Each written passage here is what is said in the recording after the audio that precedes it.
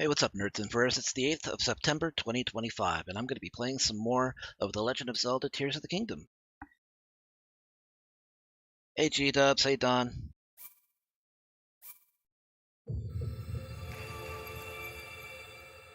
Okay, so I had a good stopping point last night. Basically, we had gotten... we're up in the Hebra Mountains. We're pretty much at the beginning of the climb up to the Stormwind Ark. Hey, Jackal. Tears of the Puppers. Nah, Wolfling does not cry.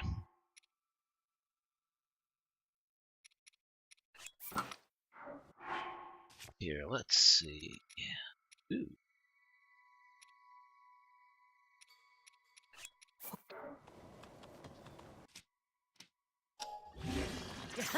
I love Soldier Construct 2 blades because they're basically axe heads. It looks so good if you want like an axe weapon sort of look.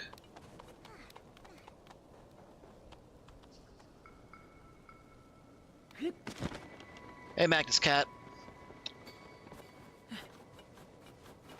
Oh, got a lot of people coming in early.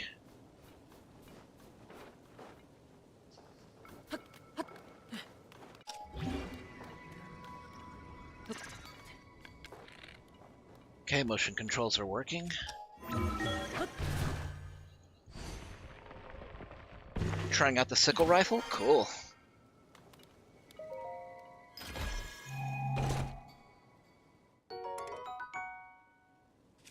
Oof. Gotta toss something.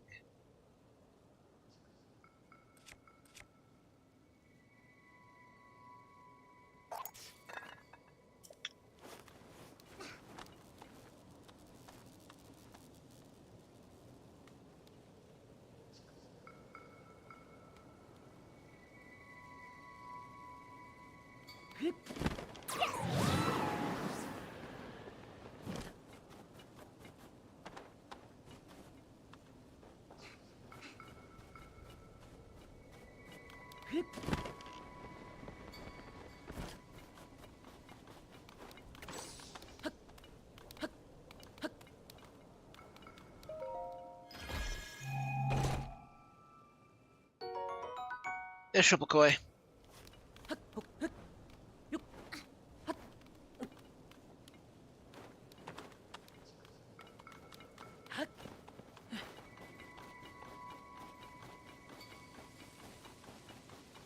Yeah, there's a lot of people on a Monday, no less. Alright, I gotta...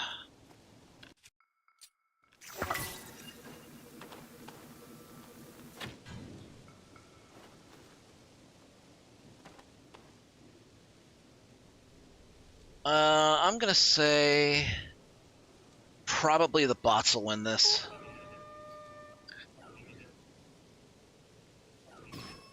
Oh, maybe not.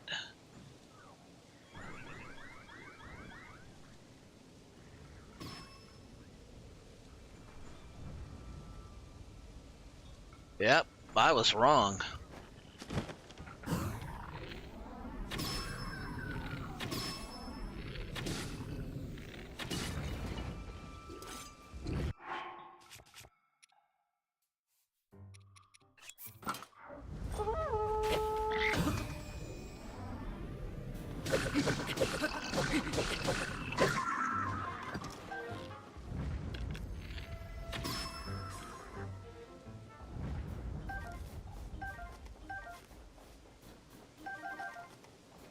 Yeah, basically got to let them fight.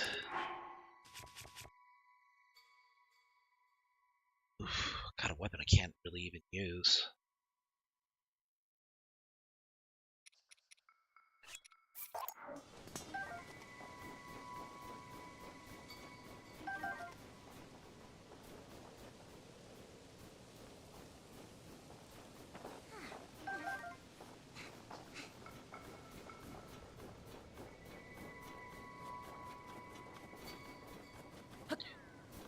So, question: which books inspired you to be a writer? Mostly Star Wars books. The X-Wing series by Michael Stackpole.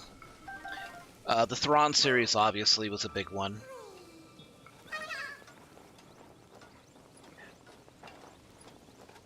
But I also used to read a bit of Stephen King and Michael Crichton.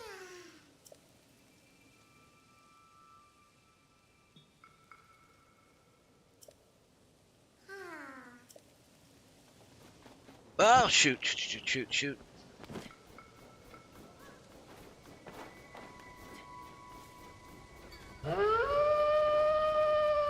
Hey, G-Dubs, thank you for the howl.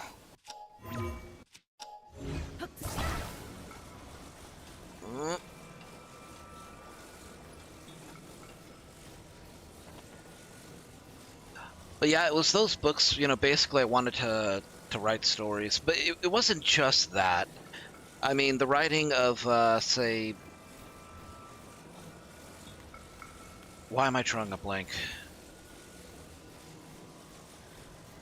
The lead writer for Fallout was a big influence as well.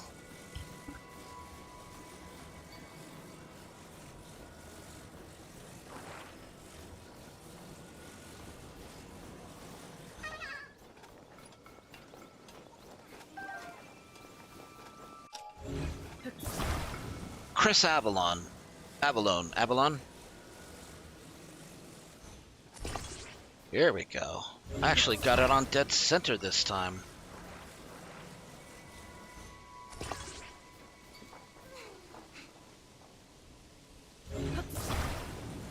Have I read or heard of the works of by Harry Turtledove? The name's ringing a bell, but I don't think I've read anything that he's done.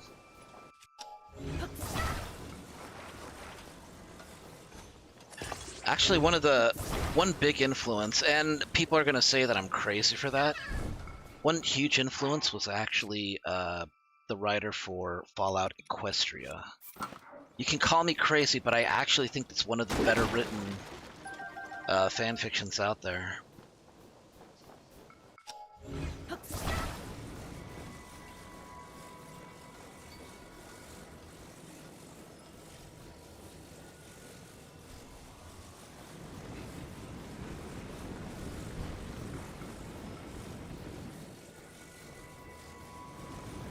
Ooh, alternate history fiction. That's fun. I like alternate history fiction.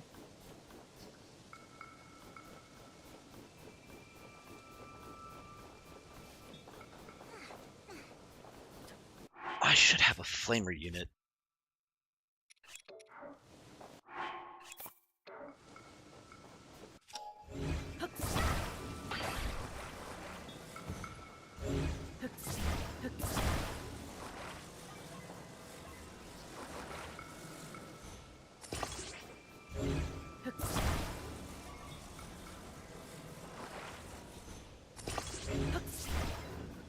Hey, Narton. It's long. See, the thing that I appreciated about it was that at the time I was not even, like... I wasn't even into, like, My Little Pony, Friendship is Magic. But what little I knew about it seemed to fit so well with, what elements from Fallout have been added into the piece.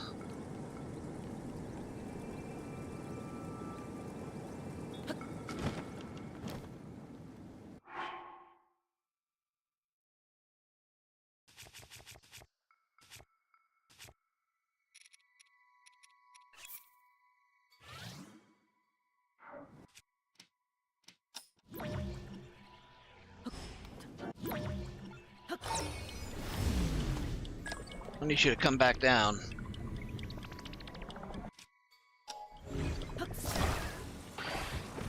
Oh shit! Sucks to be you, nerd.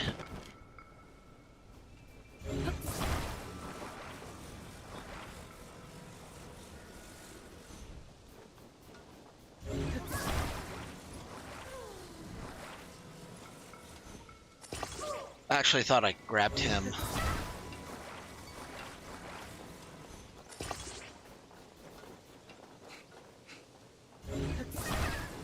Do I still read books nowadays? Not as much as I would like.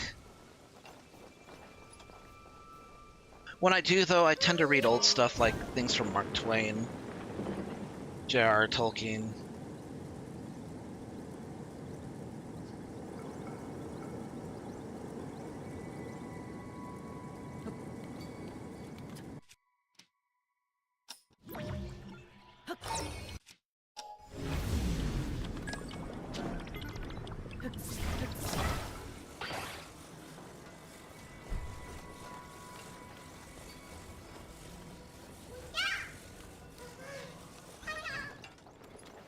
Here, I got your friend.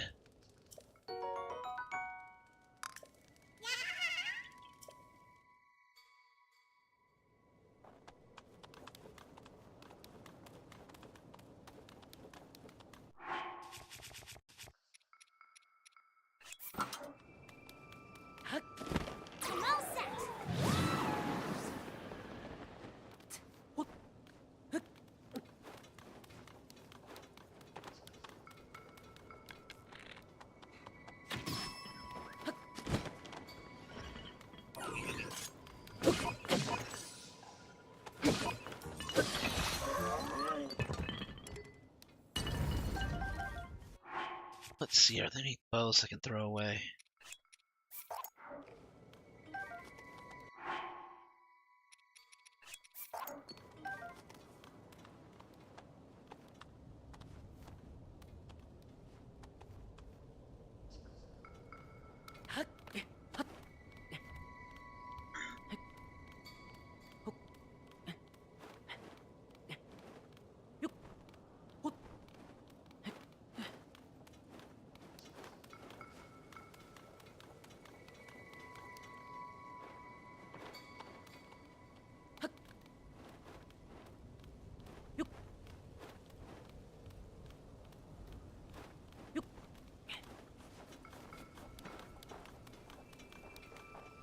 Oh, these assholes.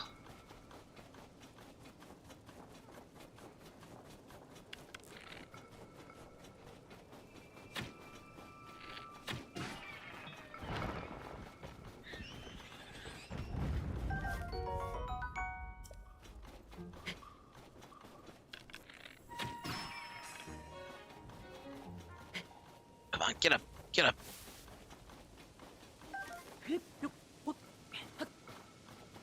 I wish I had more time to read, but between streaming, trying to write, and also trying to read references for things that I want to write, or have to write, you know, for commission, I feel like I don't have enough time. I feel like I don't have enough focus, even. Oh.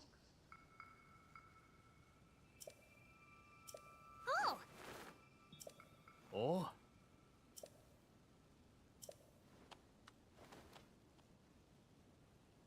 Ah.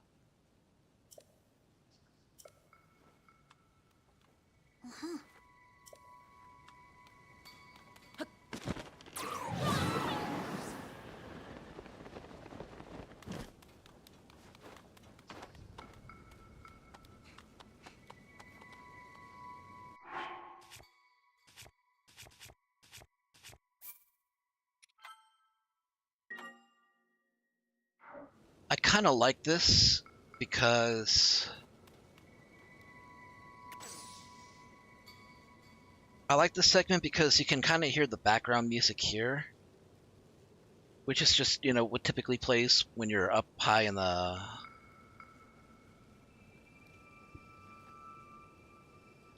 mountain areas, and then it actually changes to the ascent to the Stormwind Ark.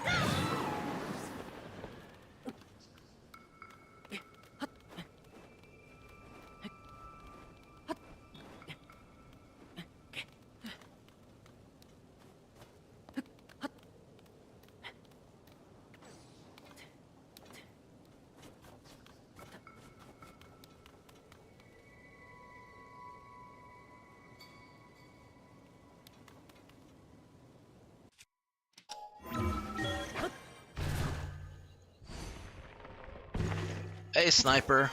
Wow, we got like a full room right now. And for some reason, the view count on my OBS is continuing to say 0.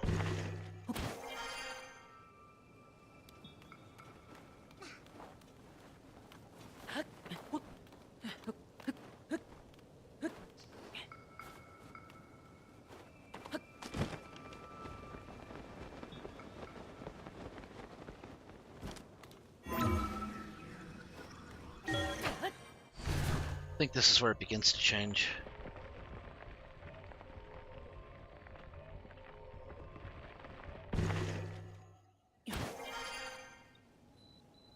Yeah, this is where it changes.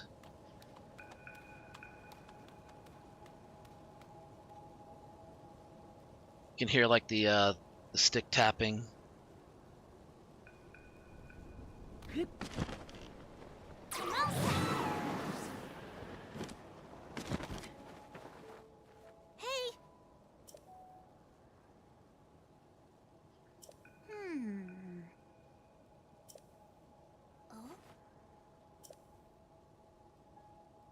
Nani?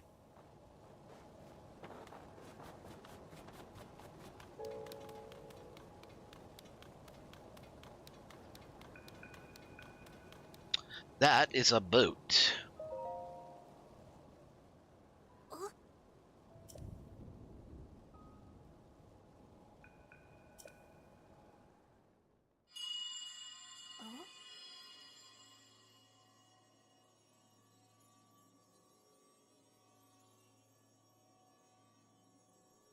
Come.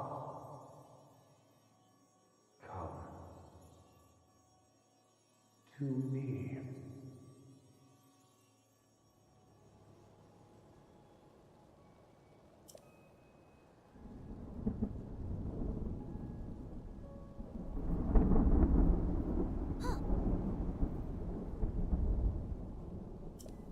Man, for a Switch game, still looks good.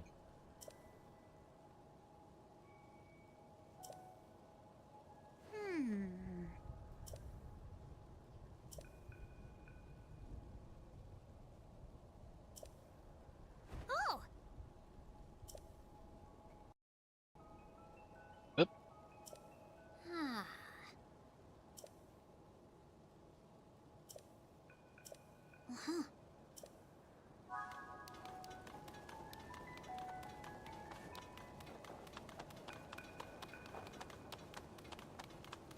Some days it feels like it's kind of hard to find time and motivation to do just about anything these days. Oh, shit. You know what? I'm gonna let that rise, because if I go up there and I kill something, or a few things, they're just gonna respawn. Like right in front of me, even.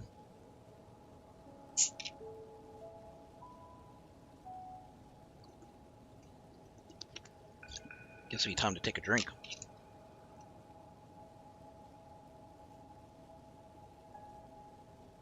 So I modded Chrono Trigger for the PC. So it'll be fun to it'll be fun to see how it looks.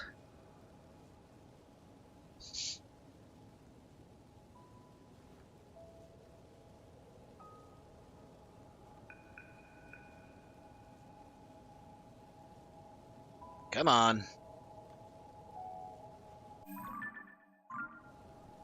It's got 1 in-game hour.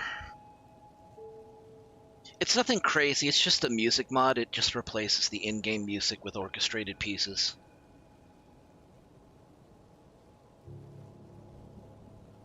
Yeah, sure.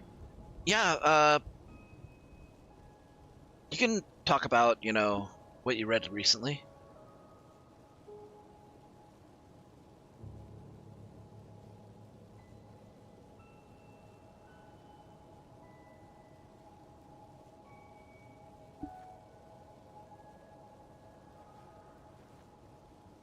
Yeah, I actually saw that.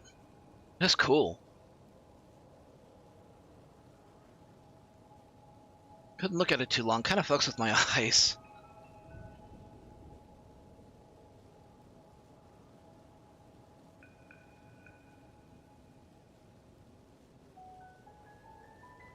That's a creepy effect, though.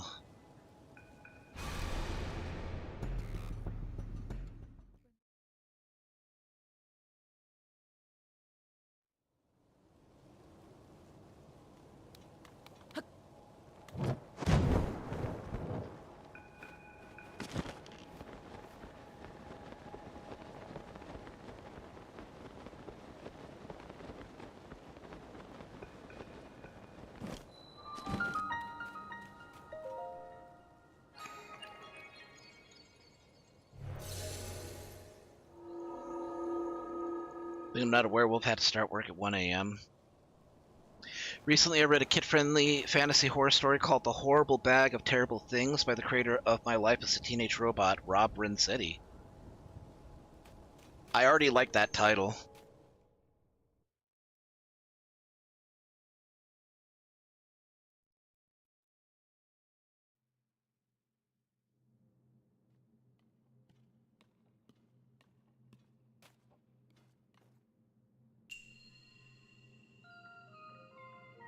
I was stuck indoors, so hold on, let's see.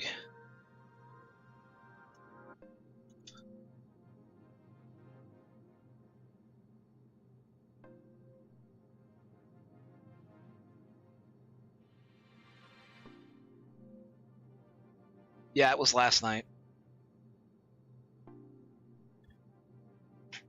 People took some good pictures of it, though. Can I admit something embarrassing? When I first played this, I had no idea how to get past this gate. And it wasn't until I remembered, oh yeah, you can actually hit these things.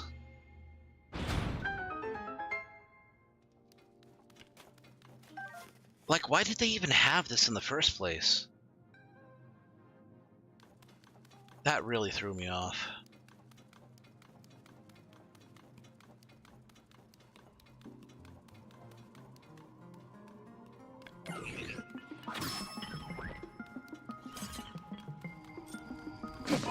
No moisey.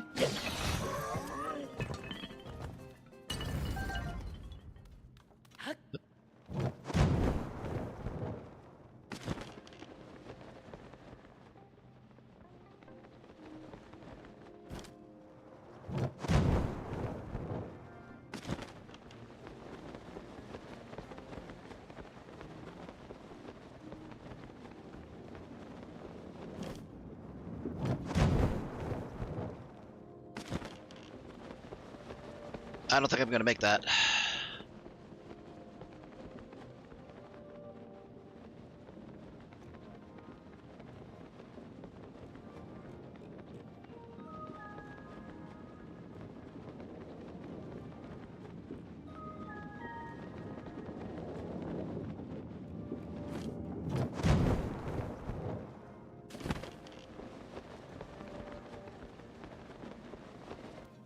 Whew, close one.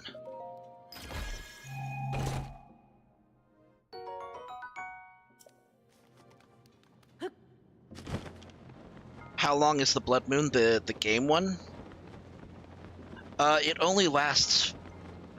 It only rises, and then once midnight hits, everything respawns.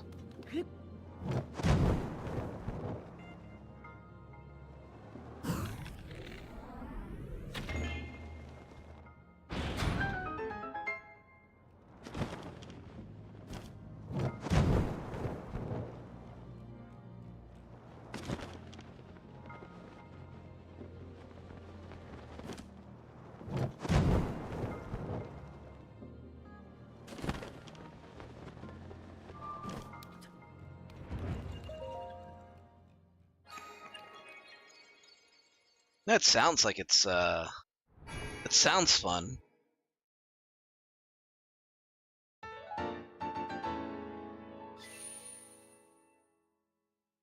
Anybody remember the Scary Stories series?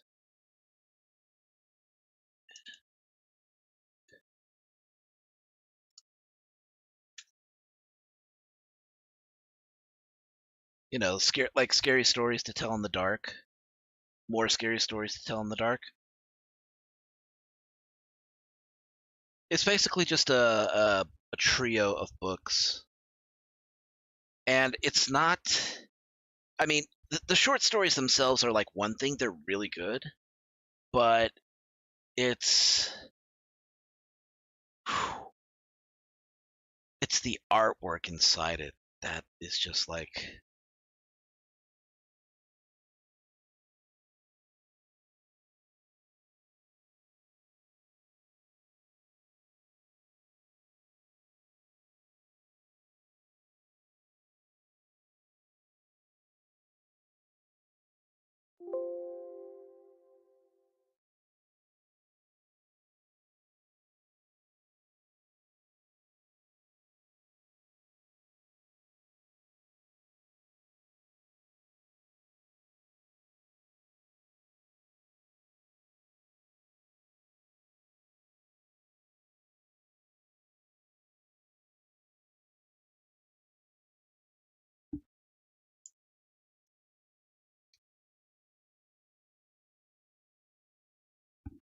Some of them are funny though.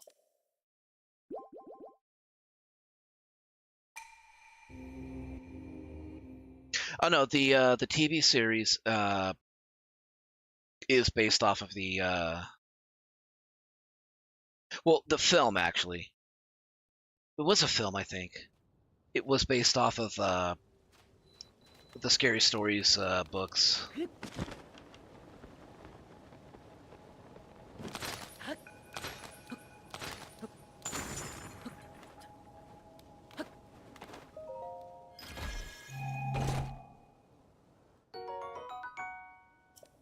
Like there's one story about, a girl who gets like bit by a spider apparently on the cheek, and there's like some sort of a boil that grows, and the doctor says it's fine, it's nothing to worry about, and then it hatches and like a million spiders like come out of it. Really disgusting stuff.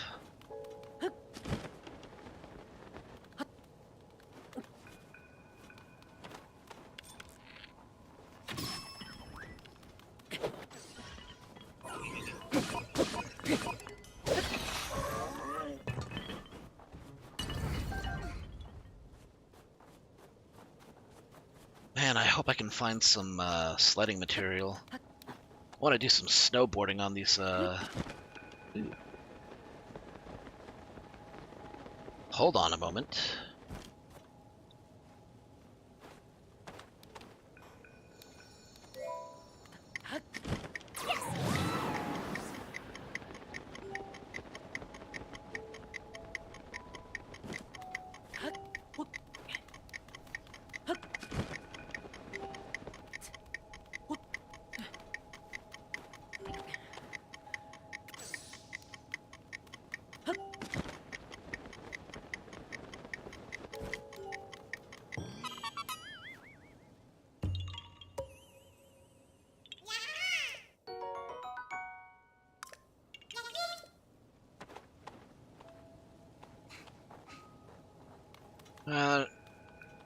Easiest way to get back up is to just fast travel. Another book I read started recently is Aragon. Yeah, I've read Aragon before. Well, I read the first book and I stopped halfway through the second one because it was. It wasn't bad. It was just there was a lot of hype concerning Chris Paulini, the guy who wrote it, because at the time that he wrote it, he was 15 years old, and he was continuously being touted as the youngest author to ever live, which is not true at all.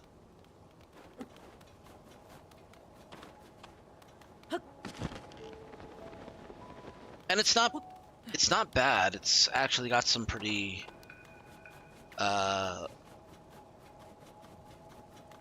solid drama to it. And I'll say this, there is a good handle on magic being a force, yet also being restricted.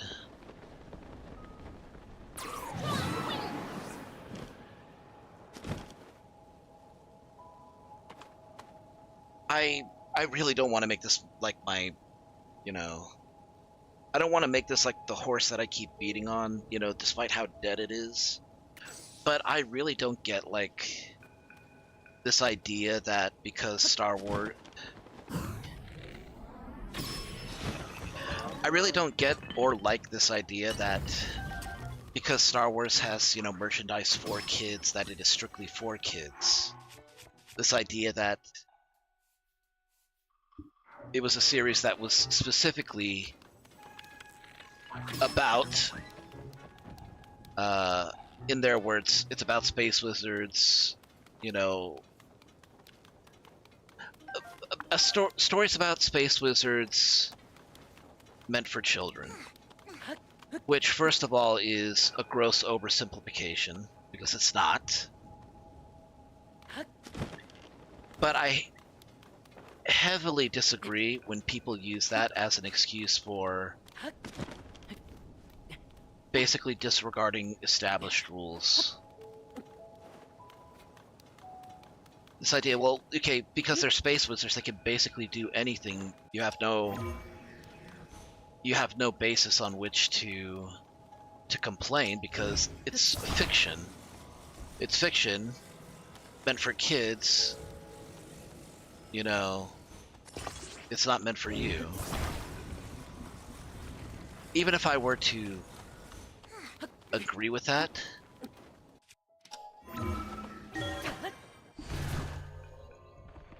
there are plenty of examples of fiction for children and young adults that are consistent with their that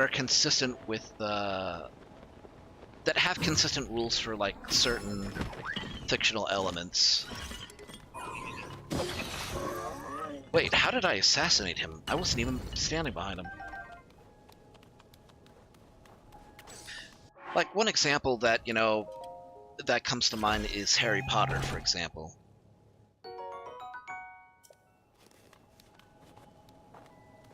It's not a piece of fiction that gets away with anything it wants just because, you know, magic is involved. Far from it. In fact, there's a lot of rules to magic in Harry Potter.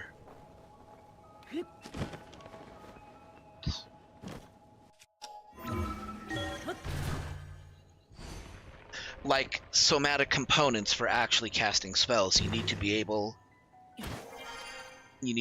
to perform the motions correctly in order for it to work. You know, it's very difficult to do wandless magic. It's very difficult to use magic without actually using your voice.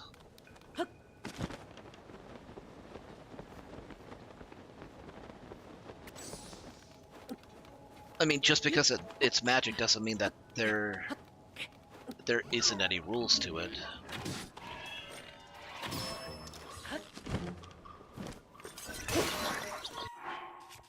All magic comes with a price, which is really, you know...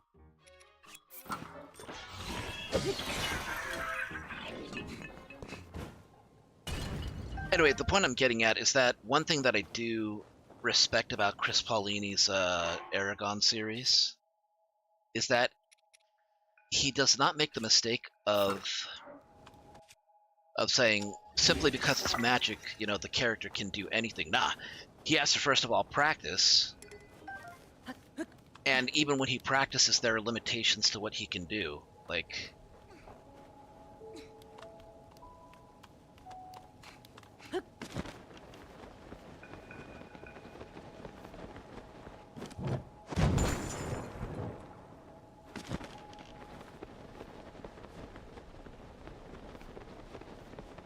yeah, so something like the Force in Star Wars, even it has rules. Rules that have been consistent, you know. Like one of the big ones is that you can't simply use the dark side of the Force and it not affect you.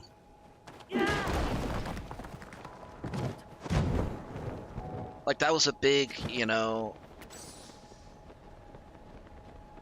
that was a huge element of Palpatine, you know, finally revealing who he was. You can't use that much dark side magic and it not affect you. Dark side magic. You can't use like dark side techniques like Force Lightning without it exacting some sort of a price.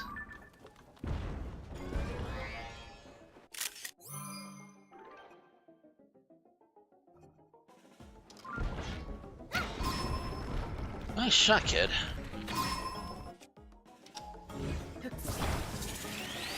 I'll take that.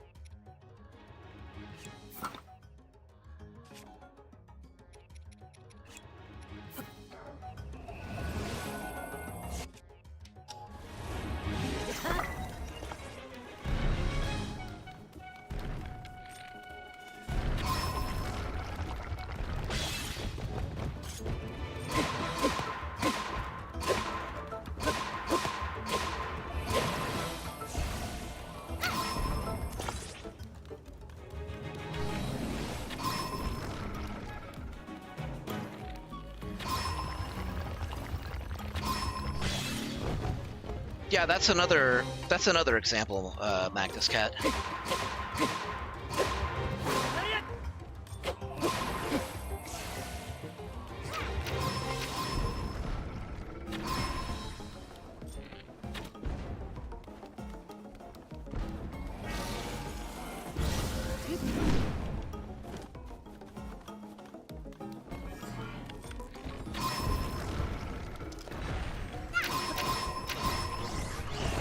Nice shot, kid.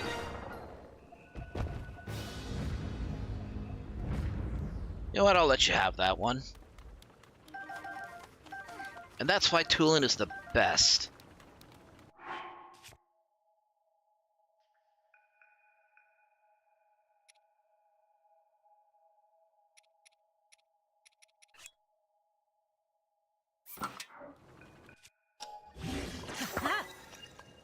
Ooh. Was not expecting it to look like that, but okay.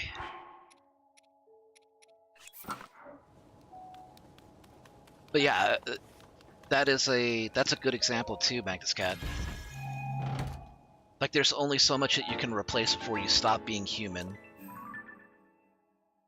And there are ways for you to basically prevent yourself from going cyber psycho. Even if you, like, chrome yourself up to the gills. Like, psychologically, you have to be stable in order to resist cyberpsychosis. And part of the reason why V was able to get around that was because he basically had two psyches in his head. So one could handle... Oh boy. I forgot that did that.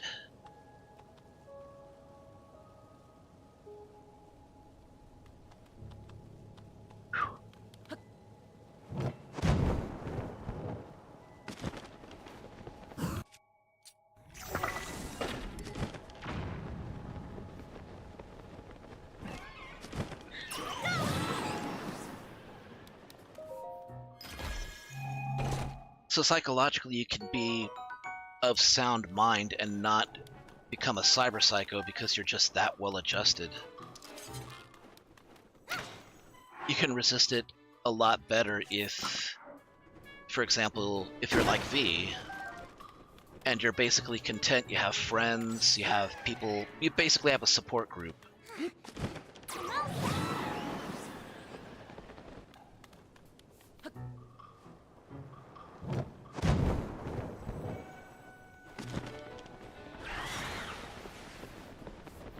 Because one thing that you tend to see with so-called cyber psychos, especially in the game, is that they're not simply like just chromed up with everything. Something has to, you know, happen for them to basically snap.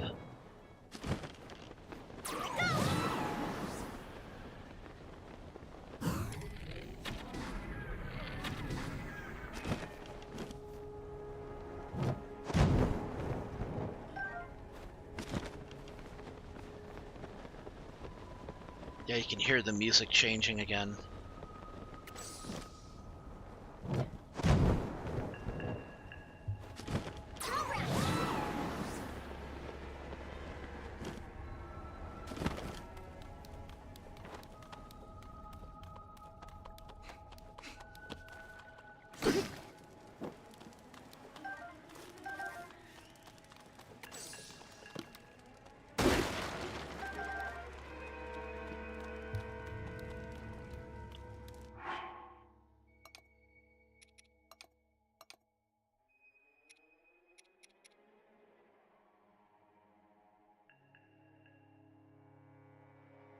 Cyberware impacts it, but some of them just needed good old-fashioned help.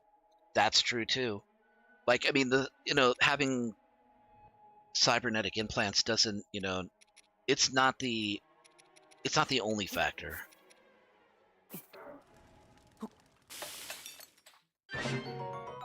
In fact, it might be more accurate to say that it's a contributing factor, but it's certainly not the strongest factor. There we go.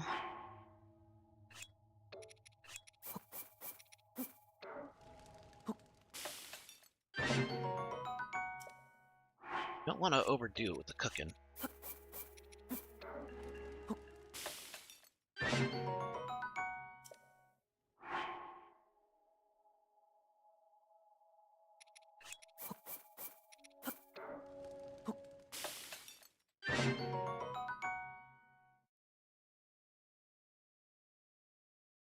You guys saw what just happened, right? If you didn't see what happened, I'll do it again.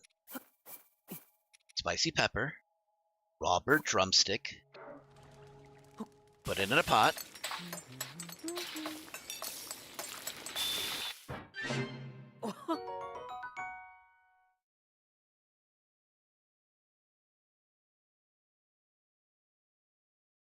Excuse me, what?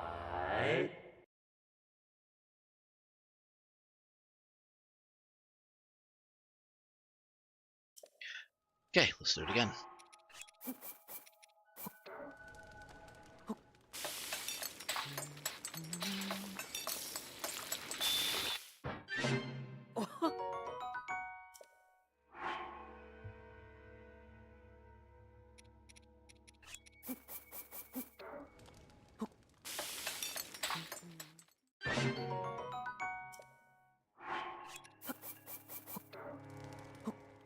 Okay, I shouldn't waste all of these, though. Ooh, chillfin. Come here, fish. I'm gonna eat you.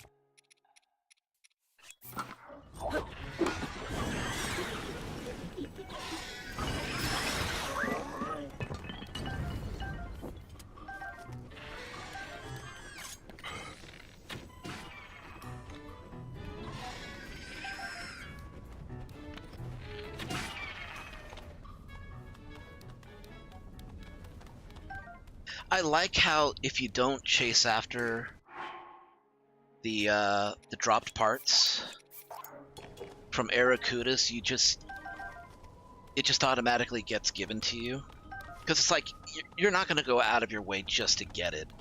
So the game just says, you know what, we're just going to give it to you.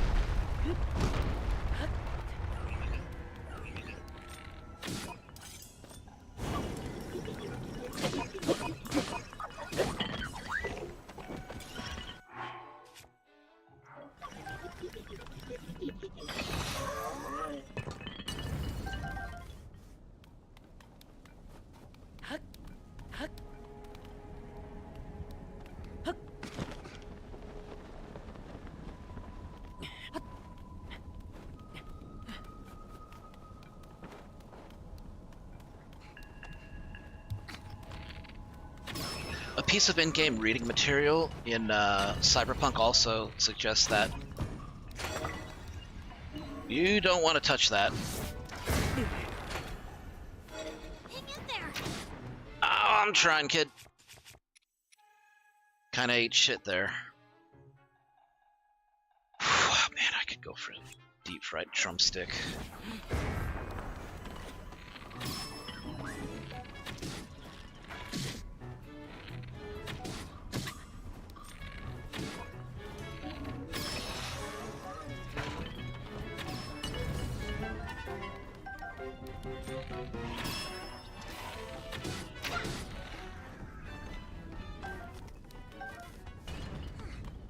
Oh, kid's keeping up with me, so that's good.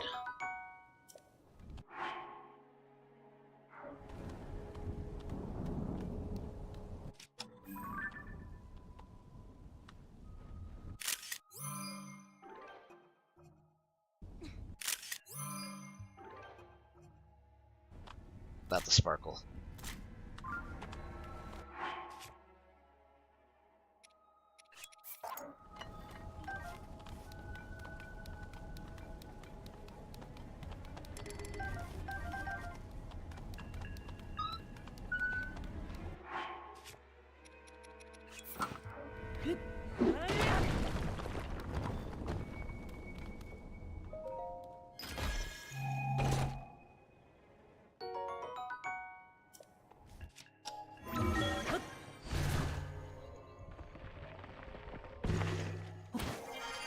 Seem to remember there was like an expert in game, was talking on that talk show, basically saying that glorification of violence is another reason why there's so many so-called cyber psychos. Because the glorification of violence basically means that we've lost empathy for our fellow man.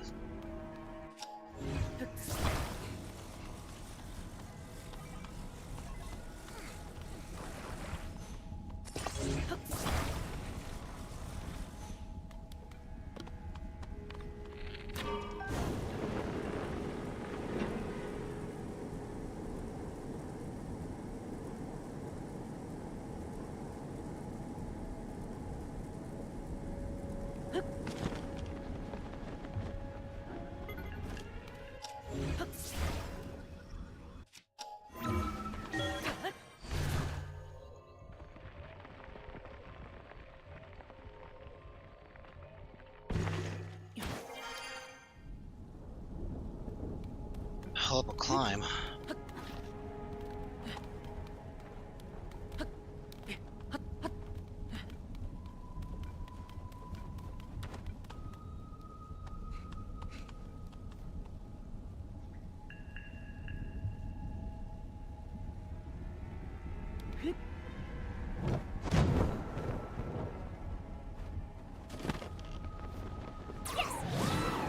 Ooh, there are a lot of chill shrooms over here.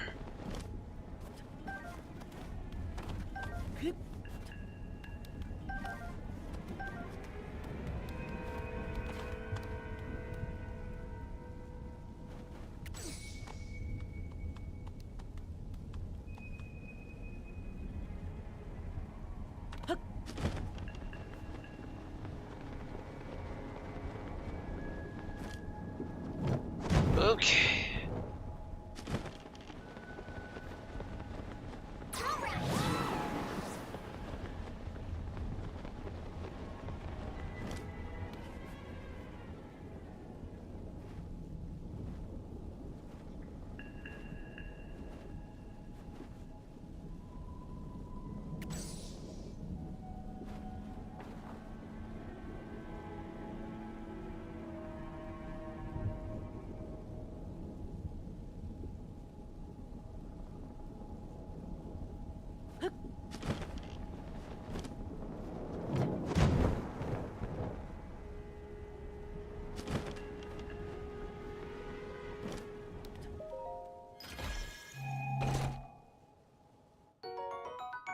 time bombs.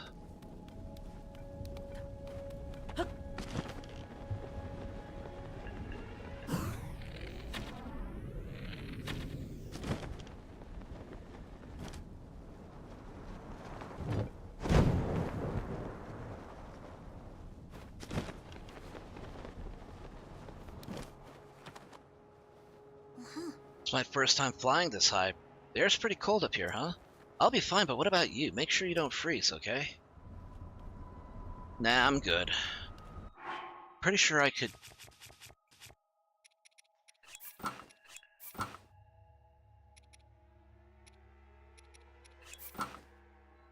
Yeah, even that would make me cold. That would.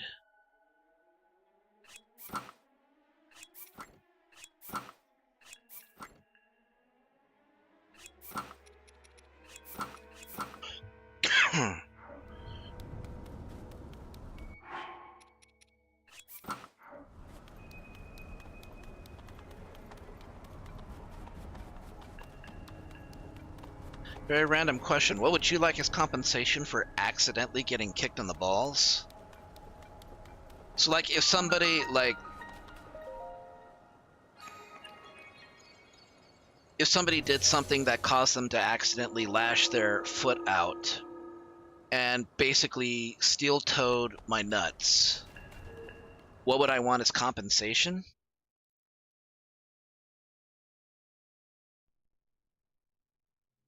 Well, how bad are we talking?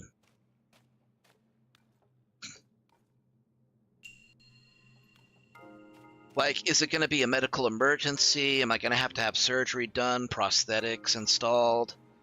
You know, because then I would say cover the medical bill. If it's just like, oh, you just, you know, accidentally tapped it, you know, and made it hurt a little bit, then I'd say owe me like $20.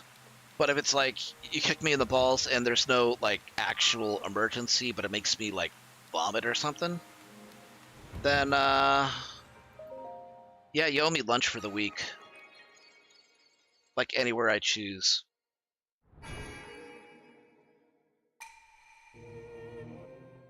Actually, that's probably not going to be much of a punishment because I recently, in order to, with uh, weight control, since I am losing weight, but I would like for it to go faster and also to curb appetite. It's one of the biggest problems that I have. I have started Ozempic, so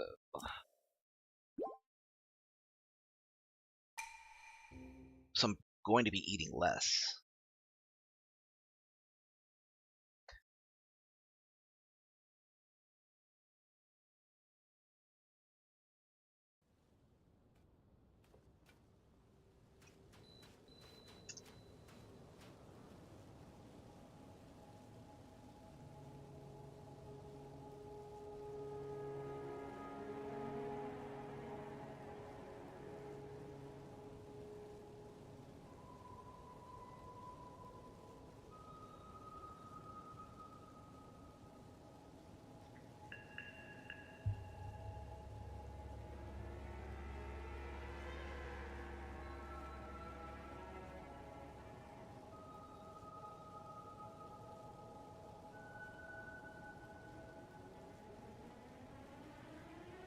I saw a question about if you were given 1 million, but you can only buy things that start with the first letter of your name.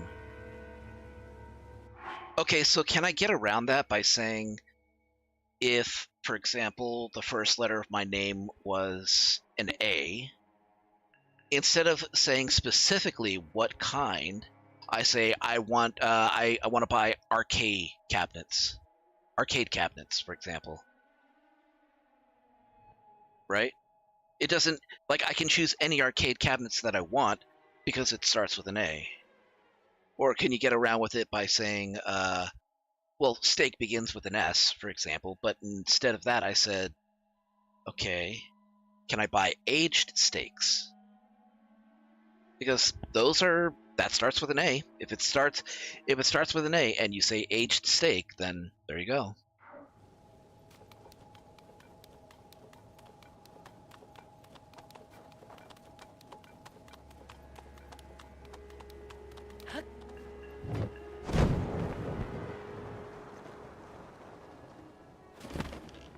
am I going?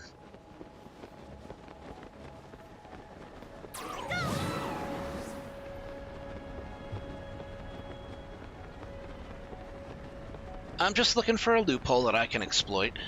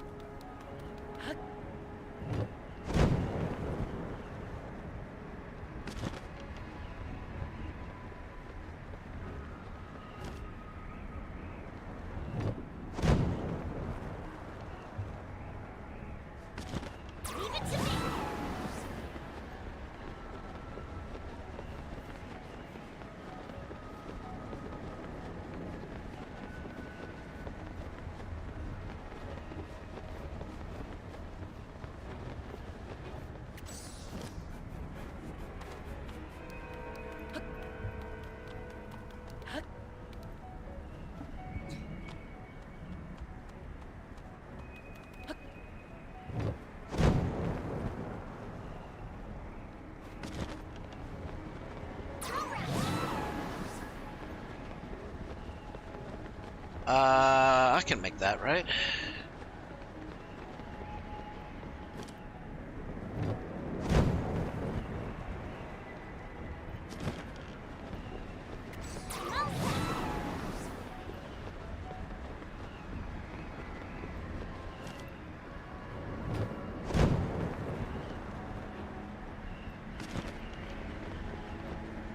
I like how you can hear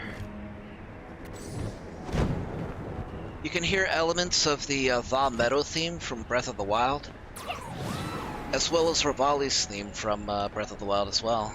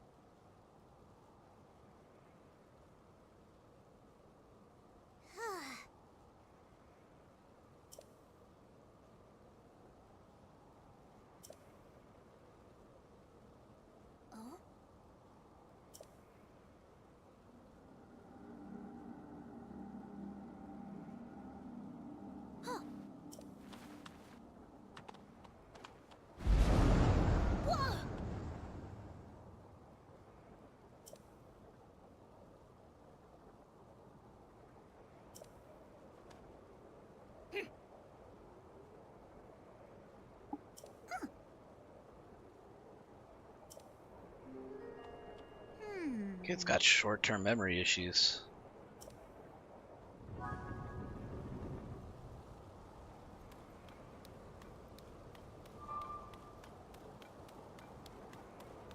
And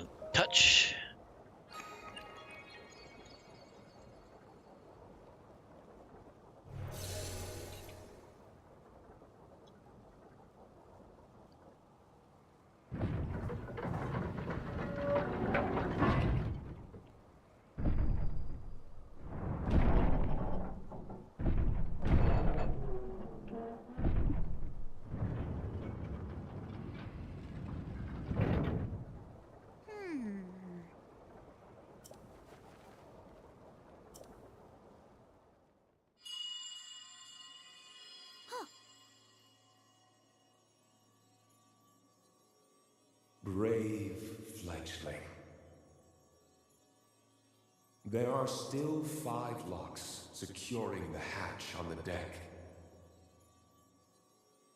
Use your power to release all 5 locks, and the hatch should open.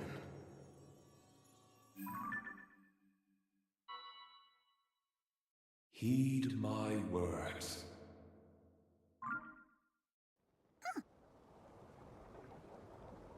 Yeah, we heard that too, kid.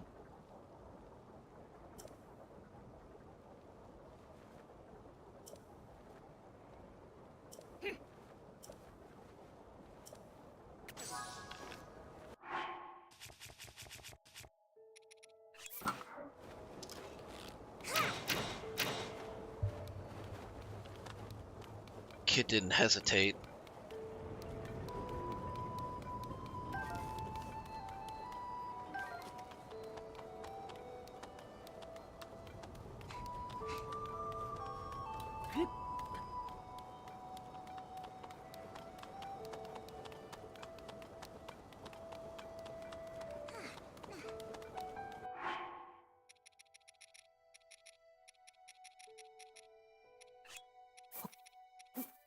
Oh wait, not that.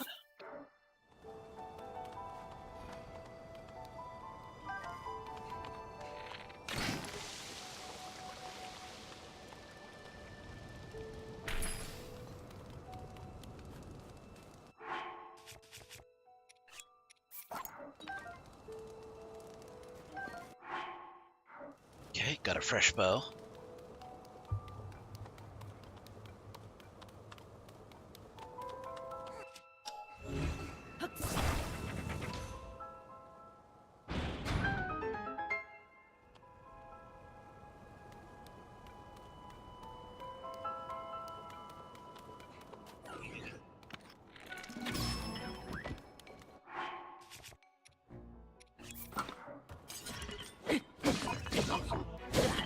Ow!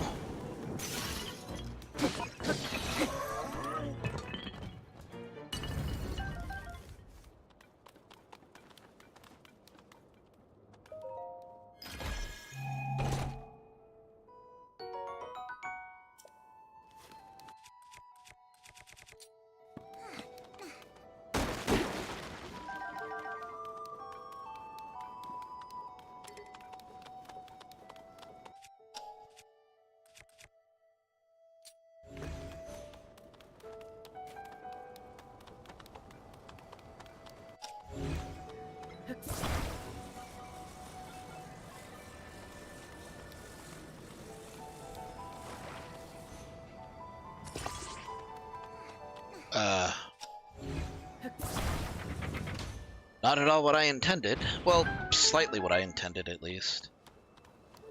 Just kind of looks goofy that way.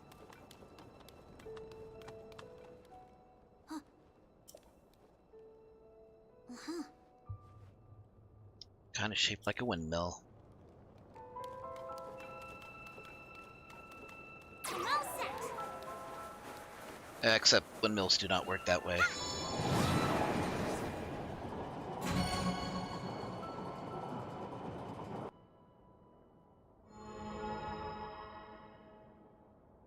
Hey, Link! This thing opened one of the locks.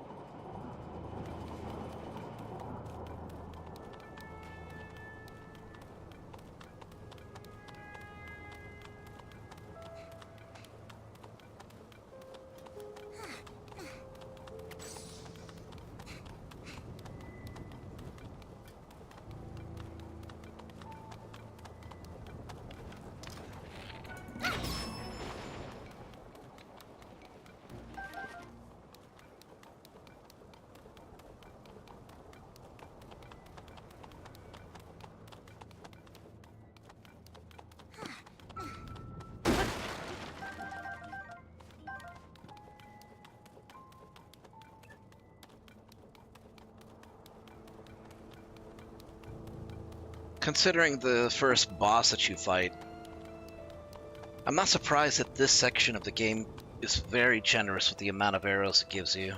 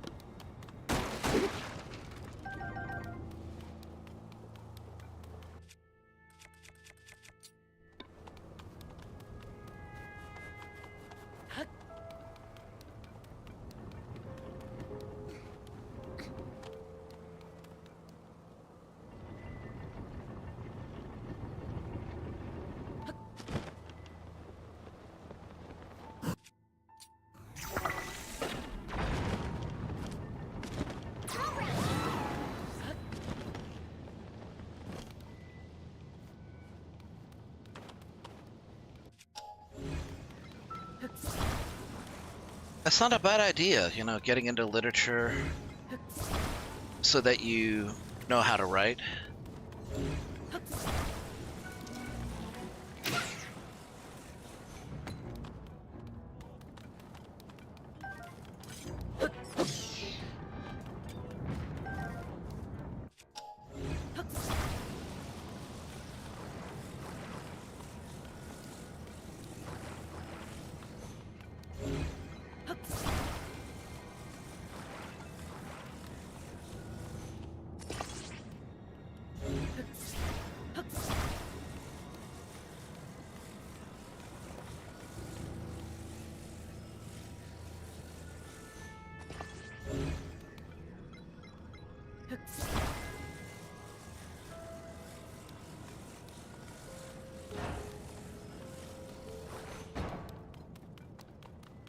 That's a fun puzzle.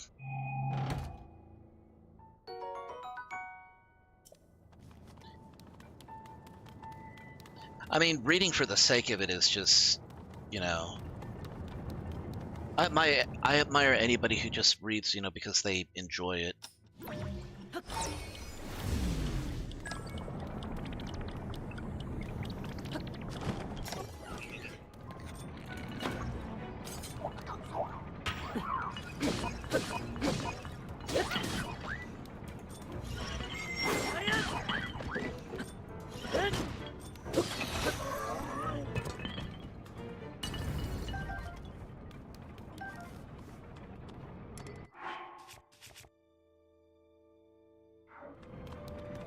All right. Oh.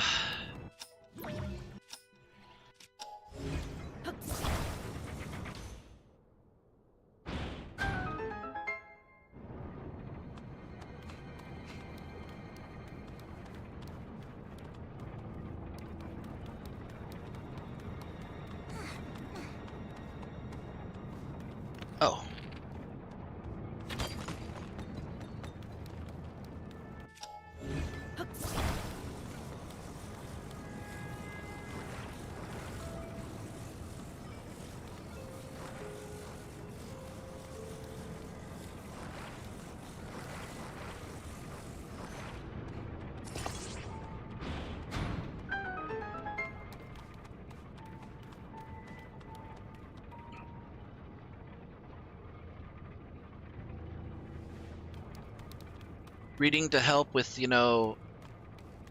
emotional or mental issues is always a good thing. Leave it to me.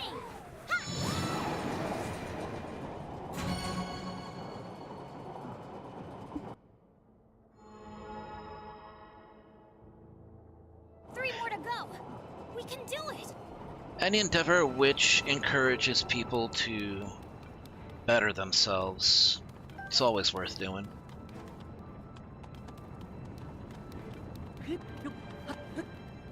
I just wish people these days weren't so dismissive about literacy.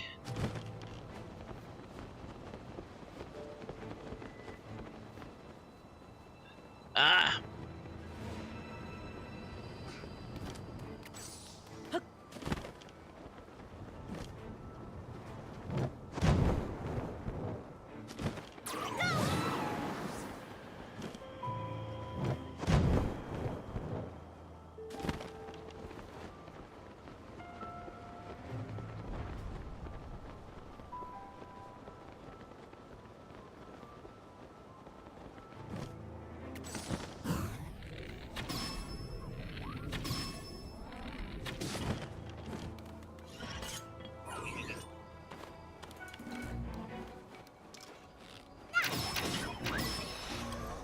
Never mind. I was gonna do some cool slow motion shit, but Tulin said, nah, I'm not wasting time.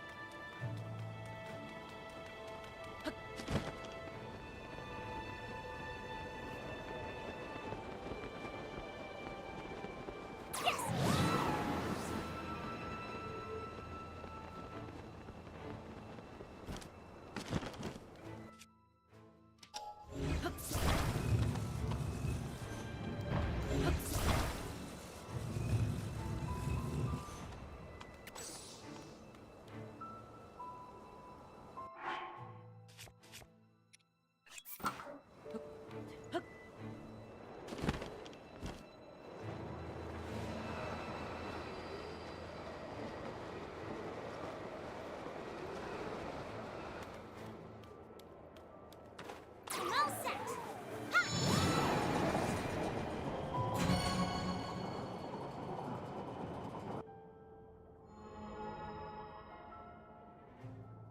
Three down, two to go. We're almost done, Link.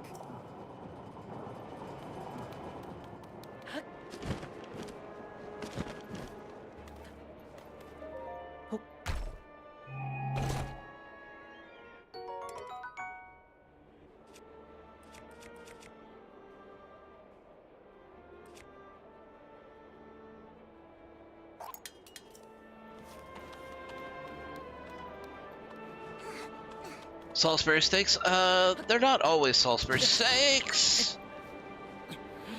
Huh. My chute did not engage.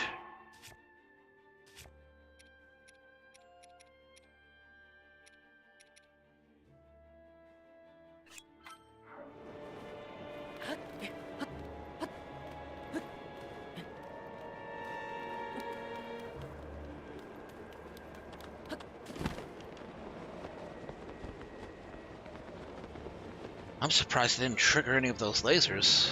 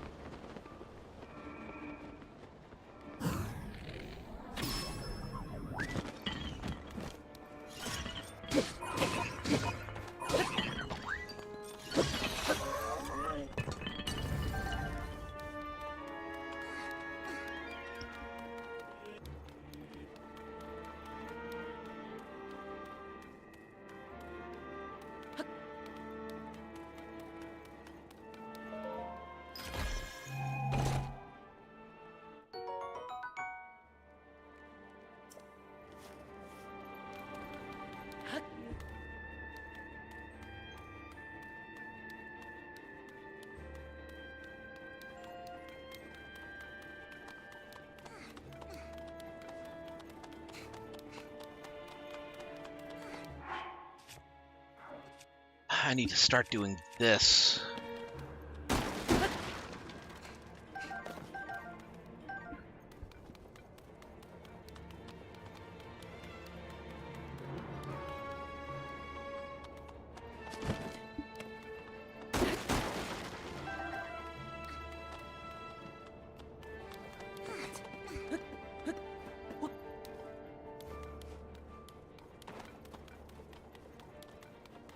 I'll take a look at it in a sec.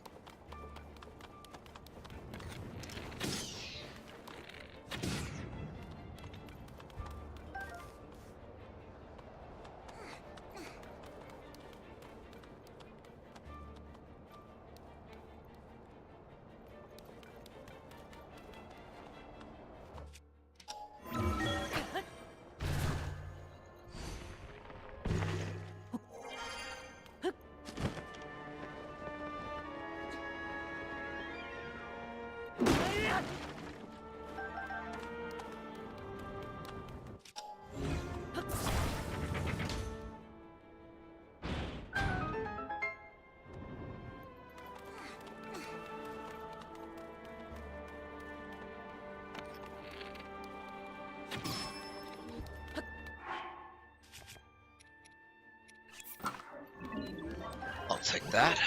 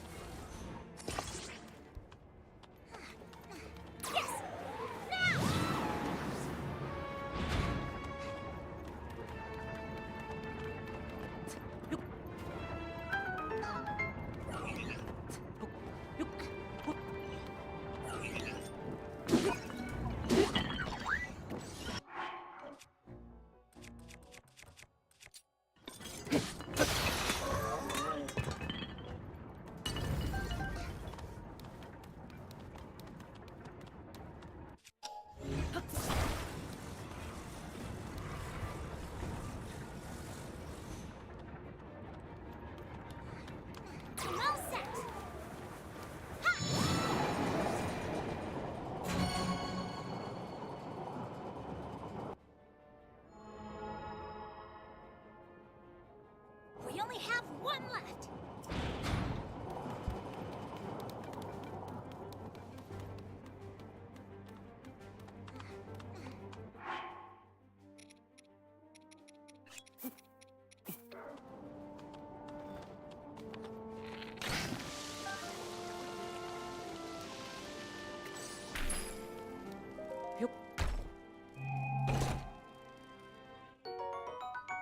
Ooh.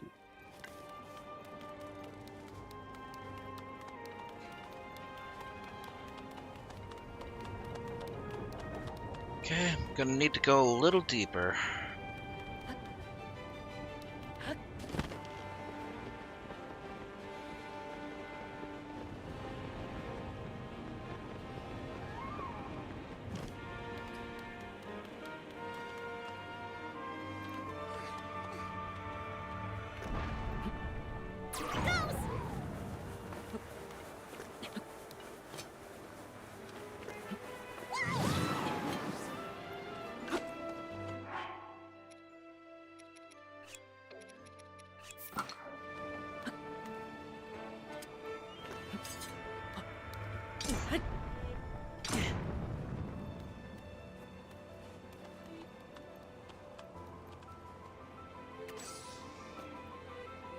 Come on.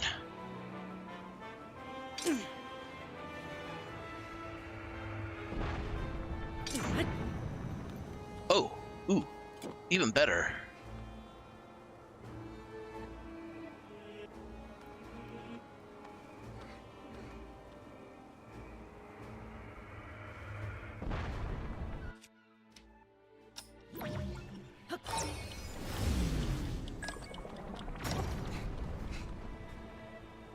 I've never done that before. I never thought to do that before. That's cool. Hey,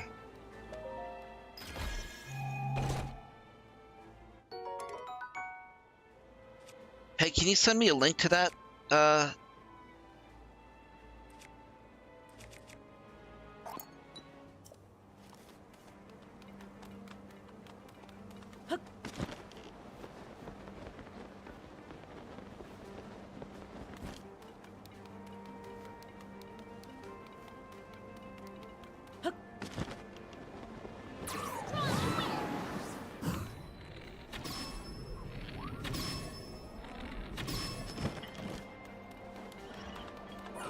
Yeah.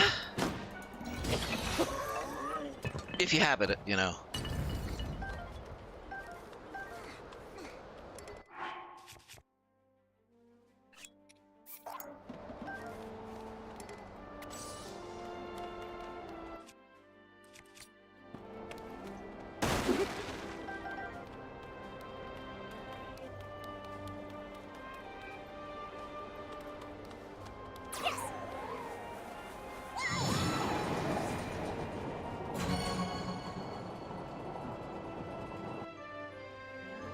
Yeah, you can hear Rivali's theme right there. That's it, Link. We should be able to open up the hatch. Then a few seconds later, the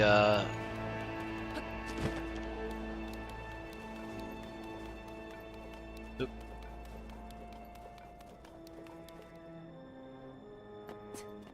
Thanks, Don. Appreciate it.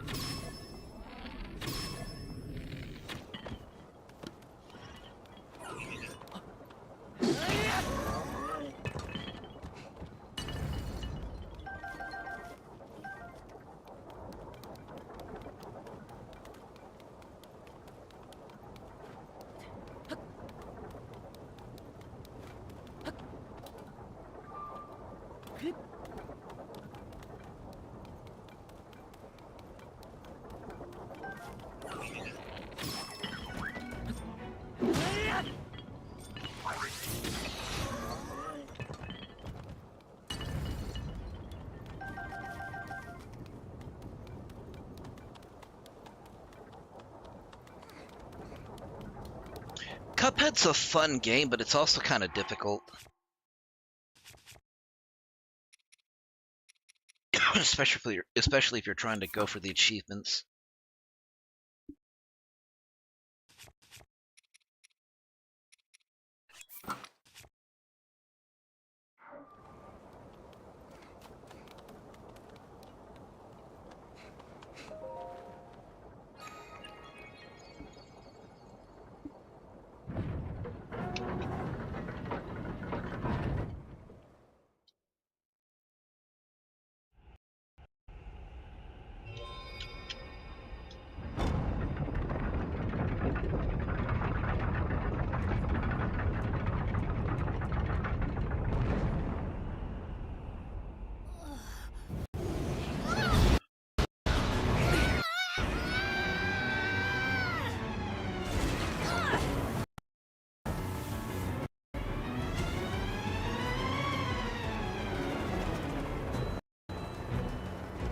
Okay, let's go!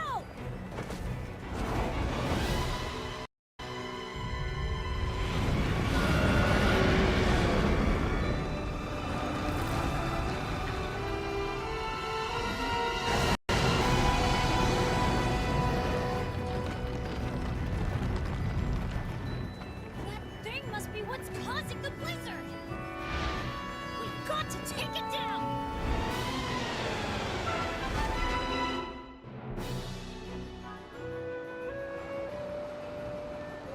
This wind is so strong! Don't get blown away, Link!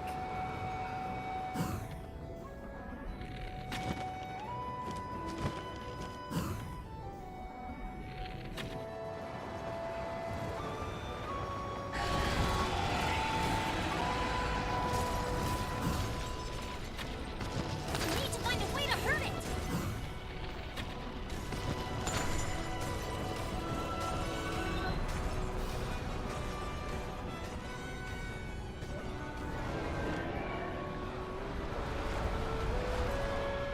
It's really, really big, but I'm sure we can do it!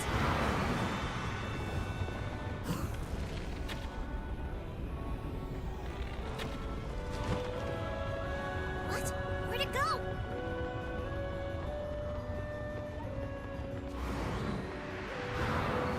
Link, below you!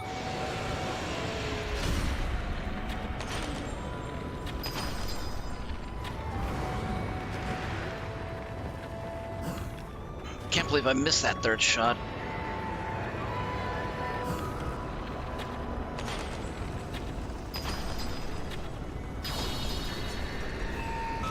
Hey, that worked!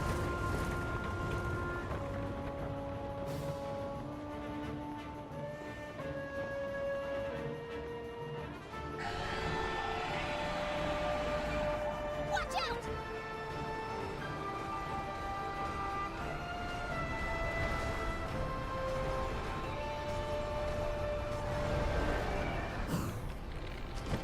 Go!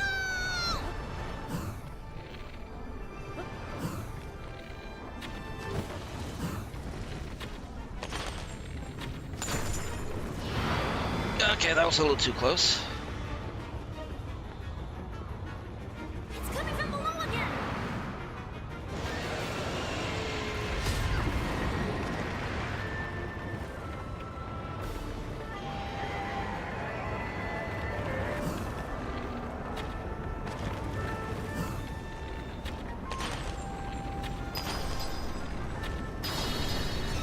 Nice one!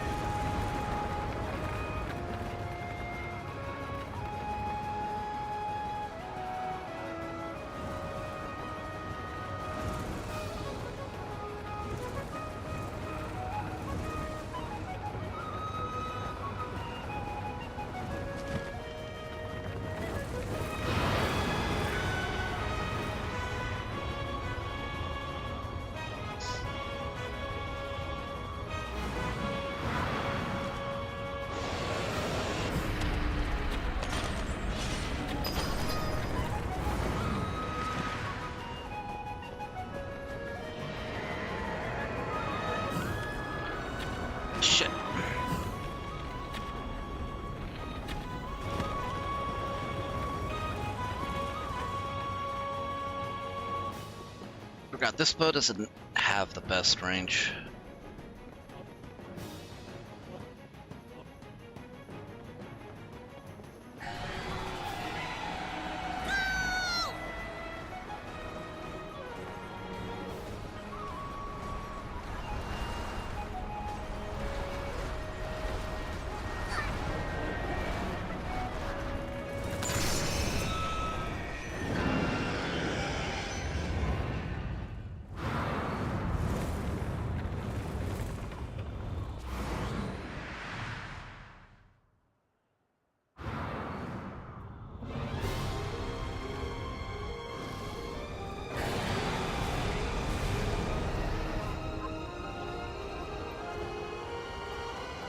We have to stay clear of those tornadoes. Be careful.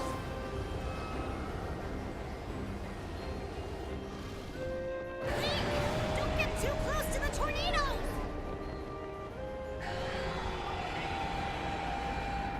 Dodge it. Be careful.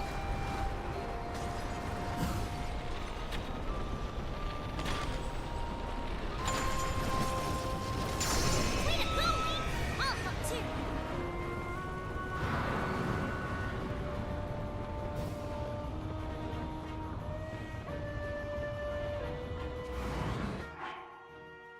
Ah, I didn't even take that much damage.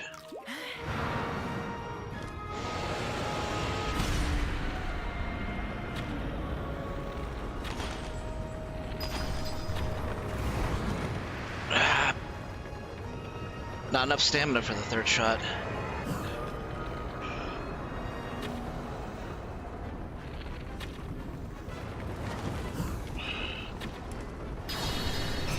Great job, Link.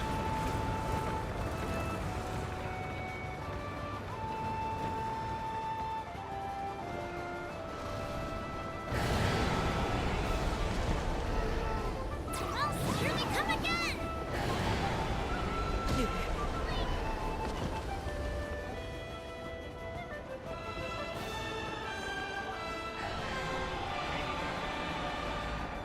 Just a little more, Link.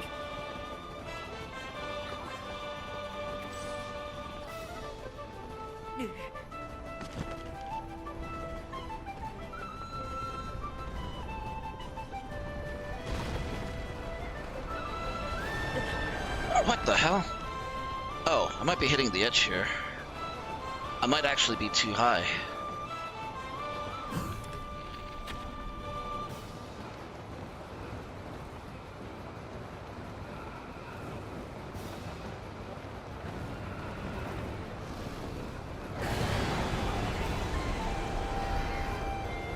I can help you with my control of the wind, even in these gales. Just give me the work.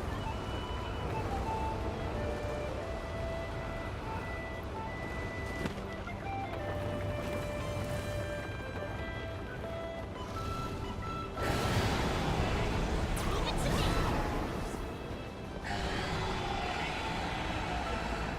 Be careful.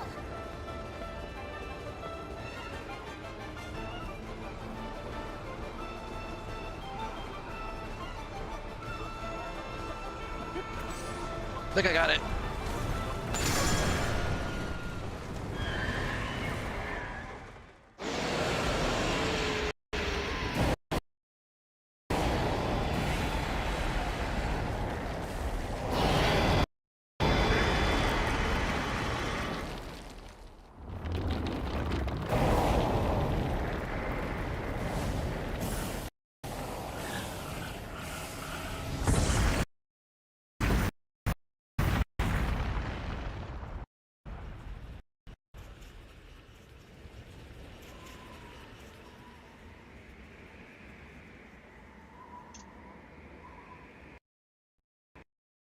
Yeah, it's a reference to Mulgara.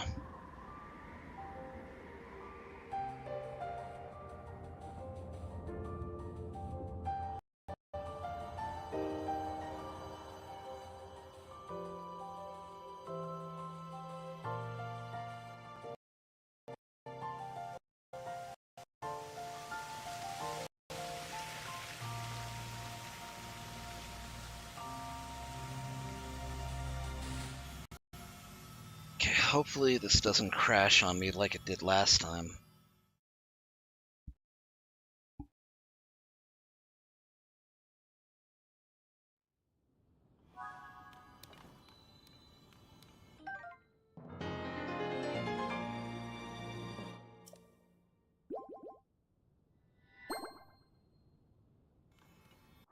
Okay, we're up to 7 hearts.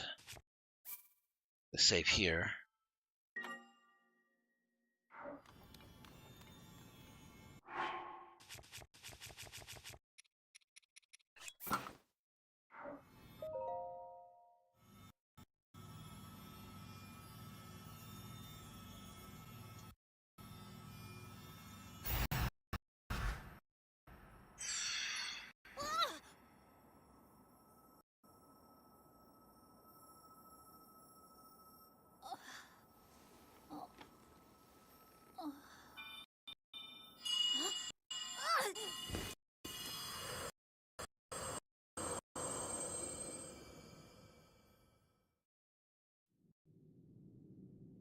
Tulin, my brave fledgling. I know that voice. It's you. You're the one who's been guiding us? Yes, I am your ancestor from a time long ago. I proudly served Hyrule's first king. I was a Rito warrior and a sage with control of the wind. Where you fight, the winds follow. I would expect nothing less from my descendant. You make me proud. That monster you defeated, the source of that intense blizzard, it was summoned by the Demon King. He thought he could stop you from obtaining the stone you just found. My secret stone. Demon King? Secret stone? This is a lot to learn all of a sudden, I know. But listen while I tell you what happened in the past. A tale of the imprisoning war. And the mission our people must accomplish. Years ago, when the kingdom of Hyrule was still young, a great evil, the Demon King, descended on the land. He sought to wipe out anyone who opposed him. But Rauru, the first king of Hyrule, requested my aid, as well as that of 5 other warriors, to help in the fight. Rauru entrusted us with amazing artifacts, secret stones, objects that amplified our formidable abilities. I carried one into battle as the Sage of Wind. It was thrilling to fight alongside my fellow sages. Yet we were still no match for the Demon King's overwhelming power. His magic was staggering, and I was unable to slip past his defenses, no matter how hard I tried. In the end, King Rauru realized that we would not be able to defeat the Demon King. To save our world, King Rauru sacrificed himself and sealed the Demon King away. So that was the imprisoning war.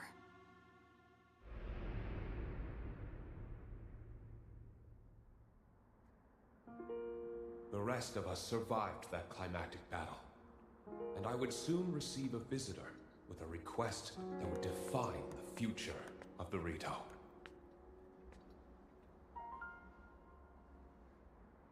It was another of the 6 sages, the Sage of Time.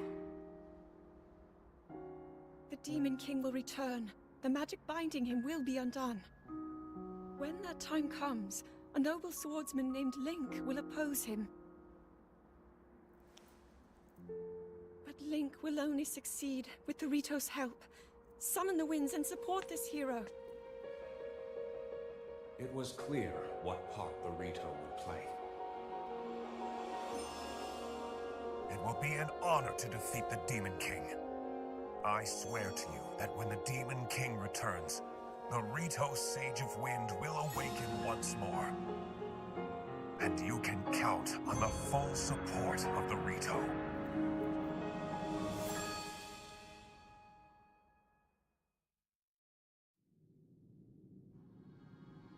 now you know about the imprisoning war, and a mission I accepted on our behalf. You've saved Rito Village, but there's more to do. The Demon King will soon recover his full strength. Tulin, my brave fledgling, you must take up my secret stone and honor the Sage of Time's request. Fight the Demon King with the swordsman Link.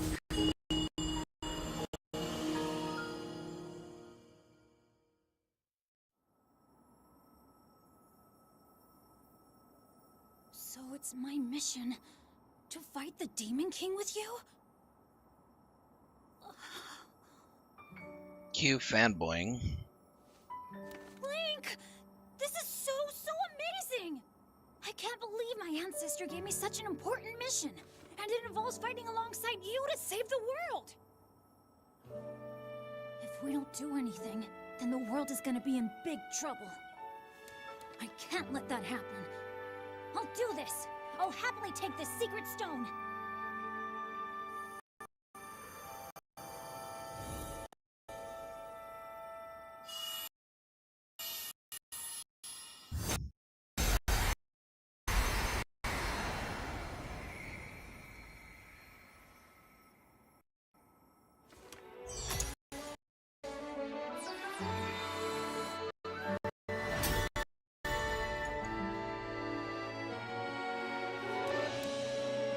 I am the Sage of Wind!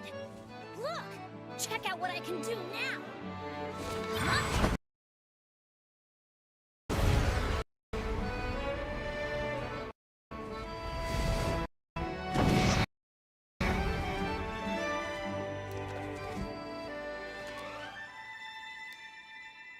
Link, hold out your hand.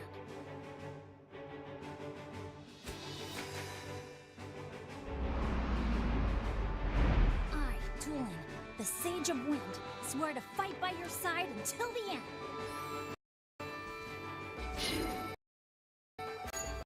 Take this. It's proof that I'm with you.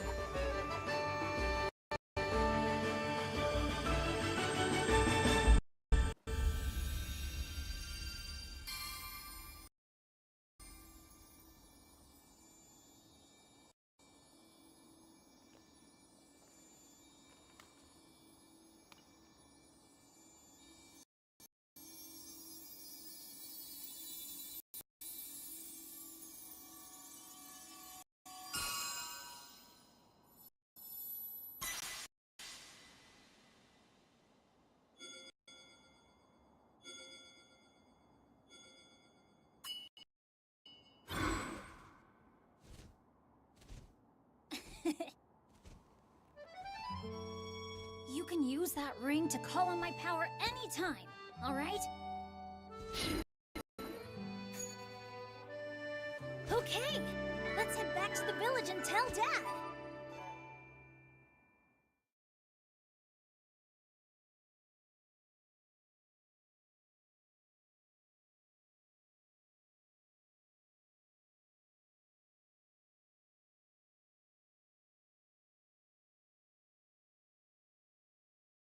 Okay, come on.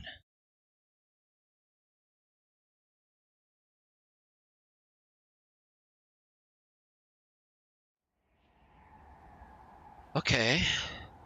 So far, so good. Hmm? Uh-huh.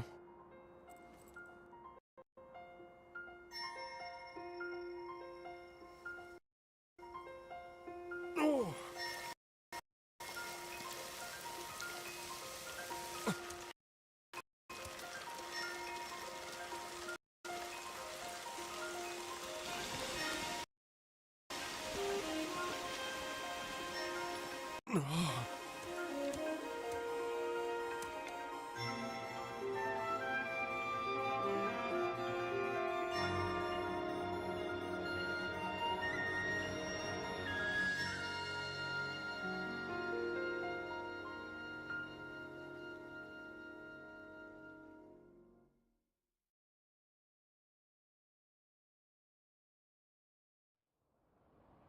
Alright, it actually loaded correctly this time.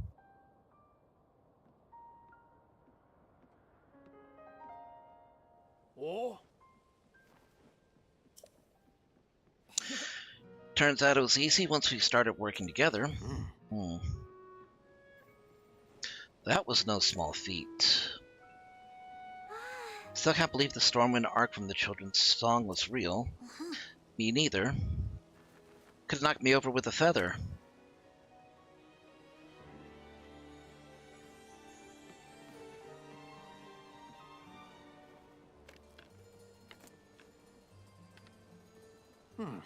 For a job well done, Tulin.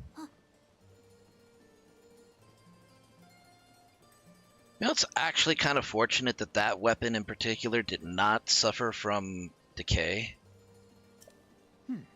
It's always my intention to give it to you once you came of age as a warrior. Of course, the fact that he gets this weapon, he never breaks it in the entire time, convinces me that Link is just too strong to handle normal weapons.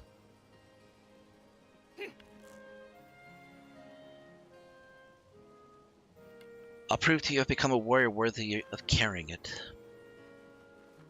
He has a stoplight in his hair. Or his feathers. Woman in my vision, my ancestor showed us, didn't she look just like Princess Zelda to you? You think that was the real princess? And it seemed like a long, long time ago. Still a bunch of unanswered questions. I gotta know more about the figure we saw in the Stormwind Ark, so I'm gonna go look into it personally. Next time you see me, I'll have more information about Princess Zelda, so check in with me sometime, okay? Remember, with my sage's power, the two of us can keep working together no matter what.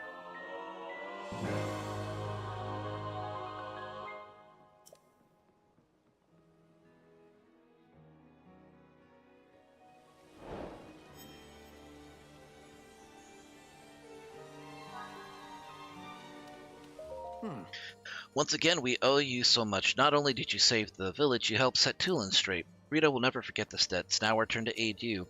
You can leave the Hebrew Mountains to us. We'll scour them and find you your lead on Princess Zelda. Our heart's always with you, Link. Remember that. Don't be a stranger. I'll keep getting stronger and stronger until the day comes we can fight together again. I'm a descendant of the Sage of Wind, after all. I'm not going to be the one who holds you back, Link. Worried about Princess Zelda, too, so I'll keep looking into things from this end.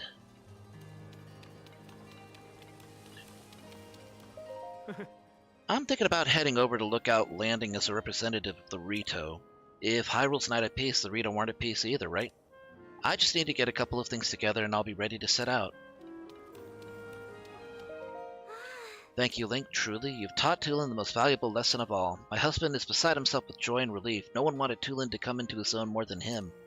Teba and I shall watch over Tulin so he can lend himself to your quest. I'll pray with full heart that, for your good fortune and Princess Zelda's safety.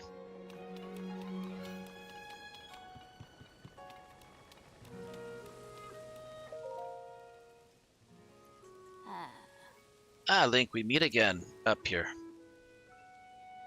Kato and I came here to see a geoglyph. Sadly, we were thwarted by the blizzard and grounded nearby. After it finally calmed down, we made our way to this village. Plan to get on with finding the geoglyph shortly. Ancient literature indicates the forgotten temple is here in Hebra, at the bottom of the canyon. We believe the temple holds the key to unlocking the mystery of the geoglyphs. Even if we find the temple, our work will not be done. There may be more geoglyphs located all over the world. Must brace for a long, arduous search.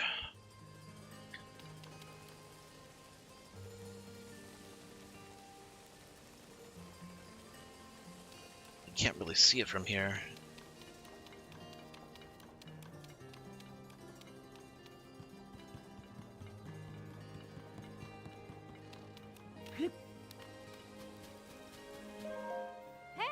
Oh hey, you're the one who helped Tulin save the village. We owe you big for that. I think we met at Tabantha Bridge Stable. Do you remember me? Couldn't have imagined then you'd be the one to save our village. Now that the blizzard's died down, we're stockpiling all the food and materials we used to have in abundance. The others are all working together to bring supplies to the village. I'm managing the whole process from here. Speaking of which, Huck was supposed to bring me some food, but I haven't seen him. He told me he'd collect food from the Snowfield Stable in Tabantha Tundra northeast of here. Hope nothing happened to him on his way back to the village. Ah, never mind. I was just thinking about a friend of mine who hasn't come back yet. You wouldn't happen to have any spare food you'd be willing to part with, would you? Our food stockpiles are looking healthier now that the blizzard has stopped, but they could still be better. If you have any extra food, I'd be happy to trade you for some supplies. I could offer you, say, 10 arrows for 3 glowing cavefish. They're not hard to find if you look in caves. Wow. Yeah, I have plenty of arrows now, but I won't turn down more.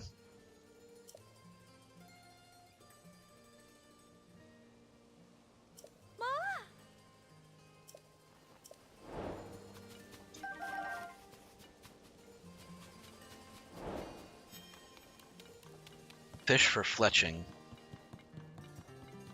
Funnily enough, you do have to use scale as an arrowhead.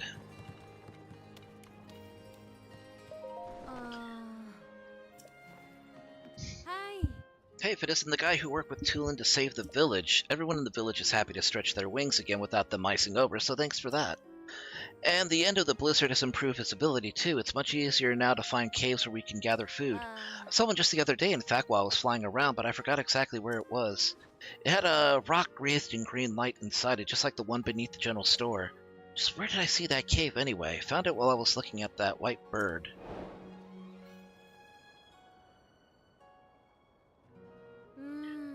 Yeah, there were mushrooms in it and a pond with fish. Would have been the perfect place to stock up on supplies. All I remember is that I found it while looking for that white bird. Have you ever looked up at the peak of the spire here in Rito Village? That bit jutting out sideways kind of looks like a bird's perch, right? We call it Va Meadows perch. Part of my morning routine is to head up there and bask in the sun as it rises. That day I was getting some sun up on the perch, same as always, just when dawn was breaking. Right about then, I looked to the west and saw a white bird resting atop the long shadow of the perch. It's weird for a bird to rest on a shadow, right? I was curious, so I went to go have a look at where I saw the bird. Thing I couldn't find the white bird after that. Instead, I found a cave entrance. Kind of like the white bird led me to that cave. Don't know why I can remember all that so clearly, but not where the cave is. Any standout details? I was lucky to find it. I don't think the area around the entrance was anything special or memorable, but it was right next to a resting white bird. That much I do remember. Deep inside, I could make out a rock wreathed in green light like the one that's beneath the general store now.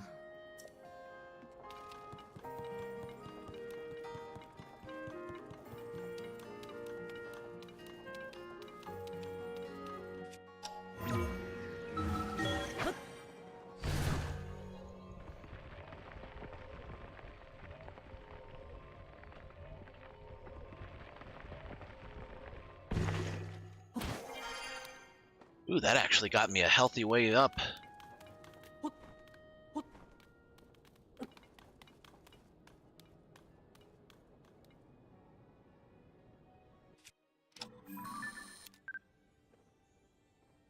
Pigeons.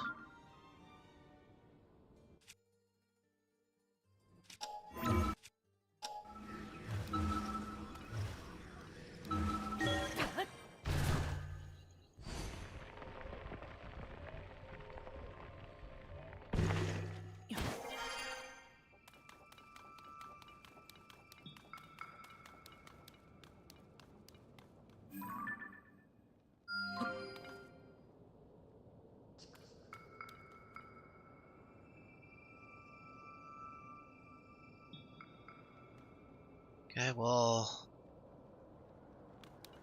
there's that stable. Pink cherry tree.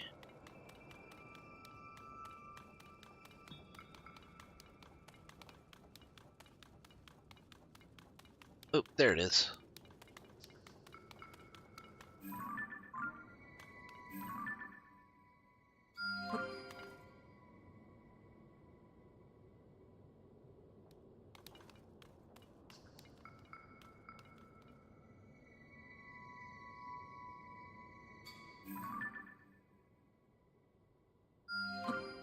Looks like there's a cave in there too.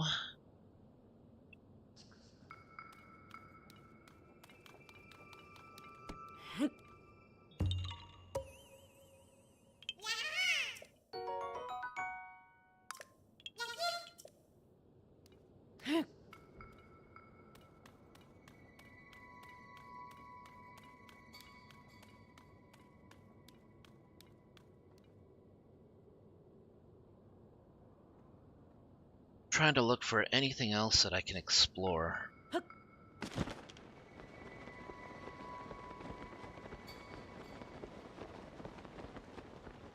And obviously this is a point of interest right here.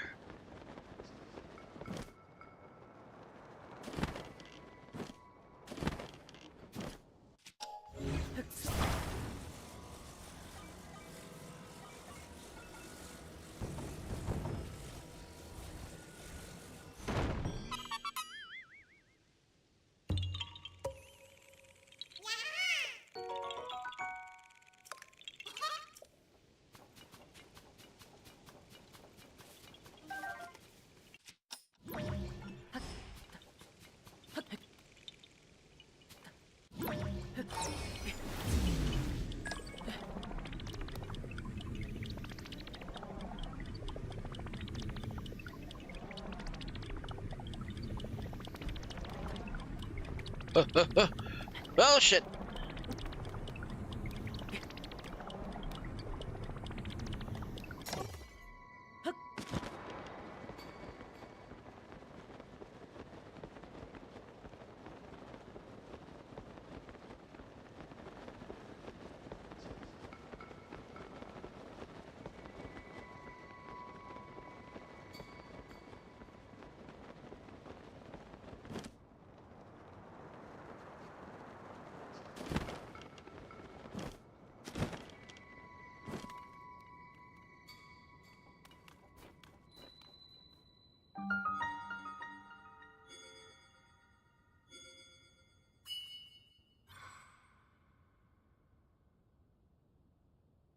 Tulin's vows granted you the power to summon his avatar.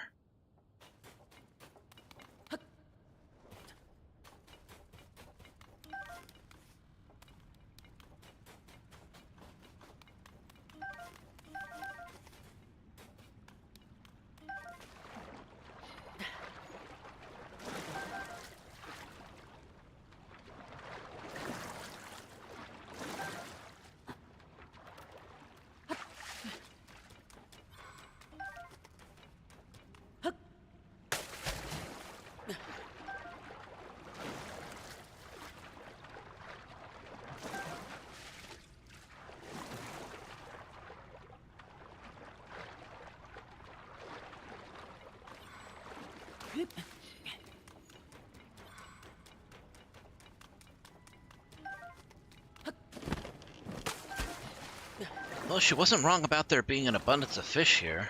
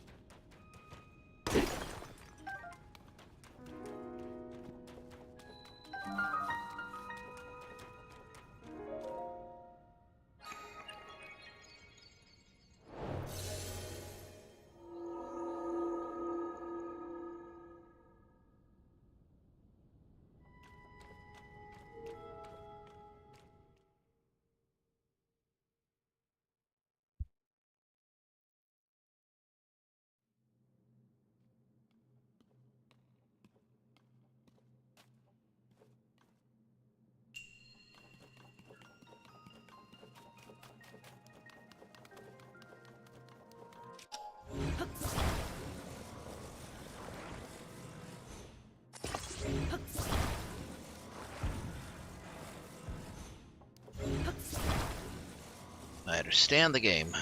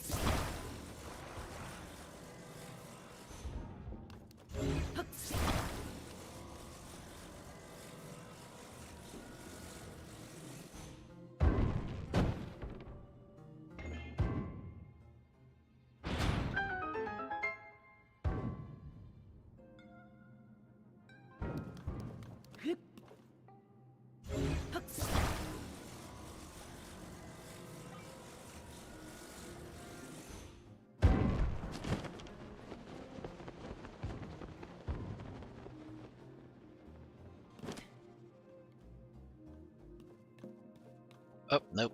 It's up there.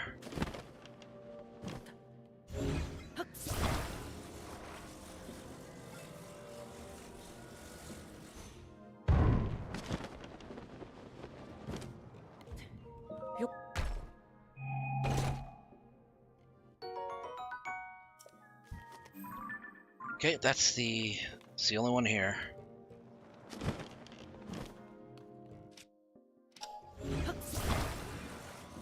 One more.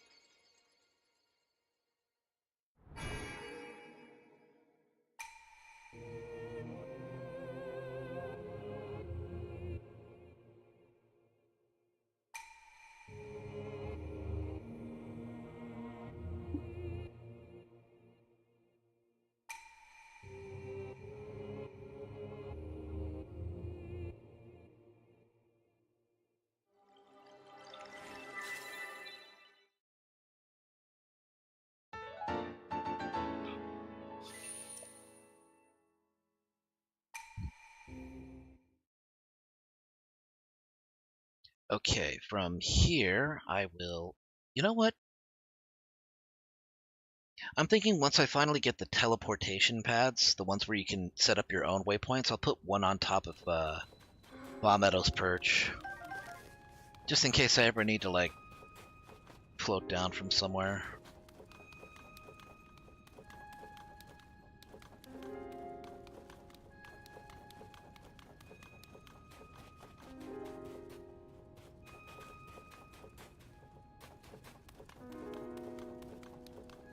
Just checking around. I want to make sure that I'm not missing anything.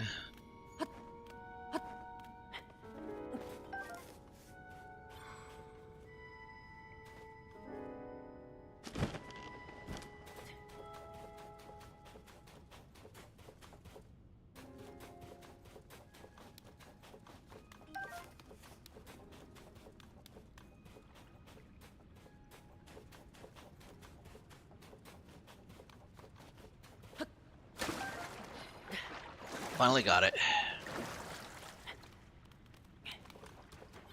I could have shot an arrow. That would have done it.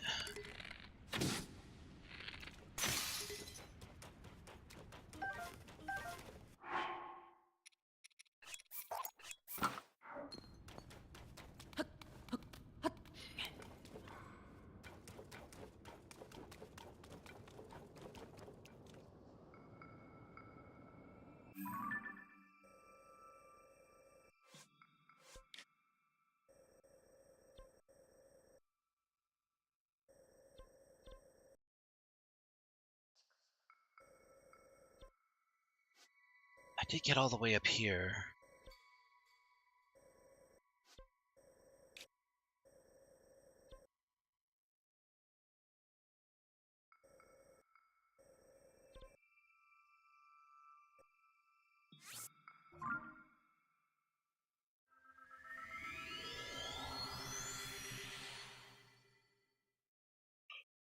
Oh, oh dear.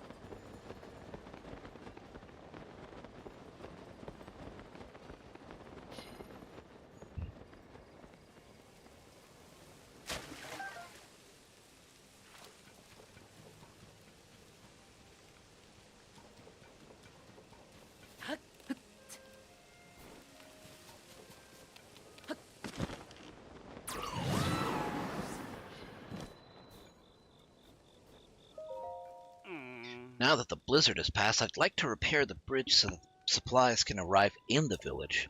Sadly, we're not equipped for a major rebuilding project, but I've heard there are Hylians who are skilled in construction. Say, you're a Hylian. Do you know anyone who can help? Sounds like you need a good carpenter. I know. What about that guy at Lookout Landing? If he could build an incredible structure like that, I'll bet he'll have no problem fixing up your bridge. His name was, oh shit, I don't remember, but it ended in Sun. Fantastic. Yeah, he sounds up to the task. However, I can't leave the village right now, what with my defense duties. We'll have to dispatch an emissary to Lookout Landing in my place. But who to send? Everyone's so busy.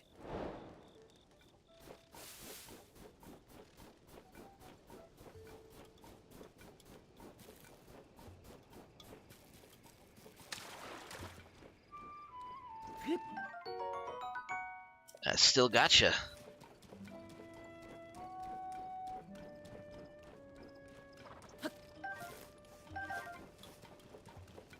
Can't wait until I have the stealth suit.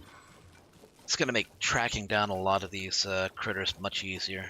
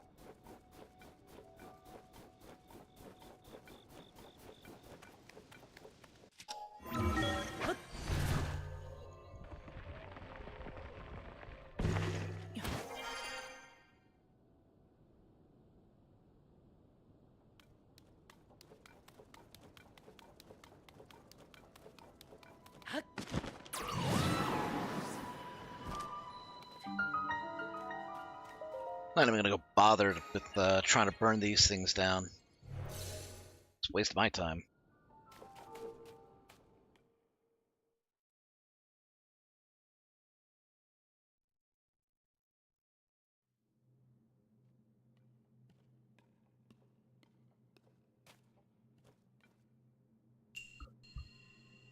A launching device.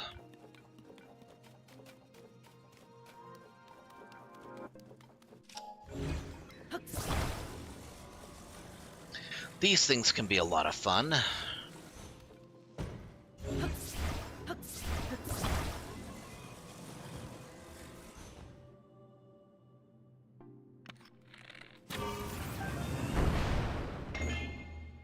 I'm so done with team-based shooter matches if it's against players.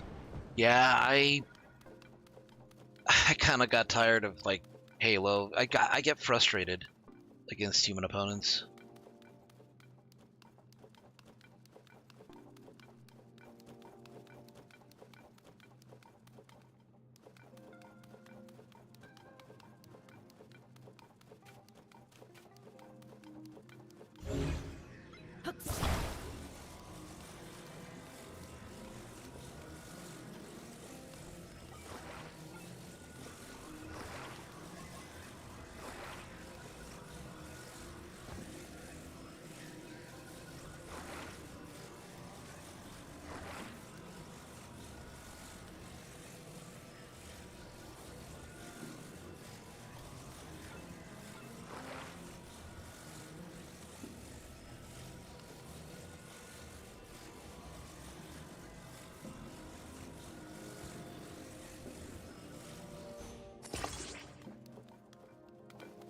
I could do it on the other side too.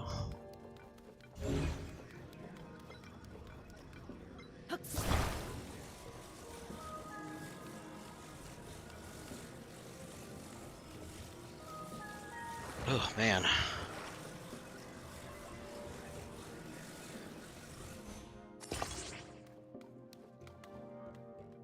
All right, full speed ahead.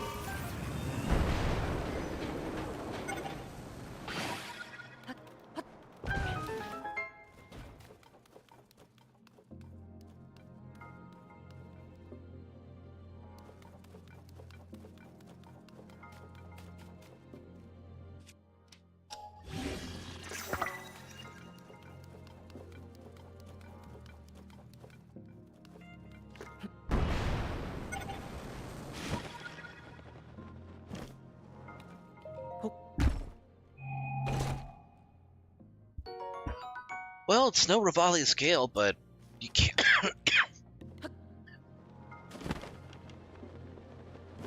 Can't say an unkind word as to its utility.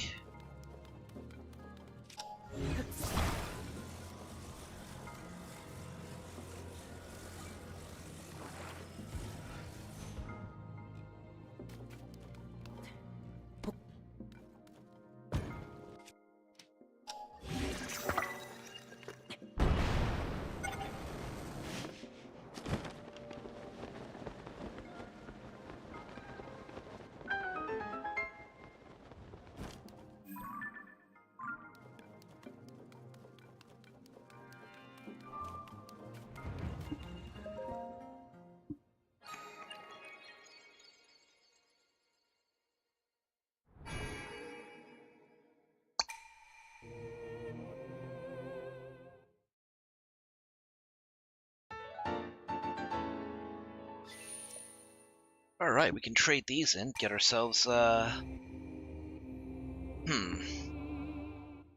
you know what? I'm not going to do heart. I'm going to do stamina wheel. I need the stamina wheels for,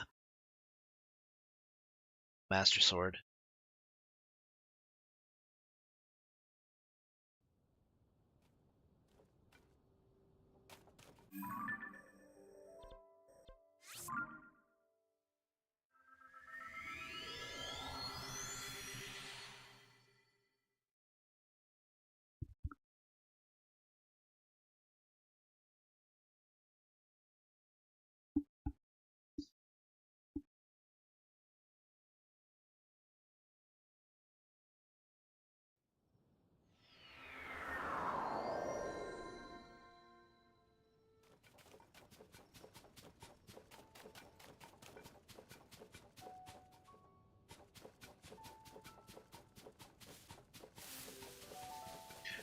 Oh, you need 20 hearts?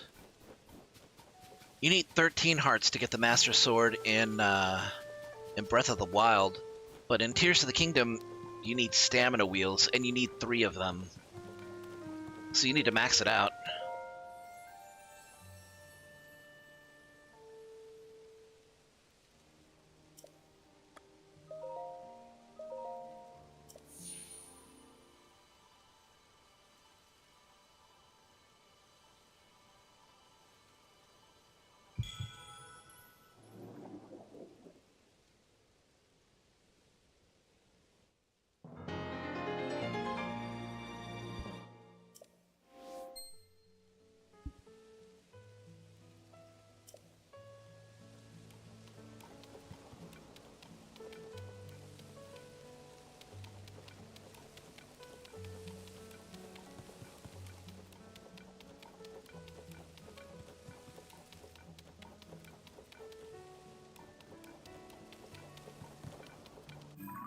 Okay, I think I can... Yeah. I can glide from over there to that cave entrance that I saw.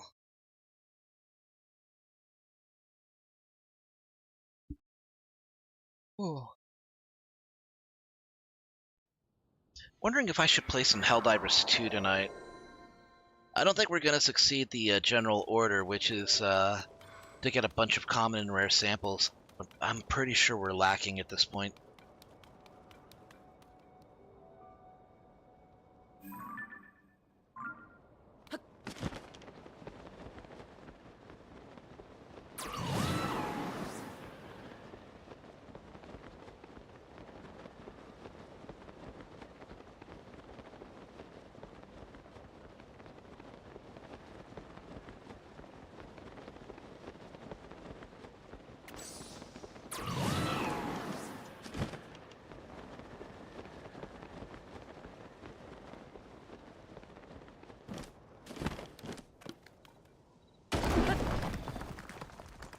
Thing is, it could be super easy if we had, focused from the start.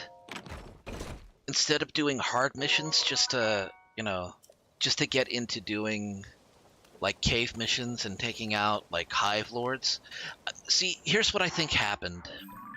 I think they wanted to discourage us from actually doing the the harder missions by having the Hive Lords and then like rapidly respawning dragon roaches. I think they wanted to do that, so it would discourage players from doing the harder missions and instead focus on doing the easier missions for the new players, and then they could get into the habit of picking up common and rare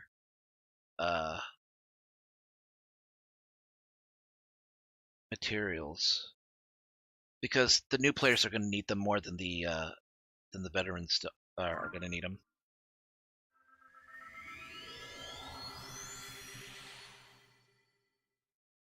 I think that was their intention, but people were too eager to get into doing cave missions and fighting dragon roaches and hive lords that they just ignored the general order, or they thought that they could get both done, or that they were obligated to because they're veterans. They can do it. They underestimated the thrill of the divers. Yes. Which, I get what they were trying to do, and it was mostly for the benefit for the new players. It just, their expectations were a bit different. Their expectations were a bit different from the reality. I don't blame them or anything. I think it's kind of funny.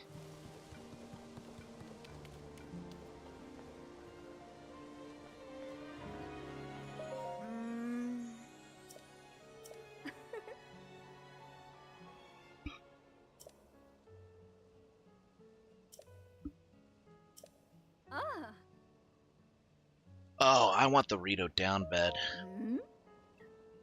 Wake me up in the morning.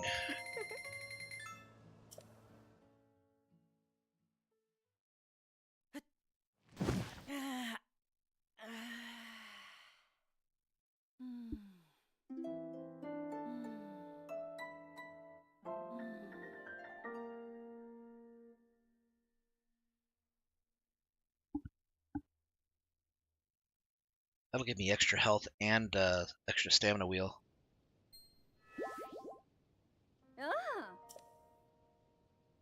Bet you had some nice dreams sleeping on that silky soft Rito down bed.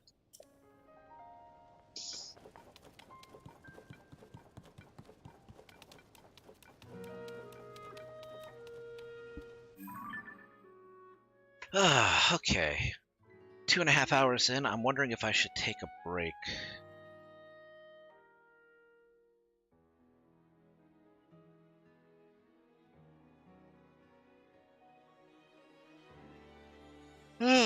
Oh boy.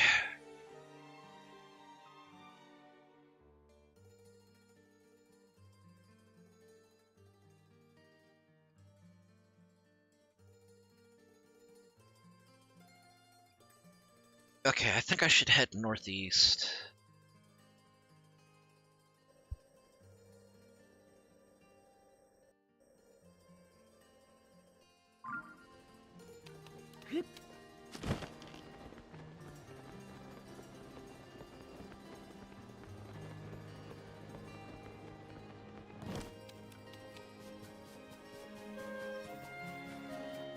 Playing Kingdom Hearts 1, the Wonderland is by far my least liked Disney World. Why is that? Is it just the aesthetic, or is it like the gameplay?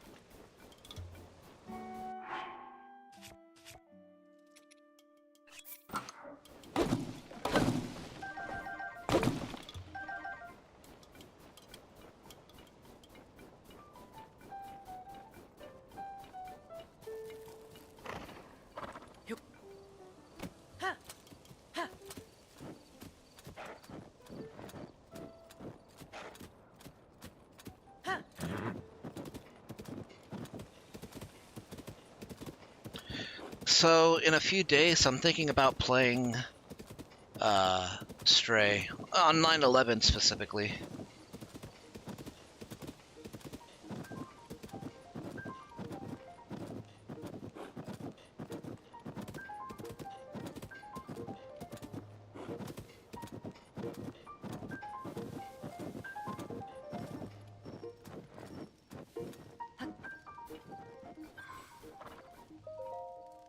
Nat's Mushroom Quest Chronicle. My sister Megan and I came all the way out to Hebra in our quest for mushrooms. Thanks to the upheaval, all sorts of new caves formed around here, and they're just full of good stuff. My sister and I aren't after bright bloom seeds and ore deposits. We're after precious mushrooms that grow only in caves, and you can bet we're going to find a ton of them.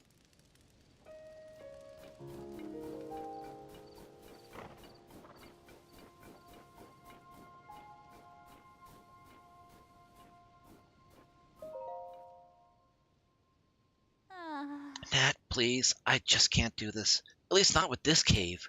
There are lots of other caves opened by the upheaval. Let's try a different one. This one's surely full of creatures different from anything we know, and I was already itching to go home. Come on, little sis, you can do it. I mean, we traveled all this way. We need to gather those bright caps inside at least. That's what we came for, and you can only find them in caves. We made it here safe and sound. I can't bear to leave until I have 10 of them. Let's go in, please. We've got to. Then go by yourself, Nat. Wait, what? No, we need to go together. Oh, that aroma, that soft light. Could it be you have some bright caps? I really want bright caps, and 10 of them would do the trick. Would you maybe give them to me? Thank you. I don't expect them for nothing, so here, I'll trade you this. It's not really a great trade, lady. You're a lifesaver. Now I don't need to go into that awful cave. But I have to say, it's amazing that you collected so many bright caps. I mean, they're only found in caves like this. Yes, it is amazing. Ooh, you love a good cave, don't you? And so do I. They can hold all sorts of wonderful things, alluring things, valuable things. Like the gems for more deposits, bright bloom seeds that illuminate dark places, and bright caps, of course. So, you know, if you had enough of these bright caps, then maybe you could try, you know. Nat, you're not thinking about that, are you? And him? Never. Not that, unless, you know, maybe. Right, we agree. I think. Sorry, forget you heard anything about that. Sister secret. But if we meet again, it'd be fate, wouldn't it? Then we'd have to tell him. Whoa, Nat, has this guy caught your eye or what? Don't be ridiculous. It's just thanks for the bright caps. But I will say we're scouring high and low for something here in the Hebra region. We searched most of the south, so now we intend to go to the north. If we meet again, we'll tell you that secret of ours. Well, see you. Hey, let's head out, Megan. Yep, see you around.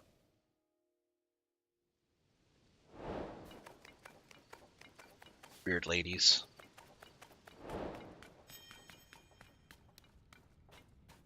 Oh, there be something in here.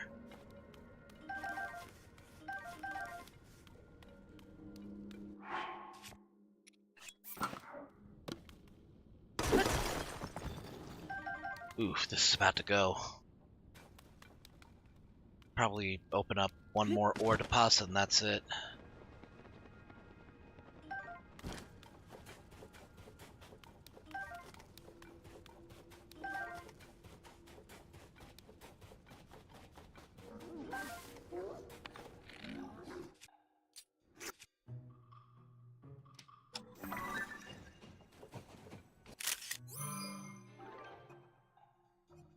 I'll take it.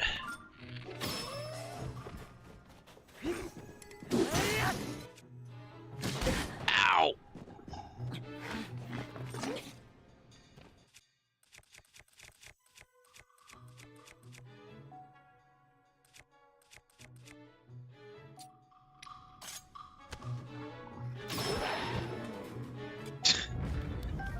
Tulin don't fuck around even as a shade.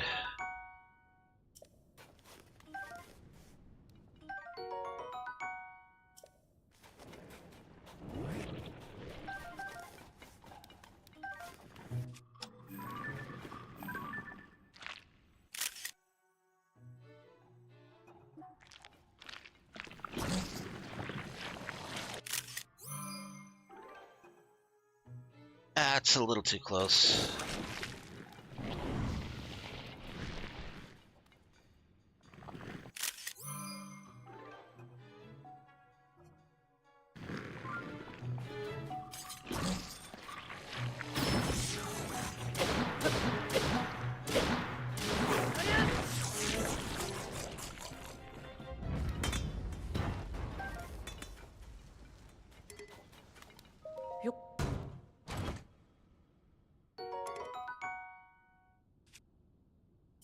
Yeah, I'm good. Need to get to Hestu and trade in some more Korok seeds.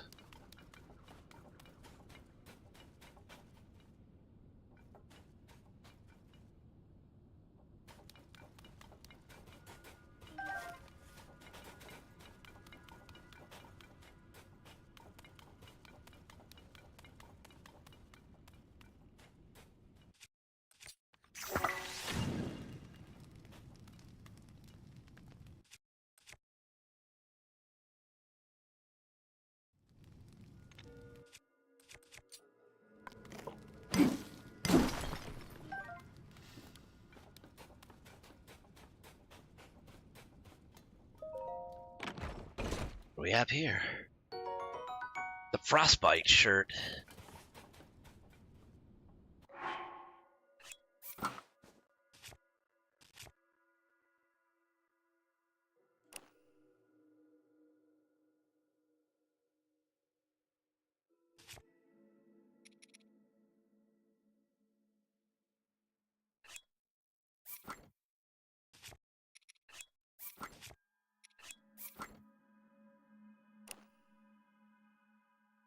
Also known as you got a back window link. I mean, it still looked good on him though. It's very, it's very unisex, I would say.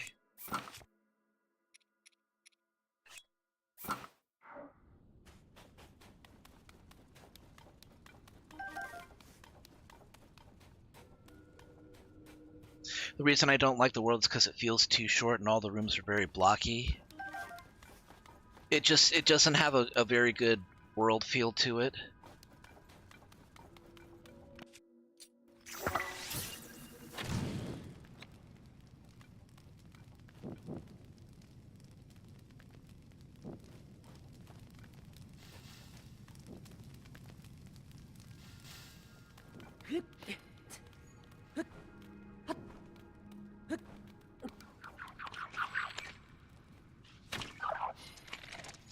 Hey, hold still, hold still.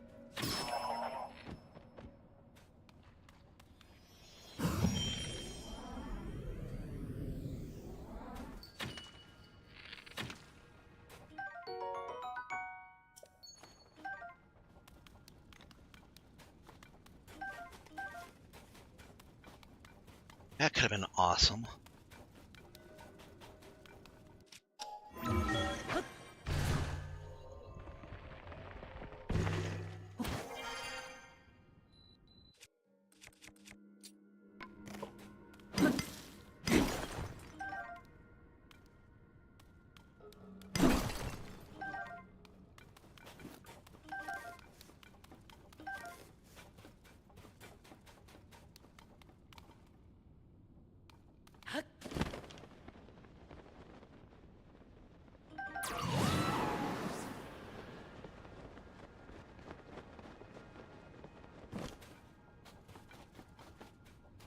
And the world boss is either very easy or very hard depending on the player.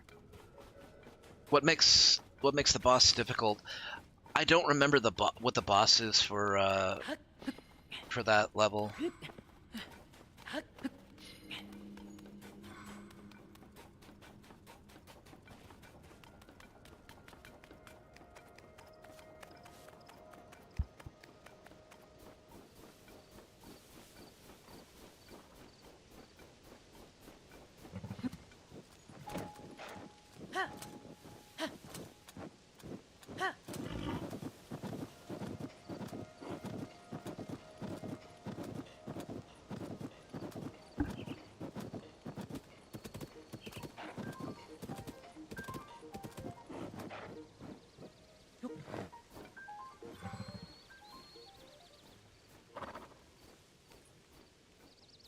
Monster Cave.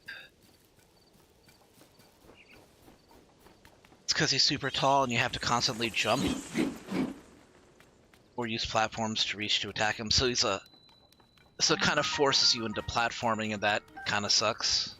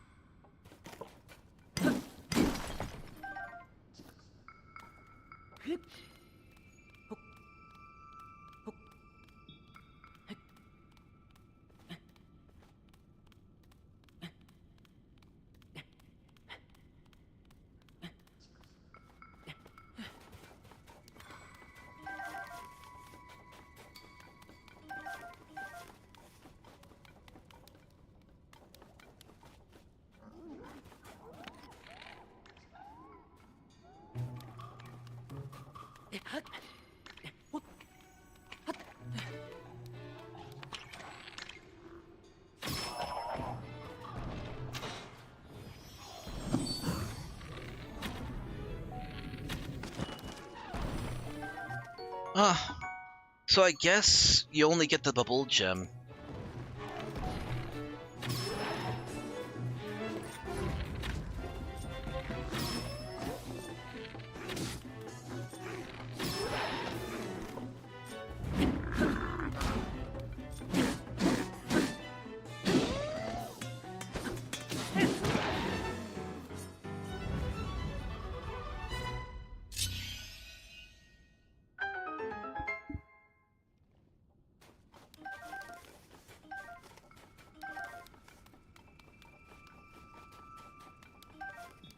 Well, at least I was able to figure out, you know, my experiment, which is if you hit the bullfrog and turn it into a regular, why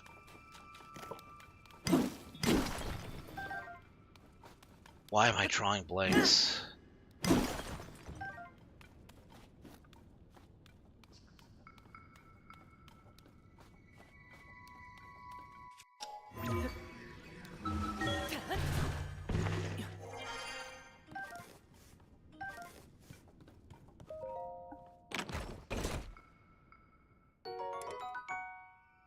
Soldier's Claymore Spear.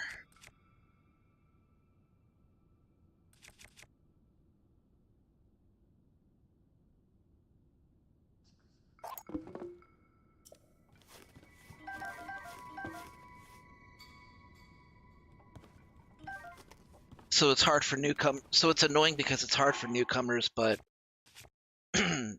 if you're already a veteran, you know what to do, it becomes trivial.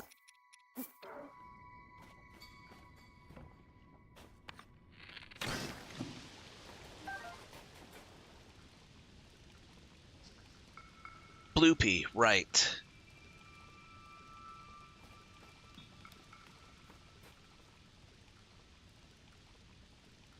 So, if you hit the bullfrog and it turns into a bloopy, you can't hit the bloopy to get rupees.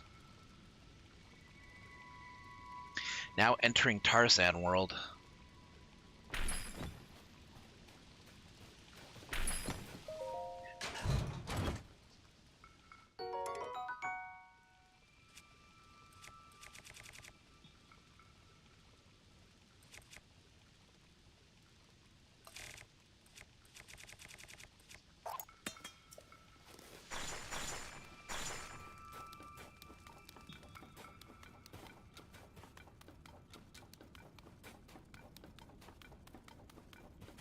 Yeah, I know. You said, you already said that. Alright, Magnus Cat. Thanks for coming to the stream. Have a good night.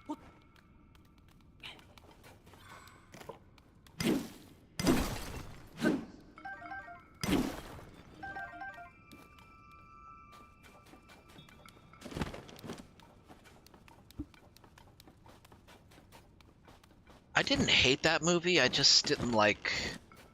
I didn't like Sting's music in it.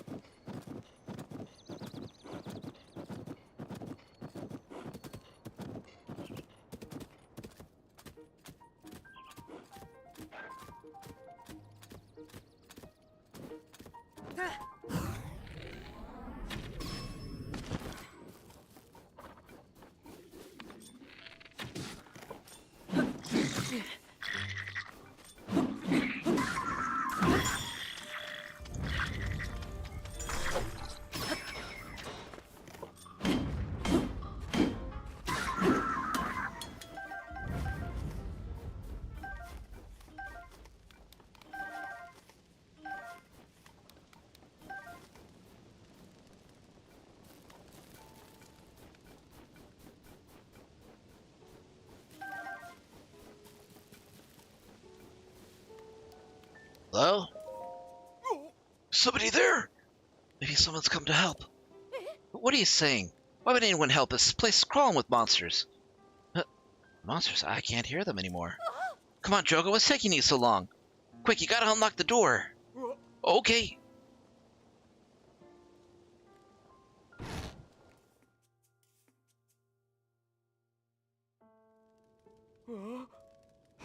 You defeated the monsters? Thanks for helping us. We took a break in this here vacant house to get away from the cold, and before we knew it, monsters had us surrounded. Hey, you should be sure to thank him nice and proper like. Still can't believe you came to help us. You really did save us, you know. Ever since the upheaval, there have been more and more monsters. We were trying to be careful, but I don't know how to thank you enough, but please, take this. But it doesn't feel like it's thanks enough. Not for someone who saved our lives. Oh, hey, I've got an idea. Mister, do you know anything about shield surfing? I'm familiar with it. Of course you are. You've hauled yourself to a place covered in snow, so you gotta know a thing or two about shield surfing. Anywho, just remember, after you get the shield in position, all you gotta do is jump on it and ride. Of course, there'll be no surfing for you if you don't get some momentum going. It's kind of tricky like that, huh? Ah, that's right. If you'd like that shield over yonder, go right ahead and use it. We brought plenty of our own. I may not look like it, but I used to be a professional shield surfer, you know. I heard a rumor there was this legendary surfer around in the Hebrew Mountains, so I came here looking for him. But, well, I didn't know their exact location. Worse yet, I took a break here and ended up surrounded by monsters. Hey, but if you need to know anything about shield surfing, at least I can help with that.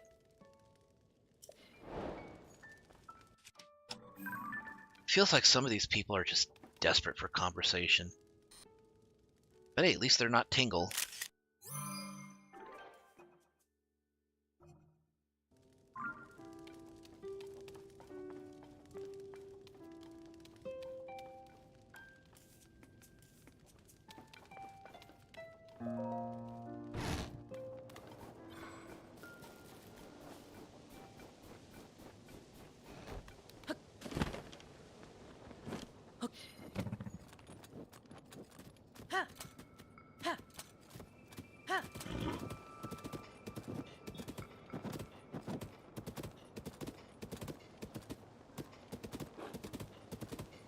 It's interesting that the Sabor fight is one of the few fights you can win or lose and the game still continues.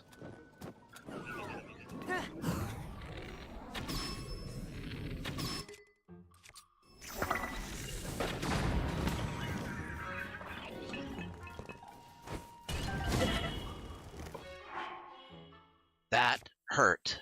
It hurt a lot.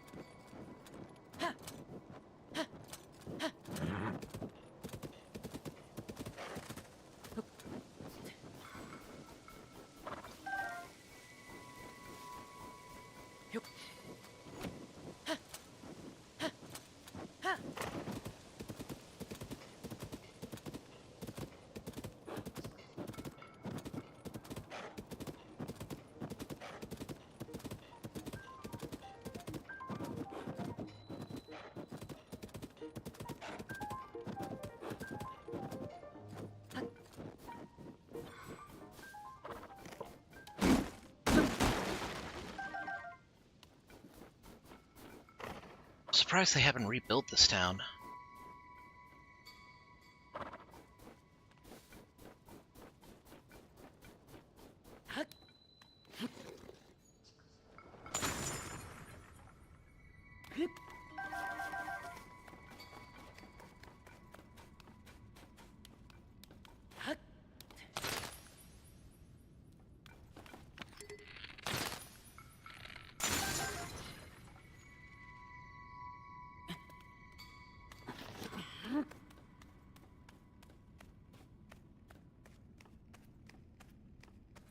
Goblin.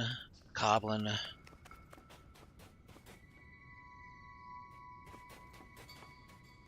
Chest.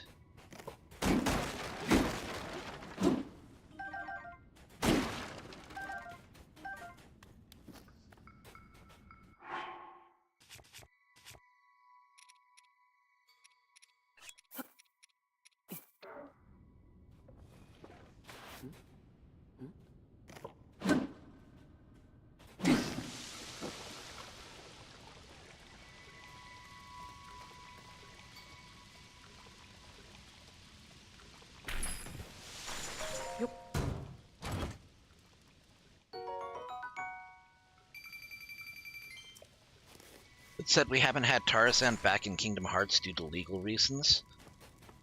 Why? Did somebody claim to own the rights, or?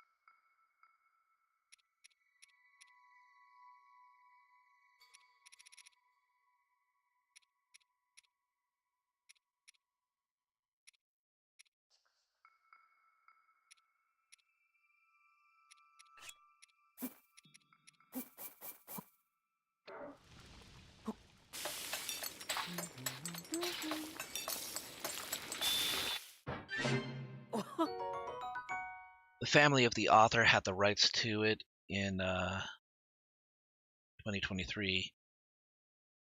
Now Tarzan is related books lore is now in the public domain. Okay, so the character as depicted in the Disney movie is not in the public domain, but Tarzan as a character and his lore is in the public domain.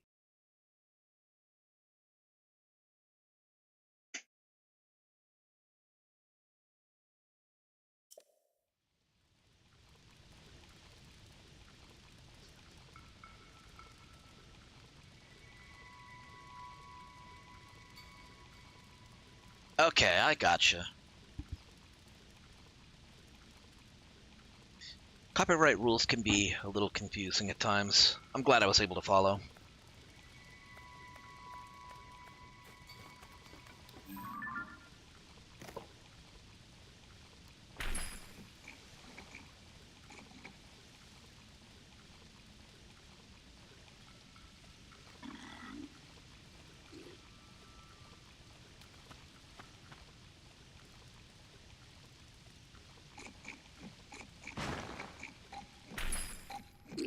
Boop!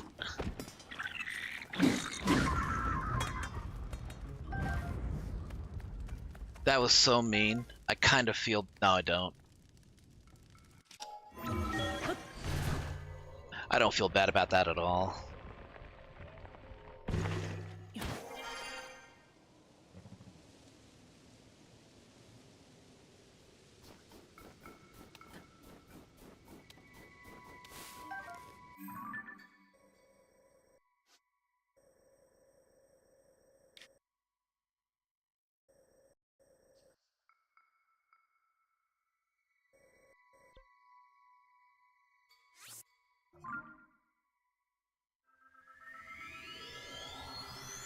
I should be able to get a good look at the geoglyph from here.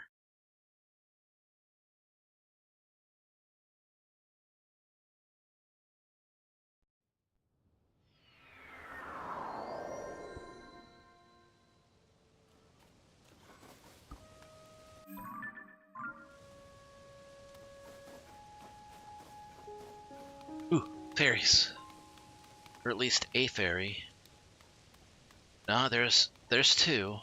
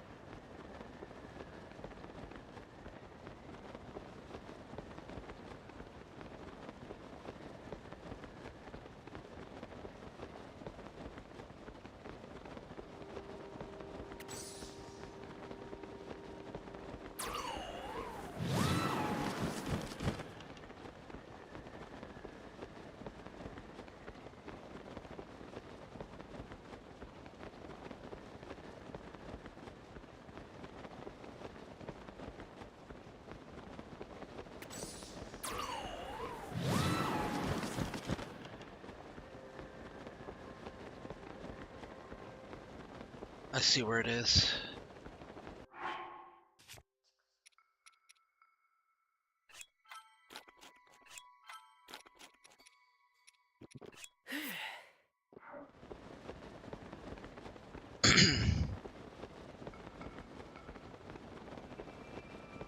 Ah, the TV show took more from the actual books. Gotcha.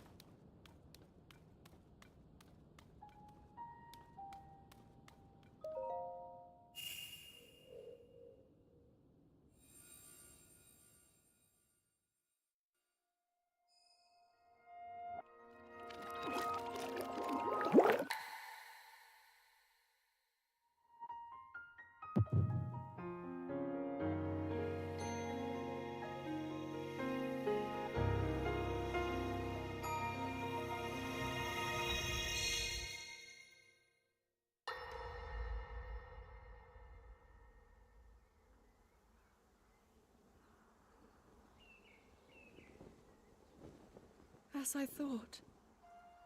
This is not the world I know. A time so far back in the past, it's become legend. So it's true. This is really the era of Hyrule's founding? Your presence here is just as strange to us, Zelda. But if you, like Sonia, have a secret stone and are able to manipulate time, then your story makes sense. Oh? I believed her right away. You needed the secret stone as proof, Rauru? I can feel your light power within her, as well as my time power. Additionally, I sense that we share a blood connection. I see. In any case, Zelda, you had said that you needed to return to your era as soon as you possibly could. Yes. In my time, something terrible is happening. I need to get back there. But how do I do that? I don't even know how I got here in the first place.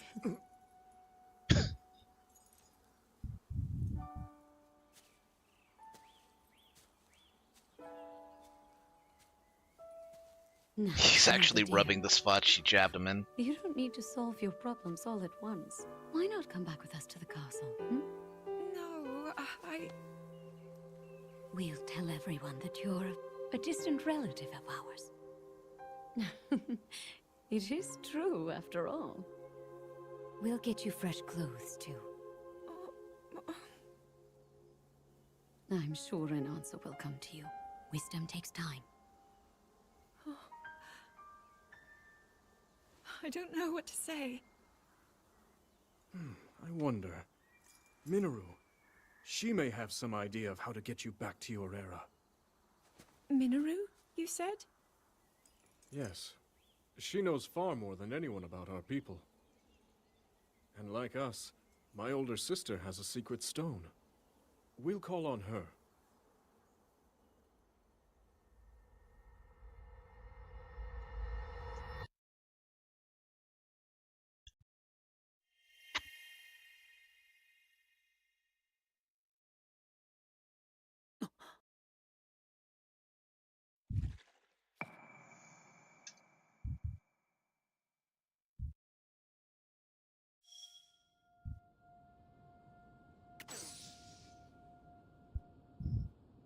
Alright, we've got the second memory.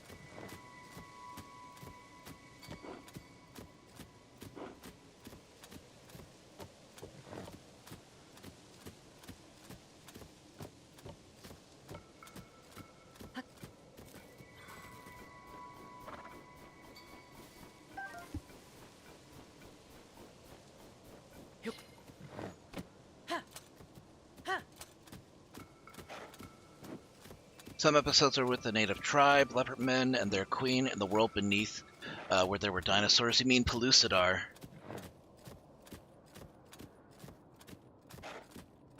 The world at the center of the earth with its own second sun.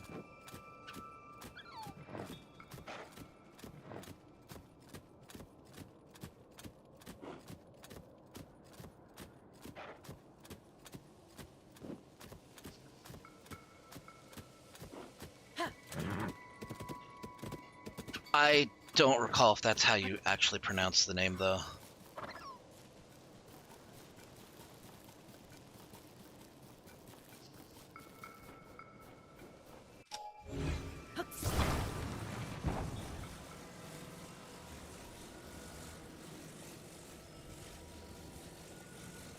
I remember it because it was a name that I learned reading, of all things, not Tarzan. Actually, it was the thing that kind of got me into starting to read Tarzan. It was Tarzan versus Predator.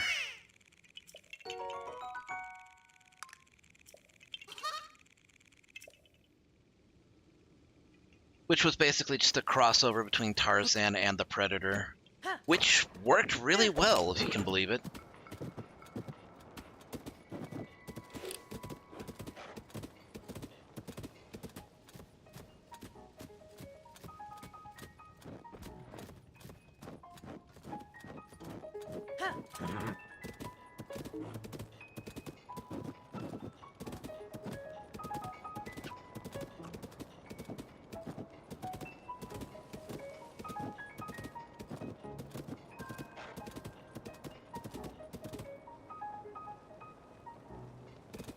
Whoa, what was that? Slight bit of freezing for a moment. Oh. Yeah, we can help you out with this.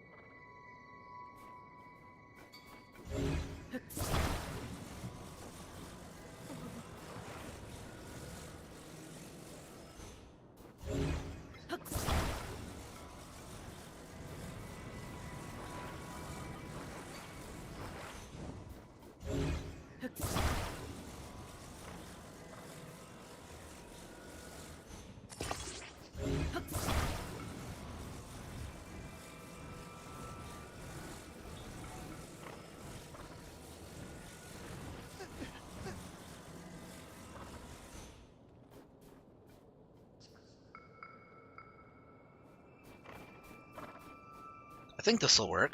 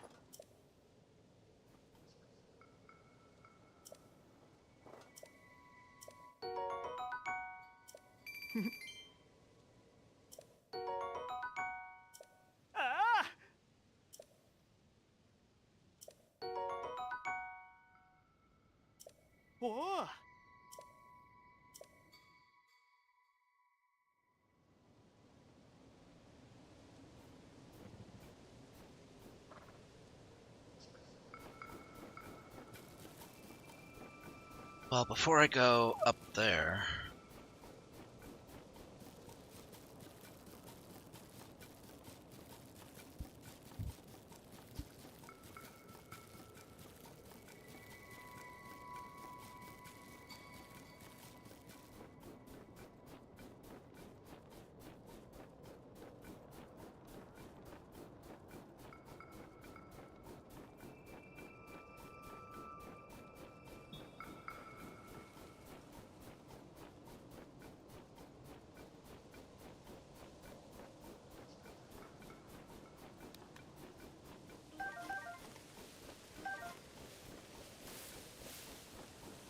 So, if the series is off of Disney Plus, where's the only other where else could you actually watch it?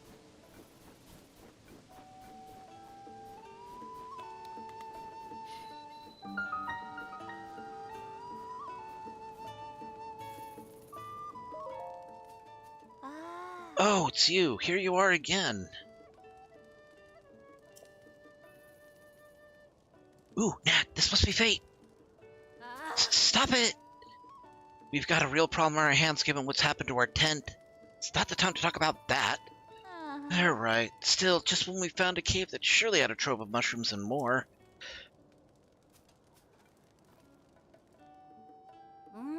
Alright, so we found a cave at the bottom of a mountain along this road for a bit. We pitched our tent there and then hurried back here to the stable. And by the time we got back to our tent, we found monsters inside. That's our tent, though! And that's why, despite our bumping into each other again here, this is totally not the time to talk about that. We have to chase off those monsters somehow.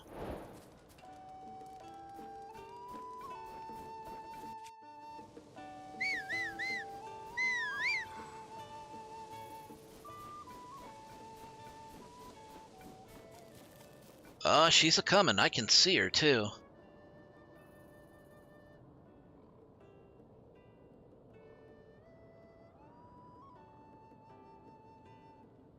I remember Jungle Cubs. Basically the animal characters of the Jungle Book, but younger.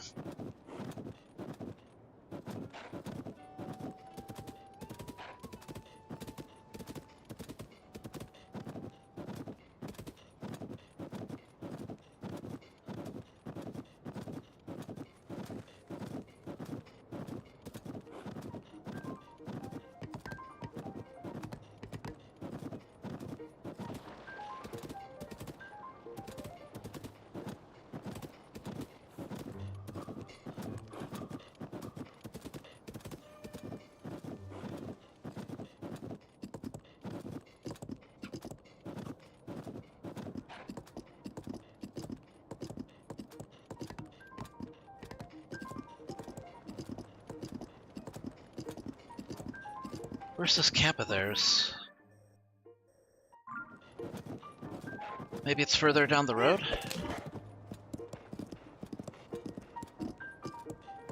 Right, because Rudyard Kipling's The Jungle Book's public domain, but the characters, the depicted characters from the Disney movie are not.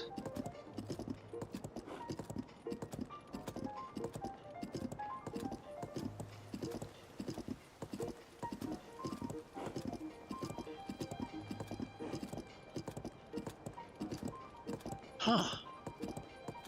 Not there either.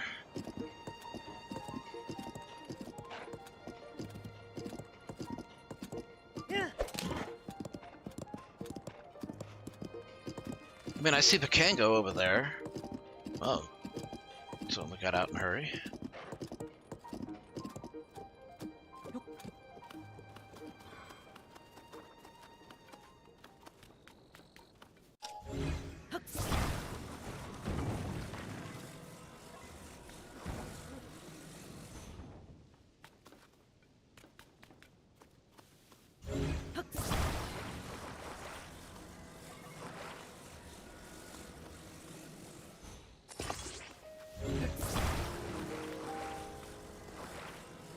Maybe like that?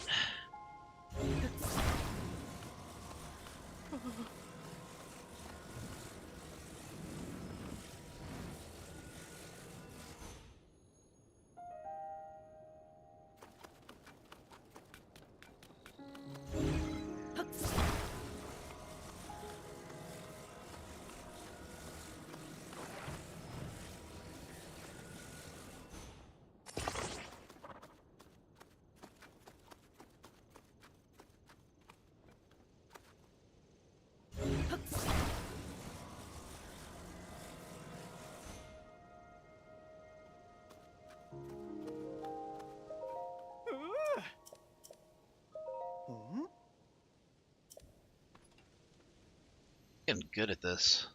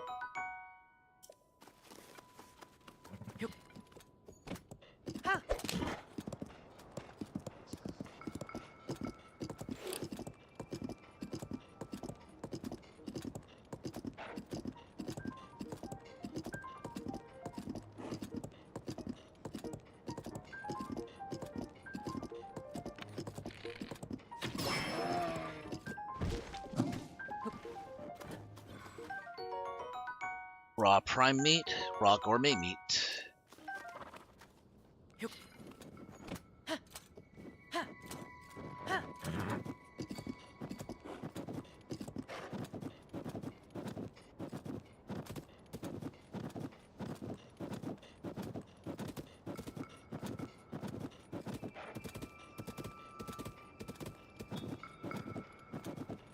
I can't find their camp, so I can't help them out.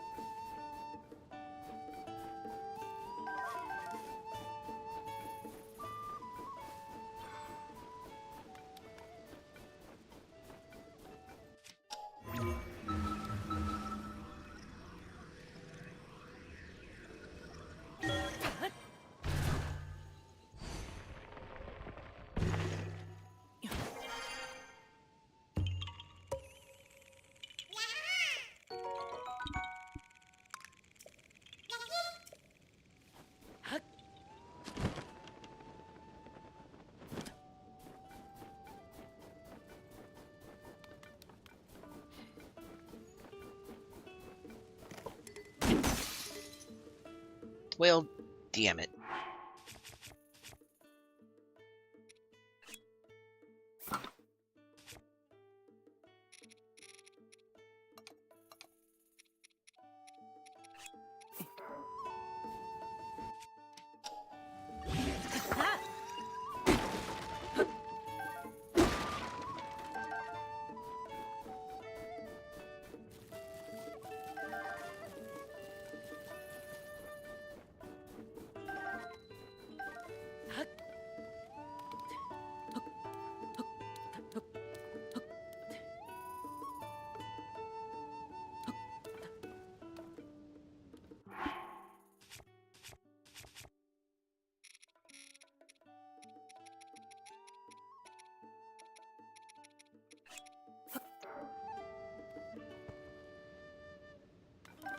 Ah.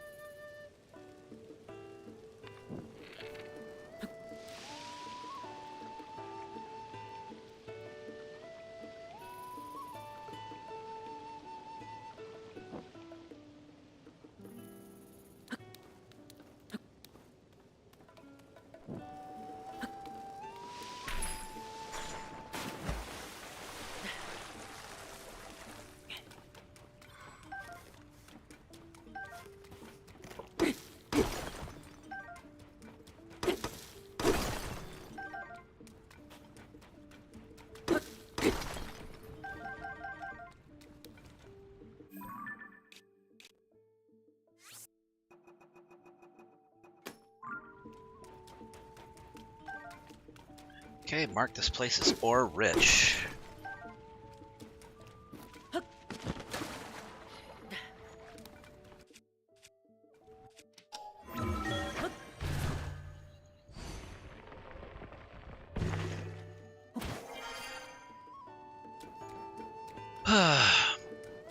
Ah, DuckTales.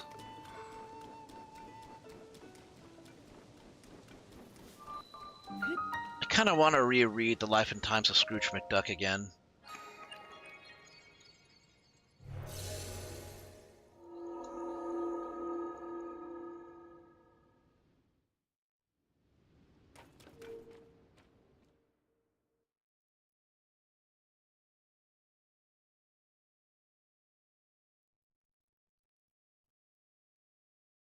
Okay.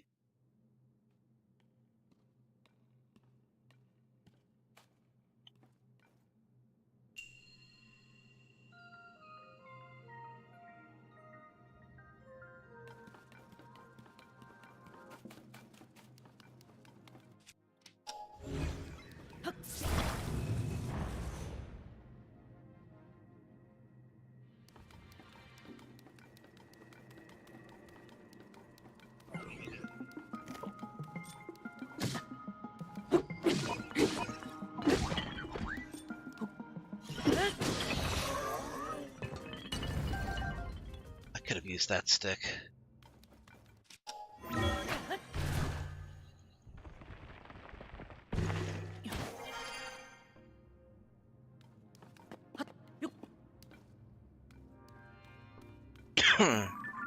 I did not. I didn't really care for like the new DuckTales.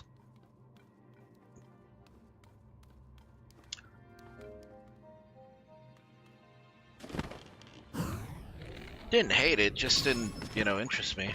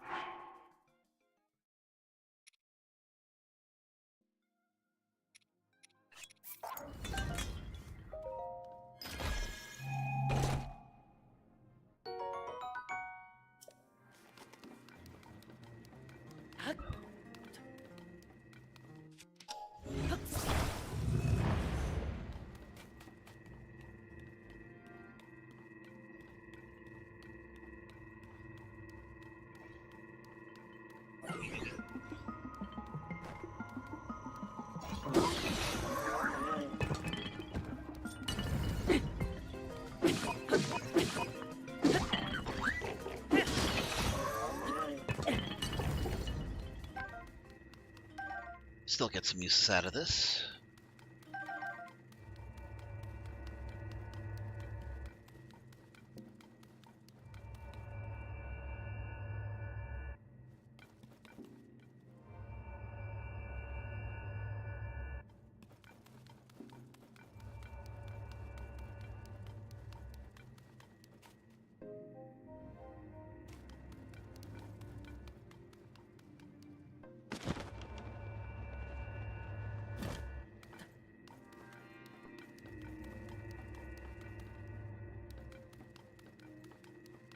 Oh, wait.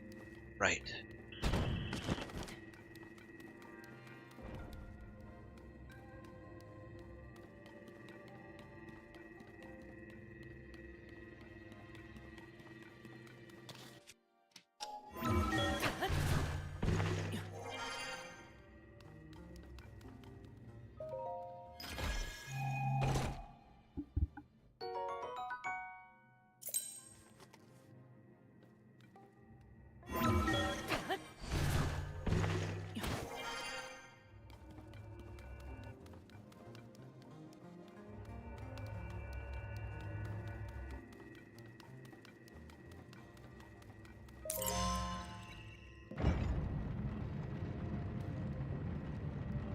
I thought Scrooge's mother did make an appearance in the original DuckTales, at least.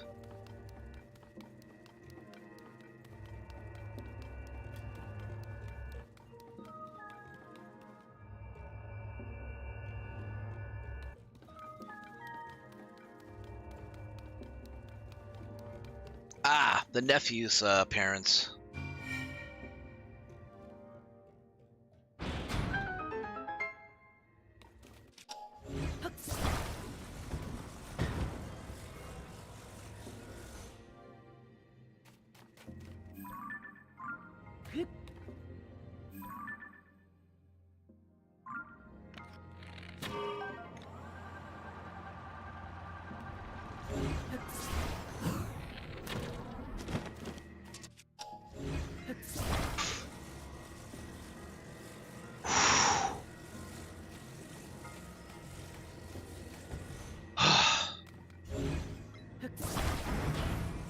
Almost forgot.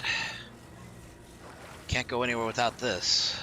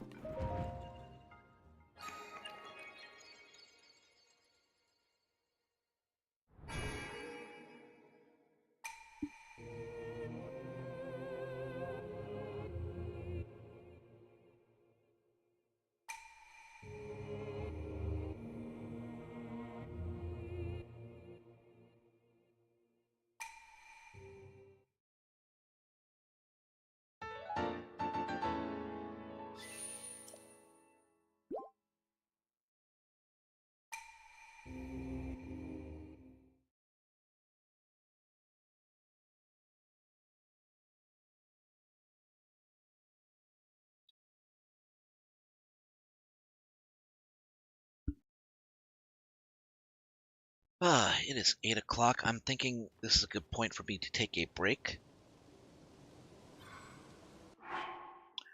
When we get back, we will continue with Breath of the Wild. Going to be going on for another 2 hours, so don't go anywhere. We'll be back in just a few minutes.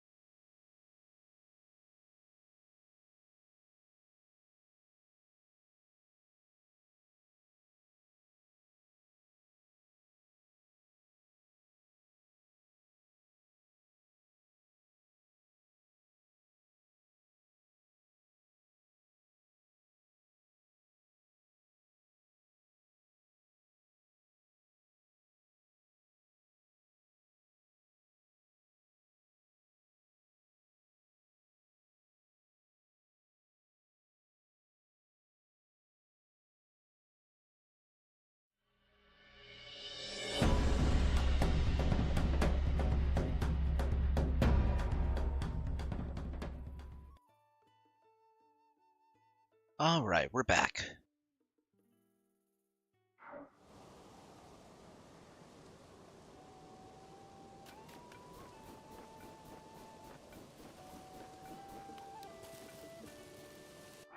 How's the game volume, by the way? Is it good?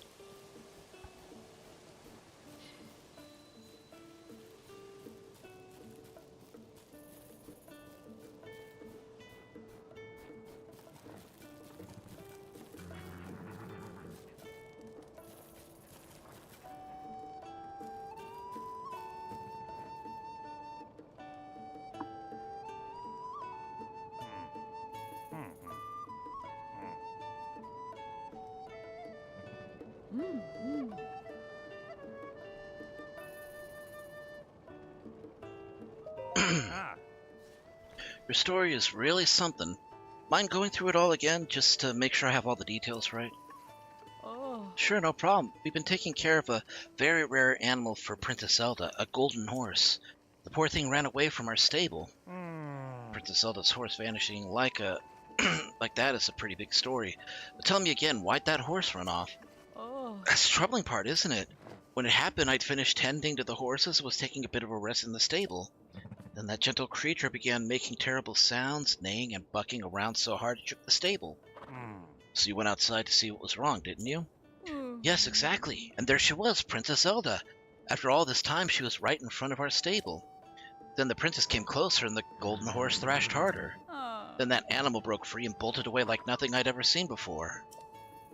Couldn't help staring at that crazed creature. When I looked back at the princess, she was just gone. It happened so fast. So you lost sight of the horse, and then Princess Zelda vanished from the spot. That's all strange from start to finish. My little sources tipped me off about this, but I have to say, I thought it was going to turn out to be nothing much.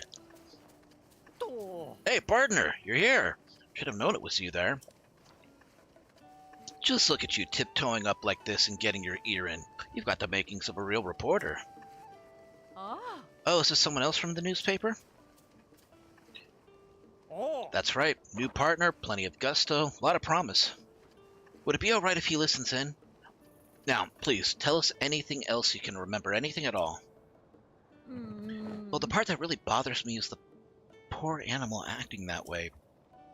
That horse truly loved the princess. She rescued it and protected it. She doted on it. But the horse was terrified, and for the life of me, I can't understand why. Princess Zelda's known far and wide for her compassion. I can't imagine our princess being terrifying at all. I think I did catch the briefest glimpse of the princess' face. I thought I couldn't have seen that right, but she had such a cold expression. She'd been full of warmth when she'd been here before. Maybe the princess was furious I let the horse get away. I really should find that animal and bring it back here for her.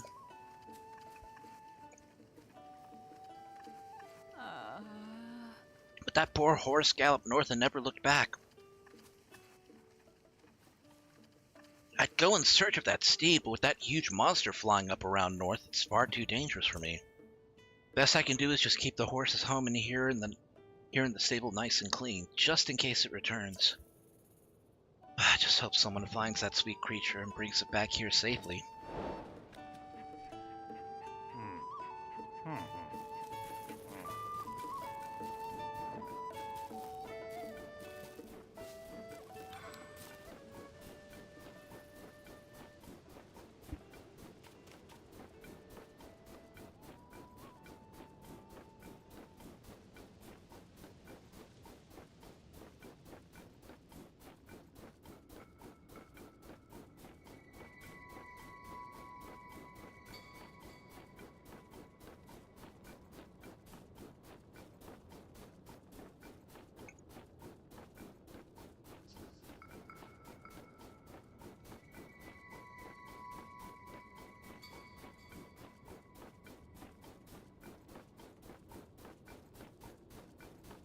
Gonna need to get to that tower at some point.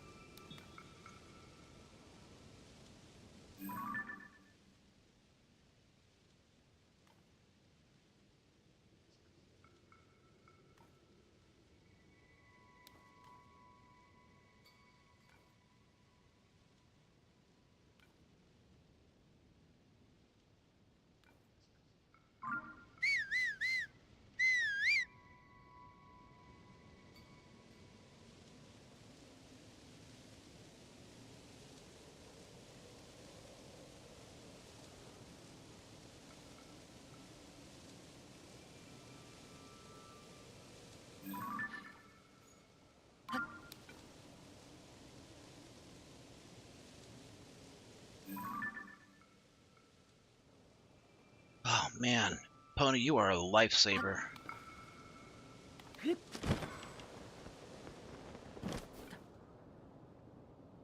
Could be a million miles away and she'll still come to pick me up.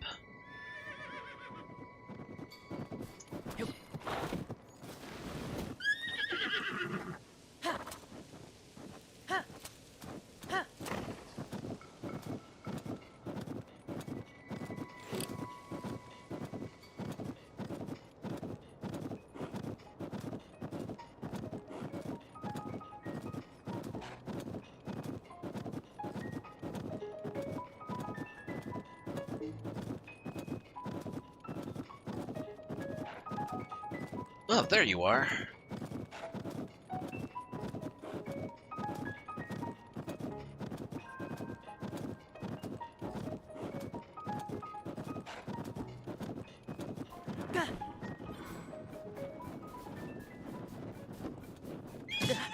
Fuck!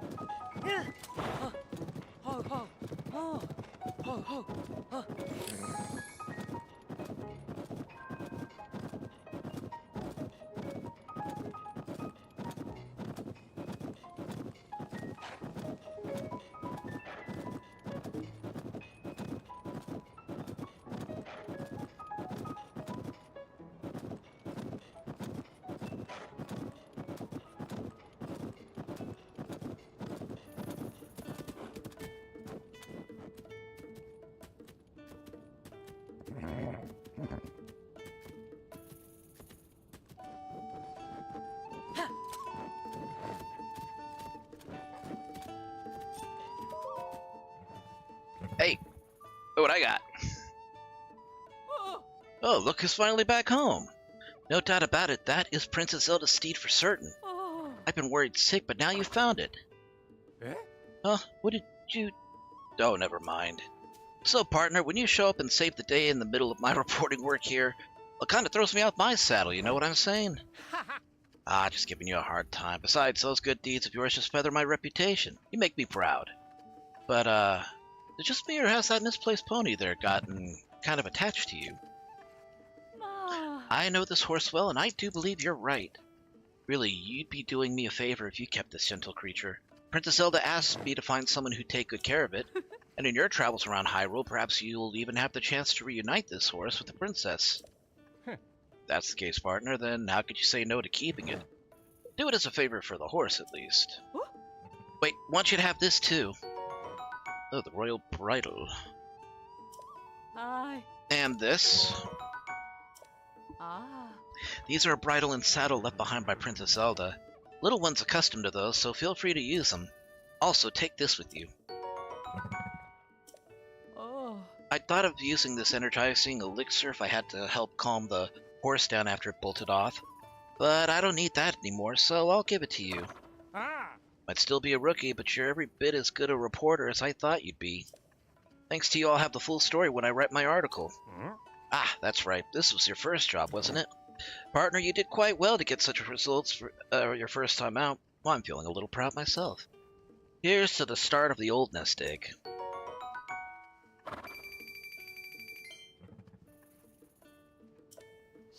To take on more stories, your base pay will obviously increase, and there are bonuses, of course. Keep up the good work. Alright, I'm off to the office to write up this whole piece for the paper. Take care, partner. Let's work together again soon. Oof.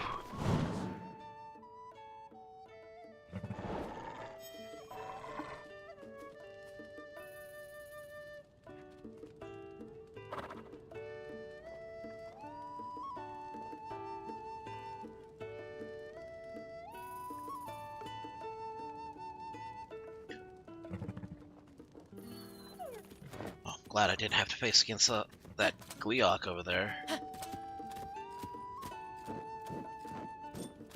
Hi. Thanks for coming in such bad weather. Oh. Welcome, welcome. You've reached the Snowfield Stable. Thank you for supporting the Stable Association. Since this is your first time here, and actually, we'll add 1 point to your pony points. Oh. Oh, that's Princess Zelda's golden horse. We're well acquainted already. You mean to register it, I presume? Understood. Your horse will be in good hands. Sure you want to register it? Yes. Oh. Got it. Fee to register a wild horse is 20 rupees. Oh. So registering a new horse will add 1 point to your pony points. Oh. Looks like you got some points saved up. If you want to get your reward, step up to the side counter where I keep the ledger and then call me over. Let's move on to registration. Enter a name for your horse.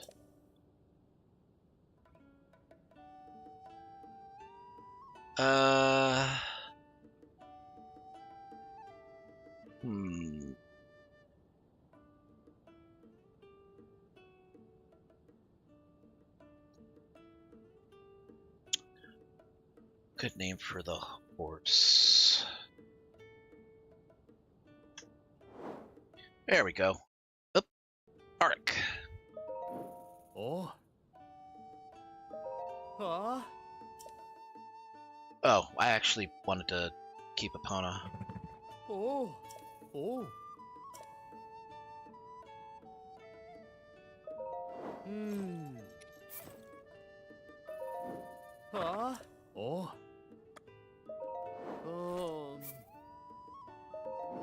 Oh. Oh. Oh. Hmm. Oh. Oh. Oh. Oh.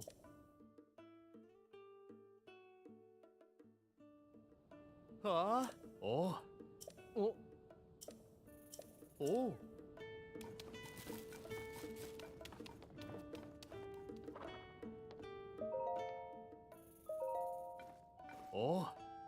Oh.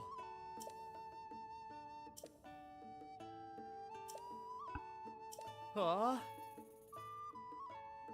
How many unique horses are there in the game? Okay, there's the gold horse, white horse, Epona, the giant horse. That's 4 that I can think of. Okay, so that's still 4 that I can think of. 3.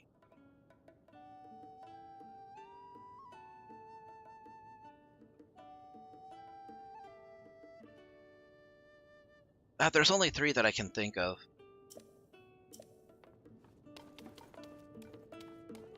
Oh.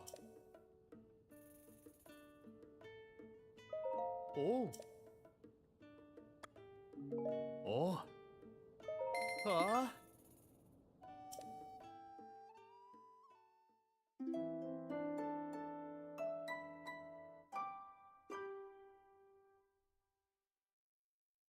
Jeez, man. These rice bowls are good, but they put in way too many green beans. Oh.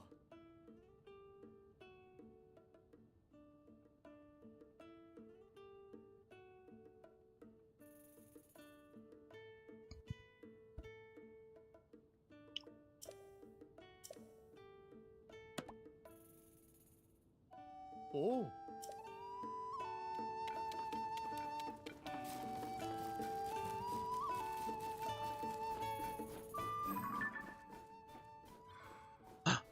No, no, it's not it. Wait.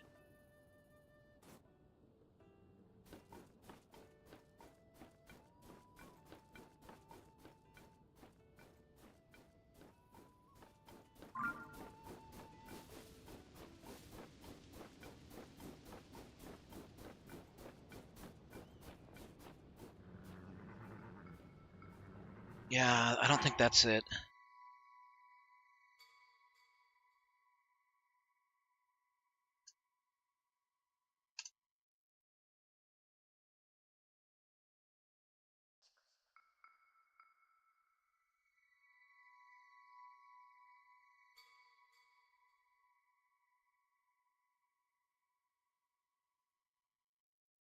Yeah, that's not it.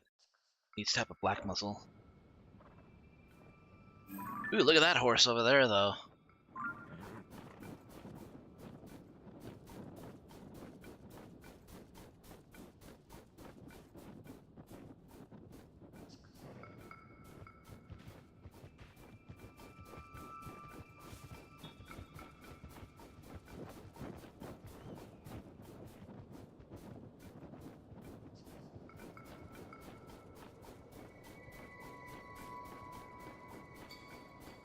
Spot, the giant white stallion, giant horse, royal white horse, golden horse. Okay. So there are 5. Up. The bear disappeared.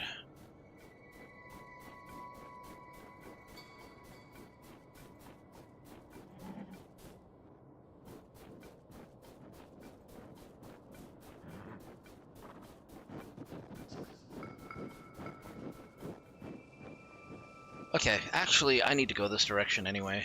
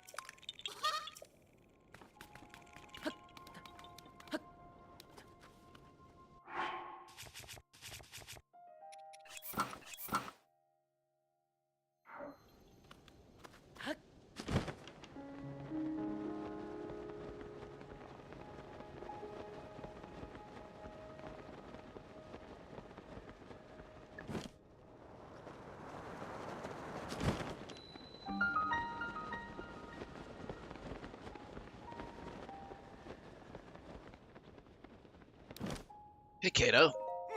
Oh, Link. So pleased you've come here as well. To be honest, Lady Impa deduced that there's something related to the geoglyphs here. Took some effort to get us up here, but we managed it. Then Lady Impa grew impatient. The moment I took my eyes off her, she went deep into the temple all by herself. Once I finished mooring the balloon, I planned to hurry after her.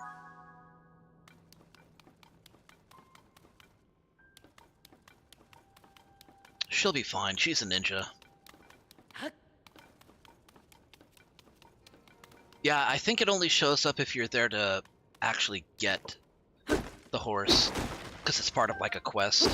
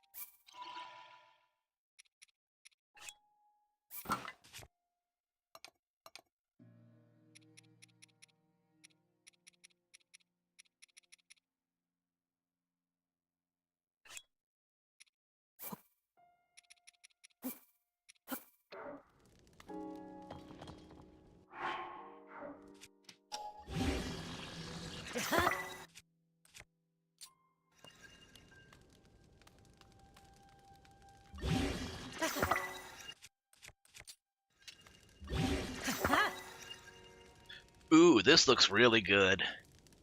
That just fits. I like that.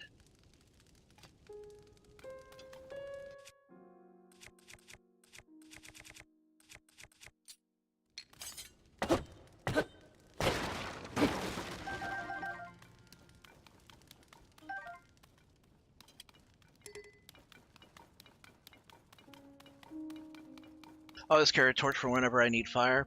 It's not a bad idea. I just like using sticks. Like, I really need a I need a blunt instrument of some sort.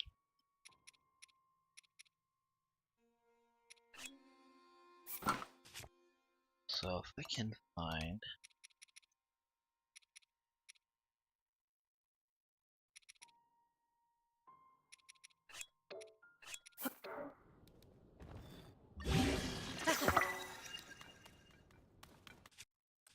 There we go, one-handed pickaxe.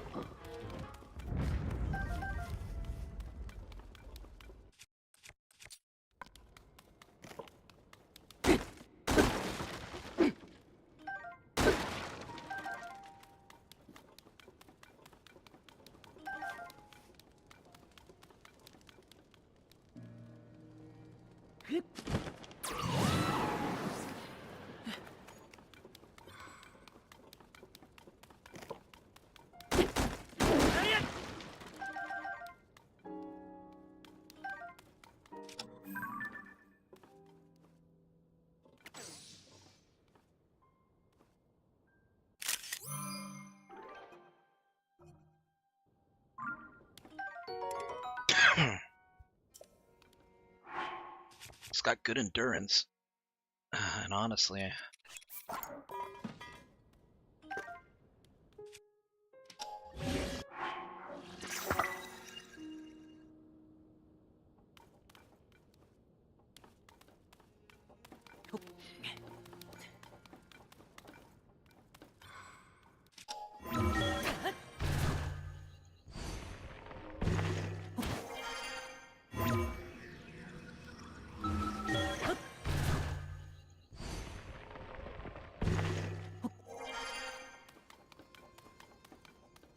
Trees started growing in here without sunlight? Actually, yeah, what are we doing for light here?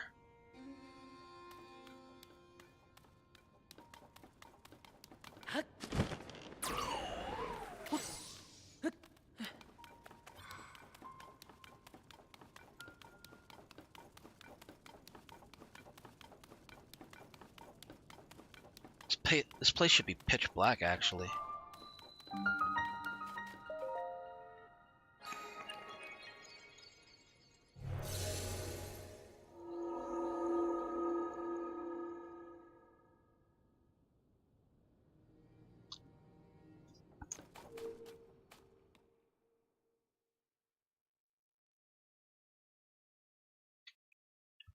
Ah, yeah, Horriblins. It's a terrible name for a for a terrible mob.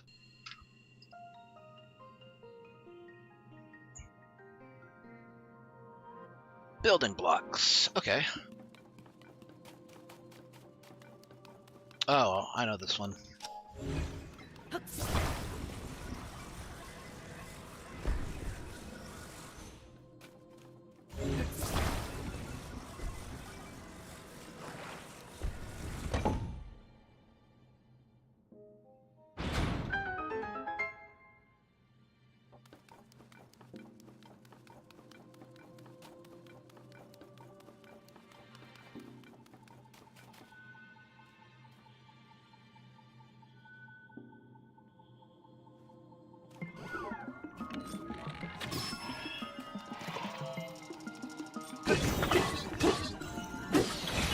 Not giving you a chance to use that.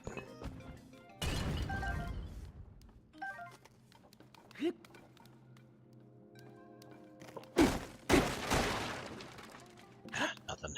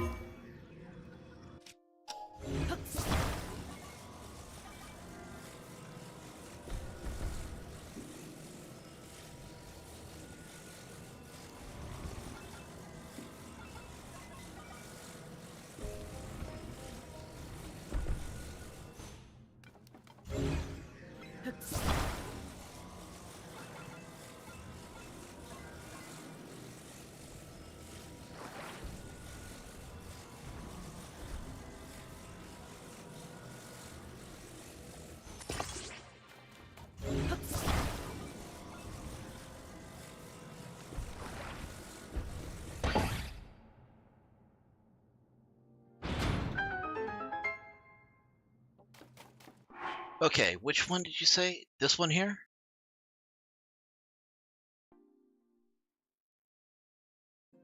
Or this one? Actually, both of them are kind of hammer-like.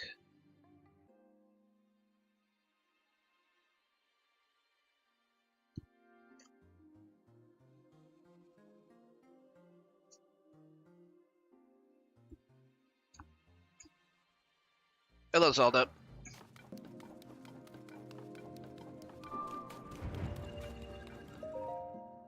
So how's everybody doing tonight?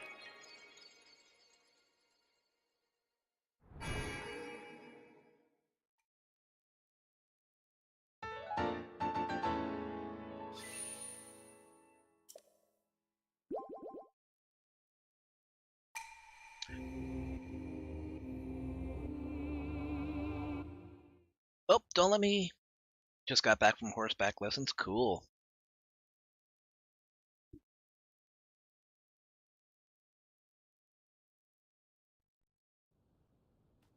Ah, shoot. Man, it was nipping at my arm. Oh, Link, thank you again for your help with the balloon. I believe there's something related to geoglyphs somewhere within this temple. I'm searching, but so far it's been in vain. Chambers here are enormous, so it will be a difficult task at best. Where could it be?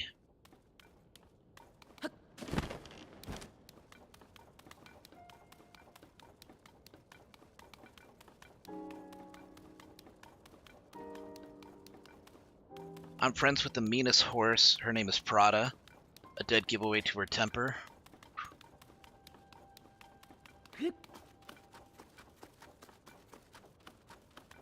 Sometimes it's just that one person that they will stick to. Used to have a cat named Gobi. She was shy around everybody, but she would follow me anywhere.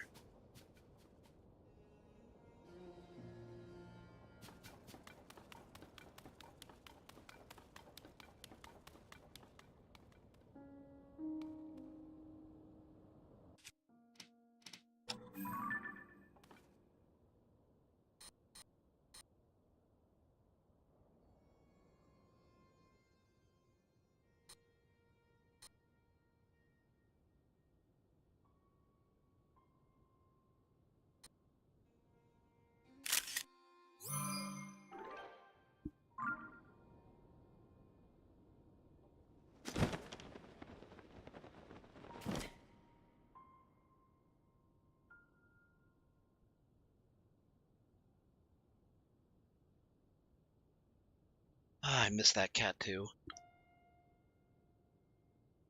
Ah.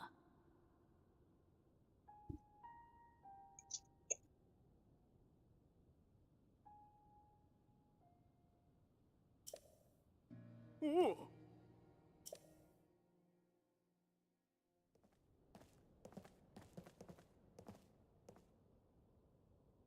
Oh. There, upon the walls. Alright, Don. Get yourself some sleep, dude. And thanks for coming to the stream. You have a good night. I believe the one we saw first was the geoglyph on the left edge of the wall. As for the next painting, according to the floor map, it's near Rito Village. Oh. Seems the locations of the other geoglyphs from the wall are marked on the floor map as well. Yeah. I can hardly believe what my eyes behold. Who could have guessed this old ruin still held such secrets? It's said that the geoglyphs appeared all over Hyrule during the upheaval when Princess Zelda went missing. How are they connected to these images here? Oh. There's no time to dawdle. Let us hurry and investigate the remaining geoglyphs. Oh, Lady Impa, perhaps you should rest a bit before such a trying journey. Oh. Think, if you happen to see a geoglyph during your travels, I urge you to investigate this matter as well. More strange visions are waiting out of the other geoglyphs like the one you already experienced. Well, perhaps they'll provide more clues that could lead us to Princess Zelda. Well, she's in my chat, so guess we're on the right track. Boop.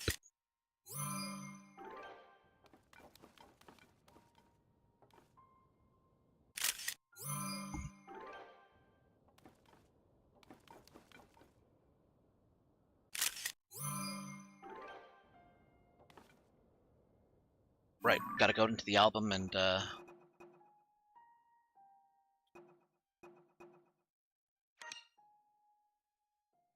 select all, and then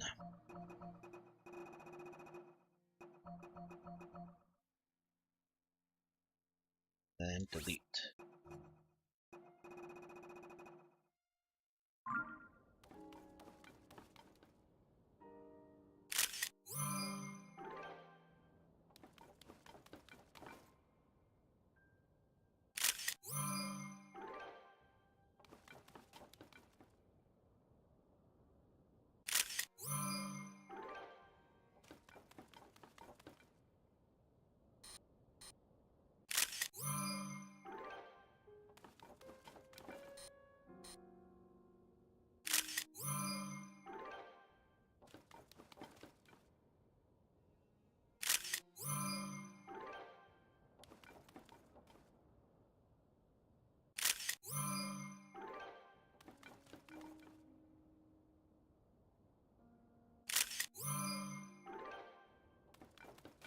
That should be the order we'll look for them at when I have the opportunity.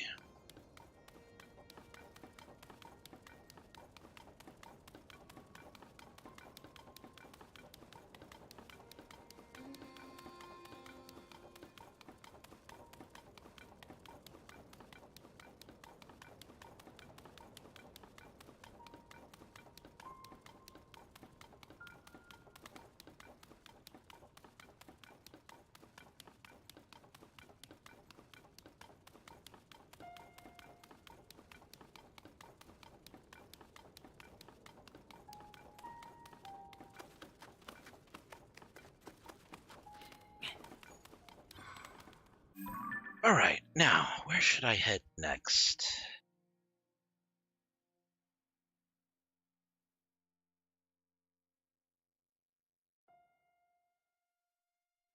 Okay. Alright. You know what? Let's get to the tower so we can unlock that region map.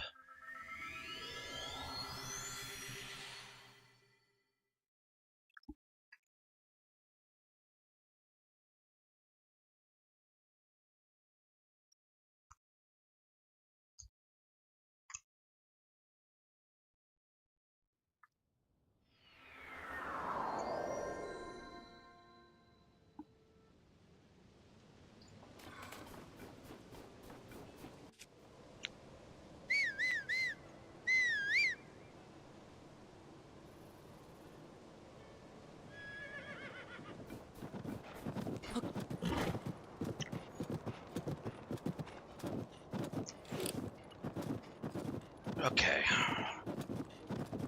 I have no intention of fighting that ice Gleok.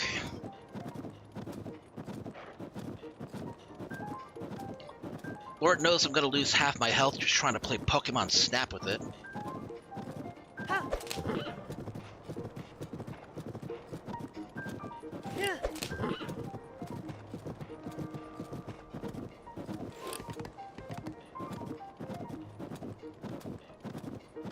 I could have come in from above.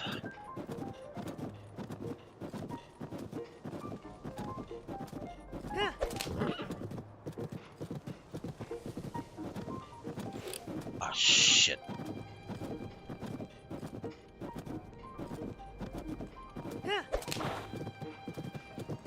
Okay, looks like it hasn't seen me despite having 3 freaking heads.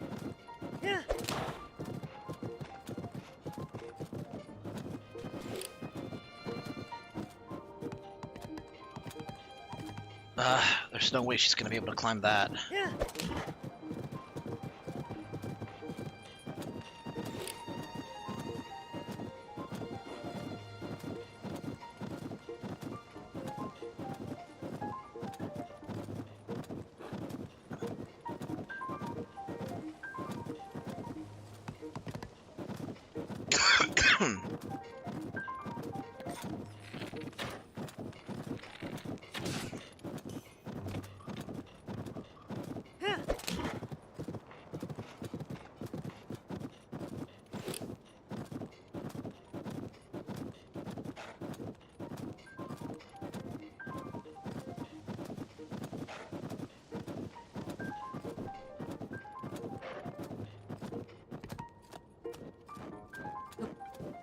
Okay, I'm just gonna have to climb.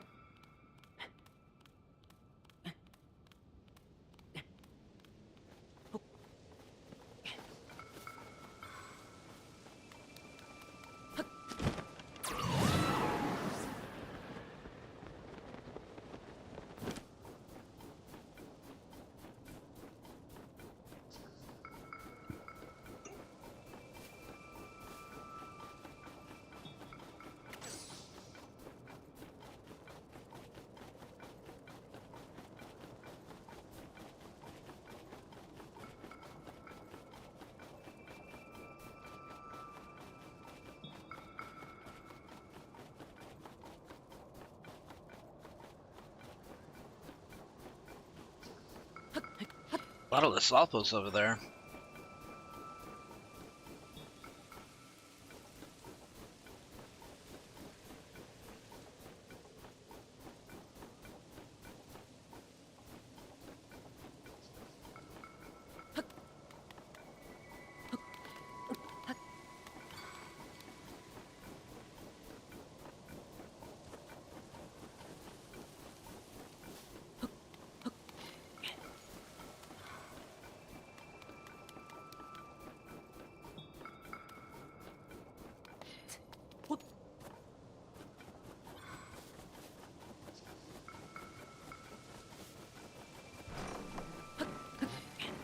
Oh, for goodness sakes, why are you up here?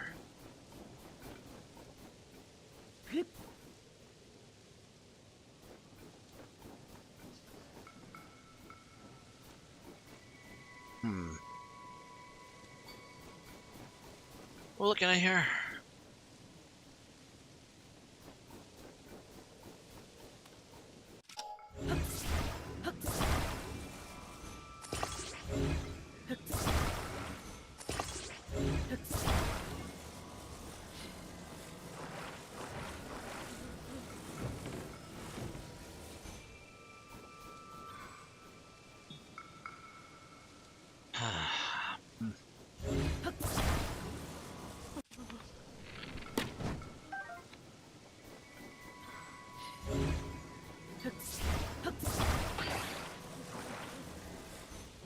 Okay, what if instead of that, did...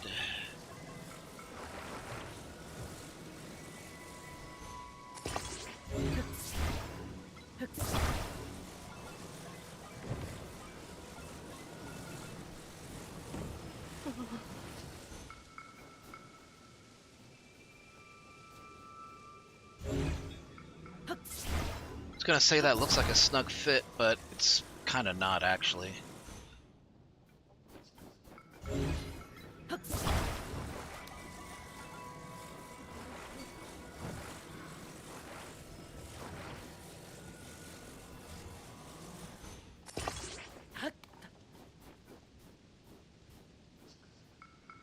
Maybe that'll work.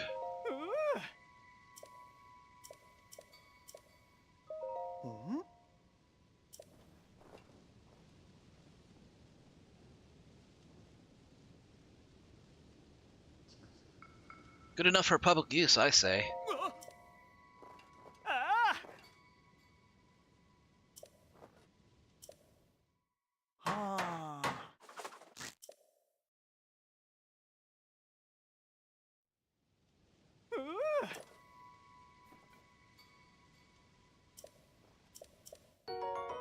Okay, another 20 bucks.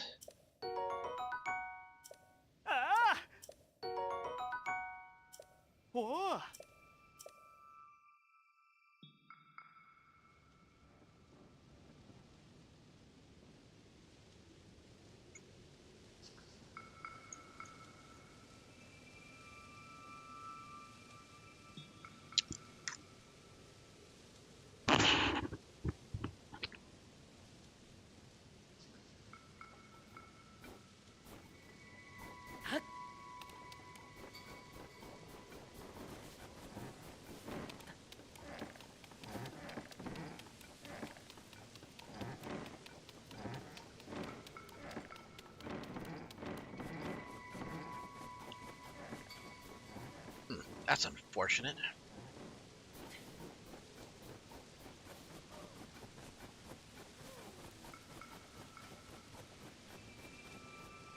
What's your story, you little turd?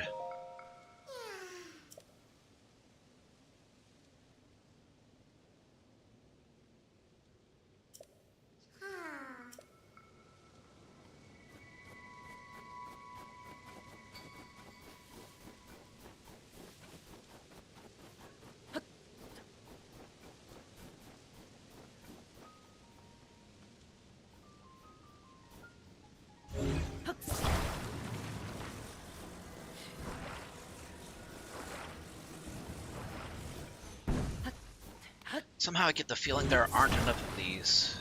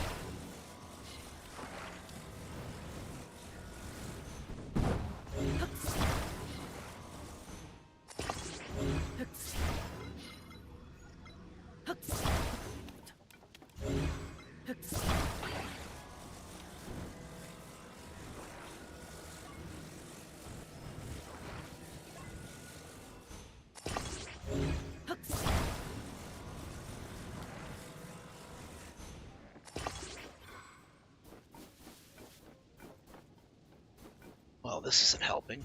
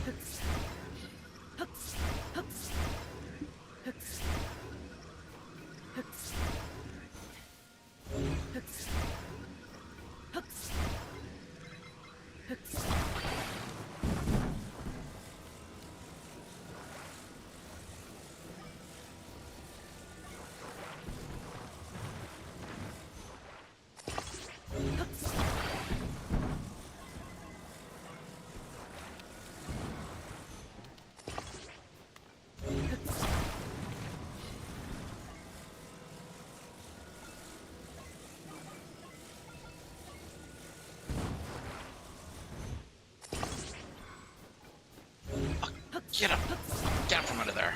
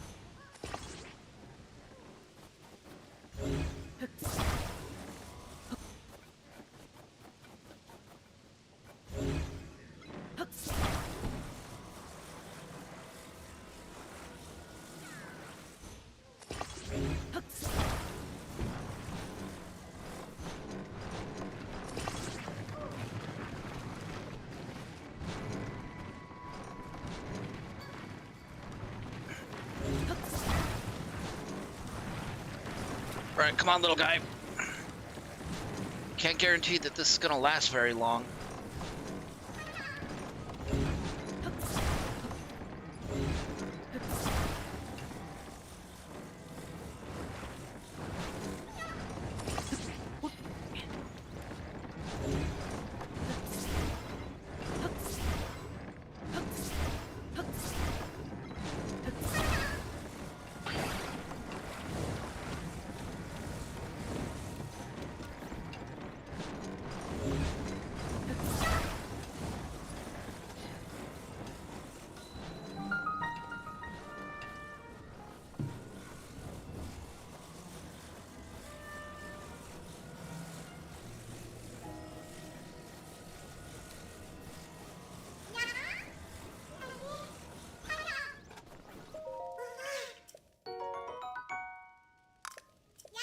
That was such a chore just to get you up there. Hold on.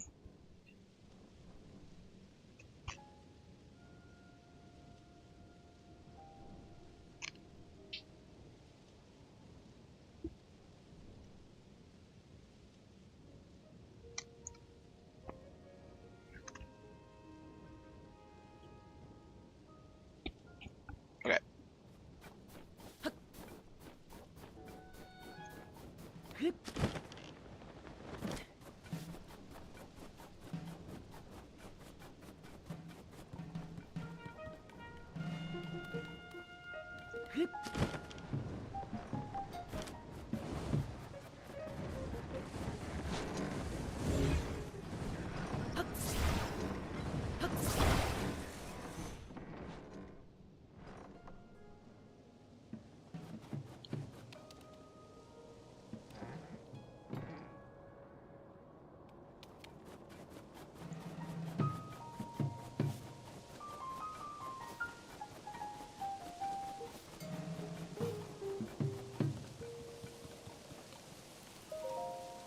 Maybe I should have built it from the other end. I don't know if it would have made a difference, but I should have tried it at least.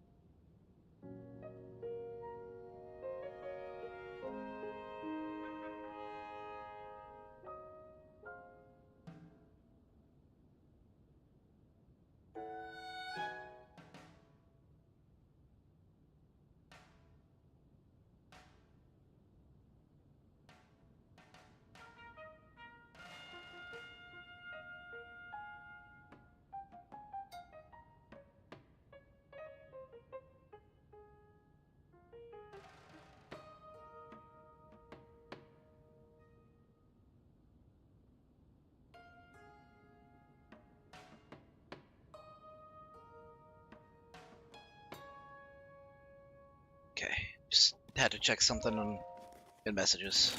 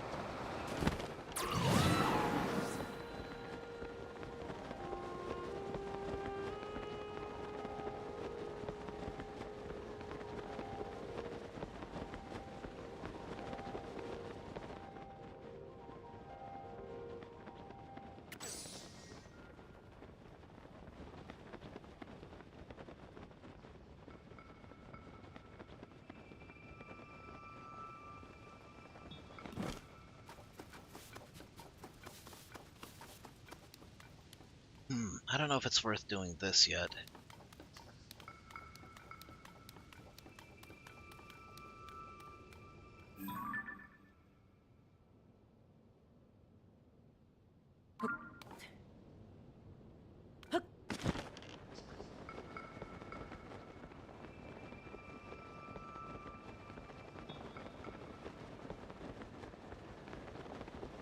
Ooh, I can do that fort. It's just a little bit south.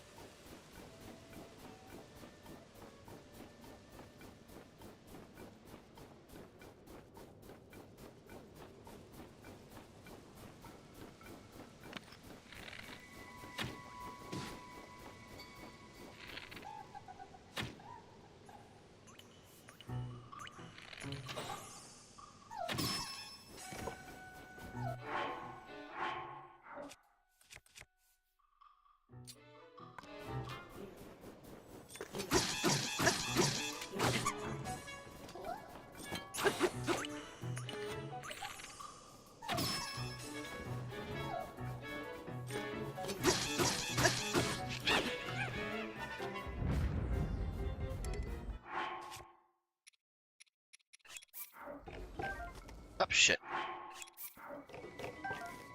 I wanted the sapphire. The sapphire sword.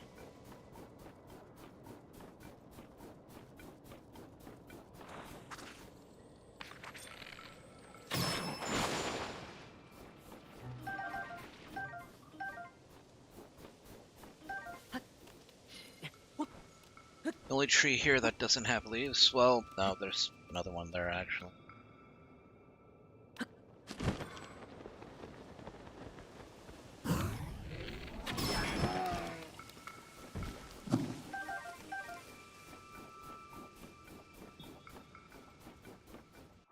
Ooh, ooh.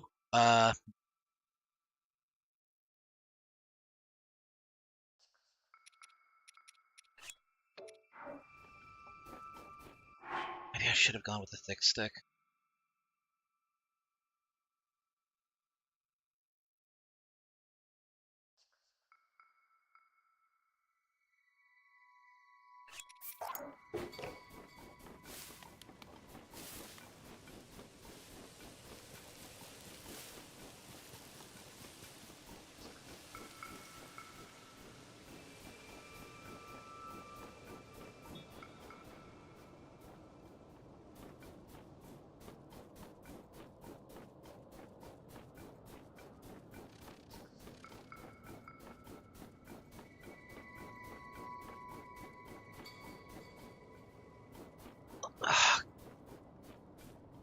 I want to take a picture of it.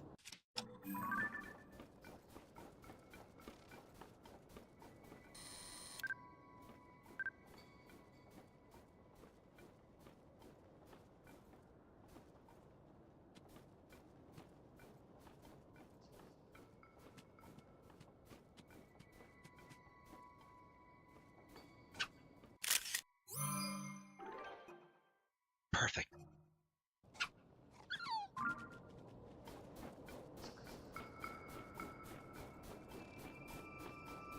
I think that's about as good of a picture as I'm gonna get at this point.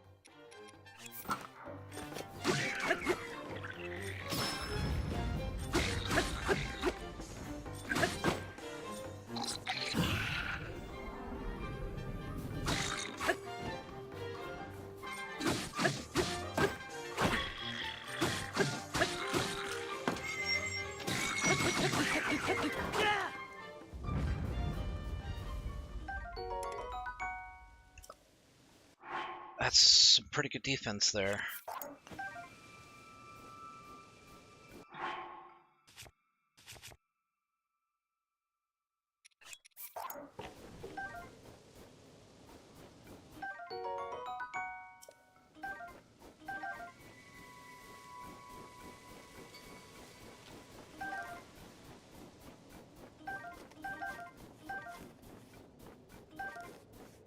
Gotta pick and choose my weapons wisely.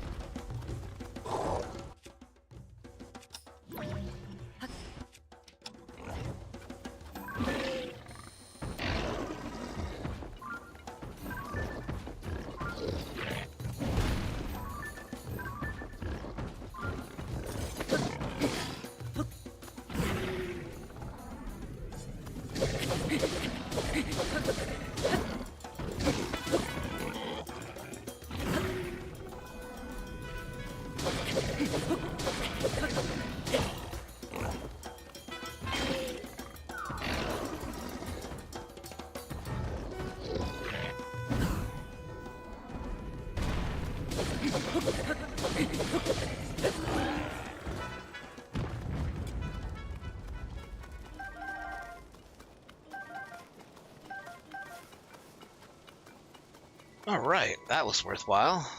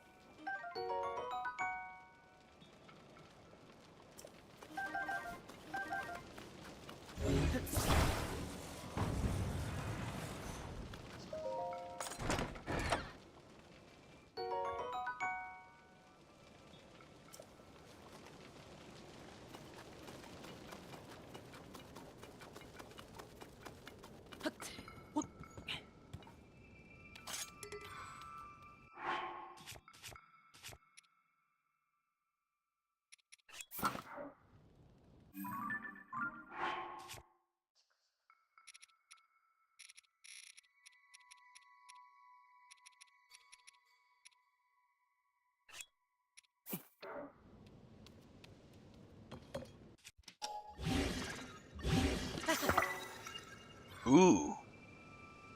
That actually looks badass.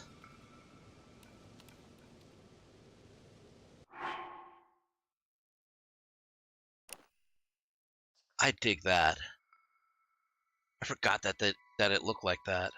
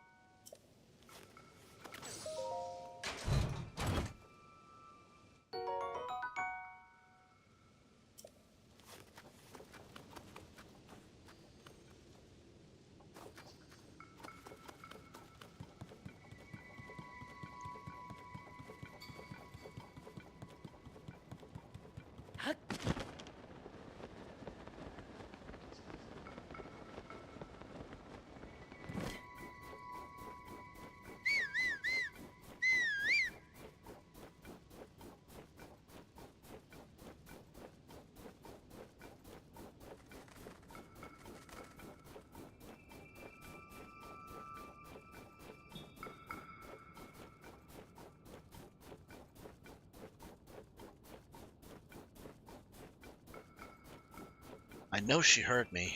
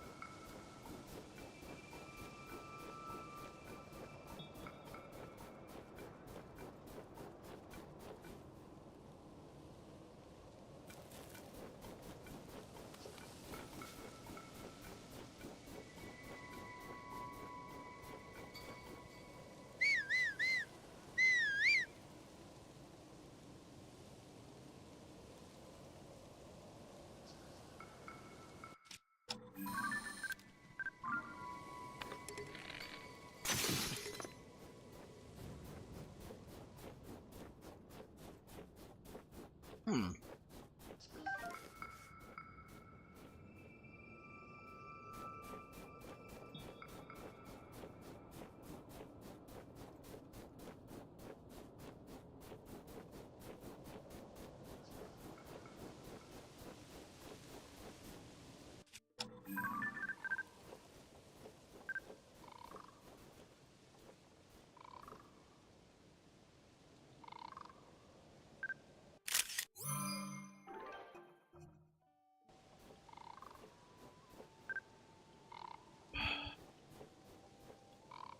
Don't turn your back on me. Come on.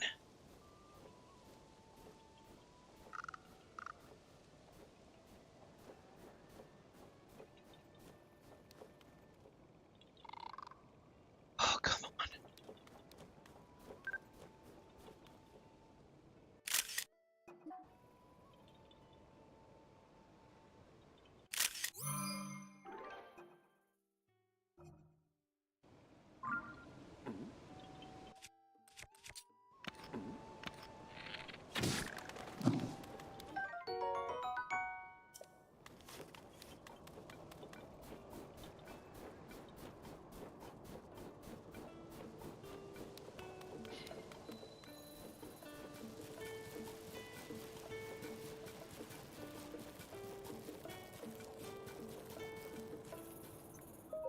Yeah. Huh? Oh. Oh. If I can't find her, I'll just have Oh. them bring it to me. Oh. Oh. Hmm. Huh.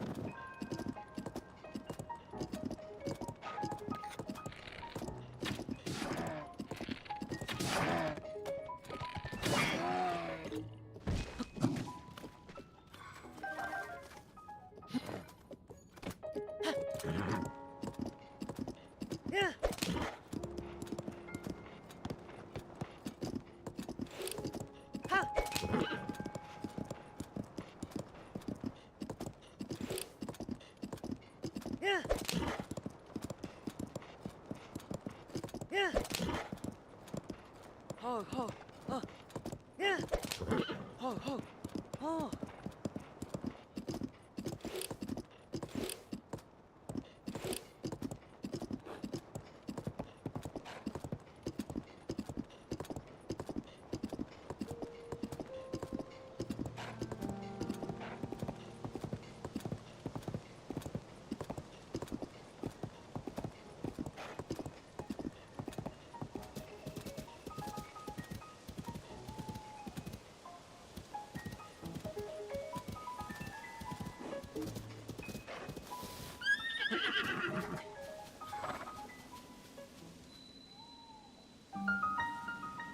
Nah, we're not going down there.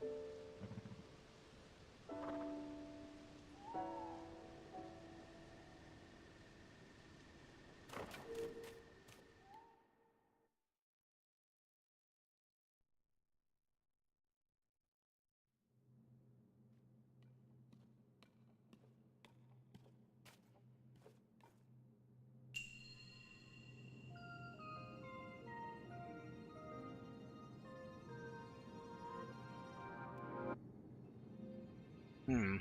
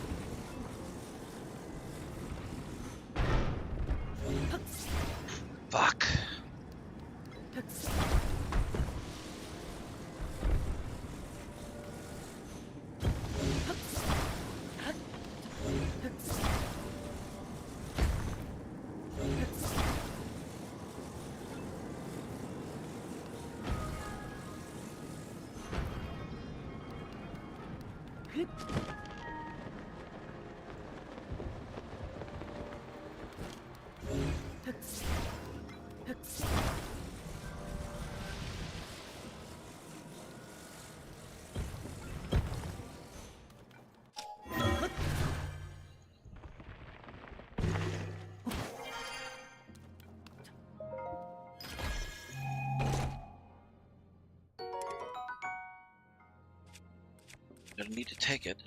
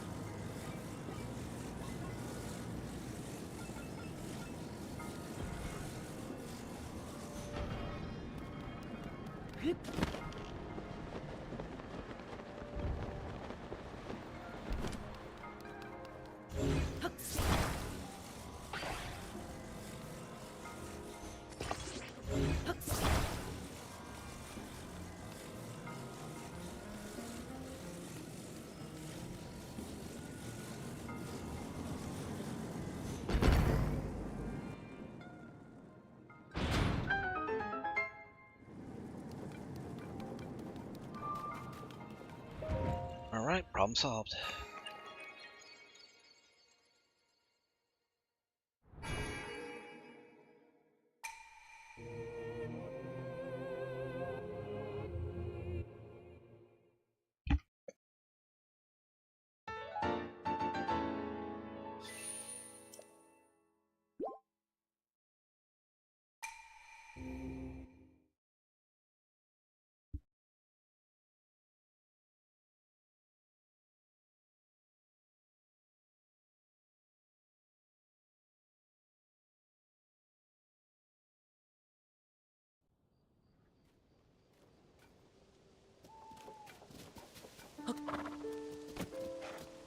Okay, get back on the road.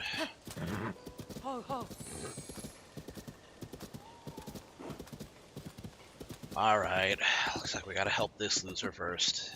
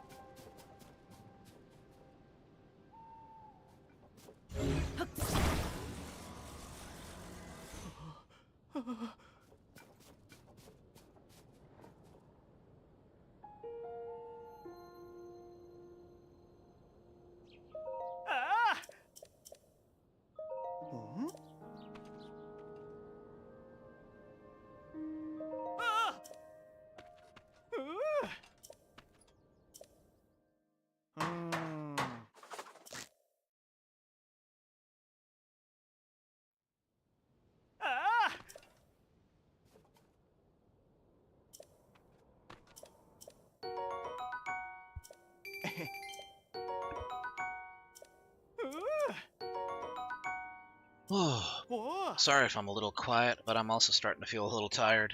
It's getting close to the end of stream time though, so...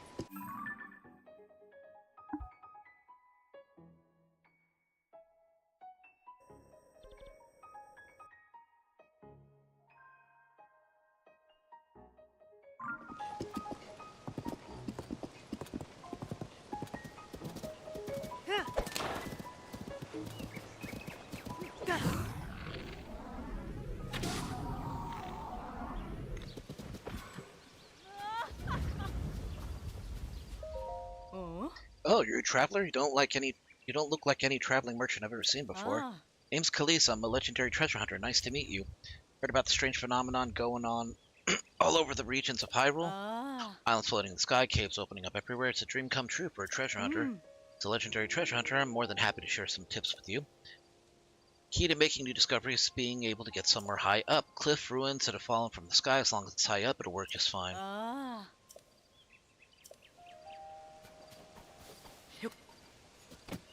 Honestly, she could have kicked that Bokoblin's ass pretty easily. But it would be a polite thing to do to help.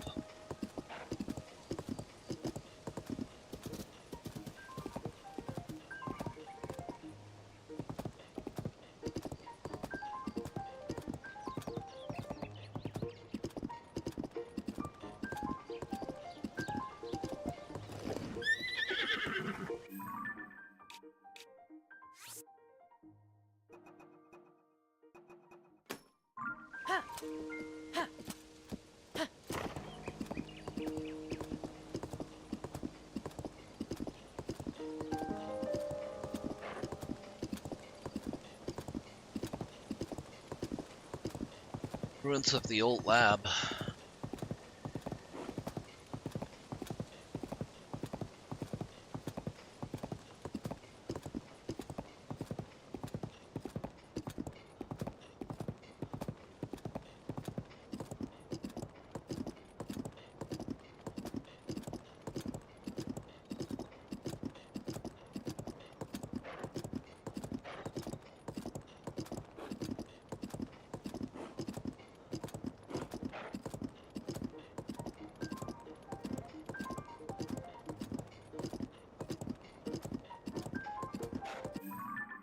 Huh. Some good horses in this area. Was it here, actually? Well, hold on. It's either... No, I think it was in this area, yeah.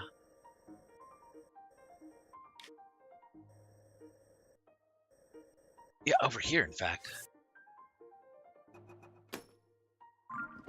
I'll have to take a look later. Maybe I can find the Link horse.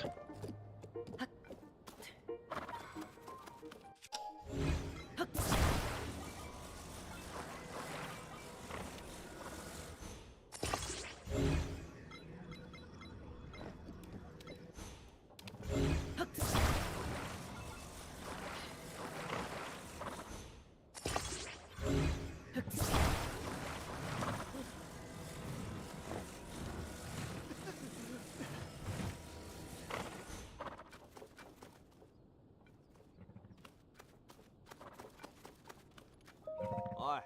Ah. Ah.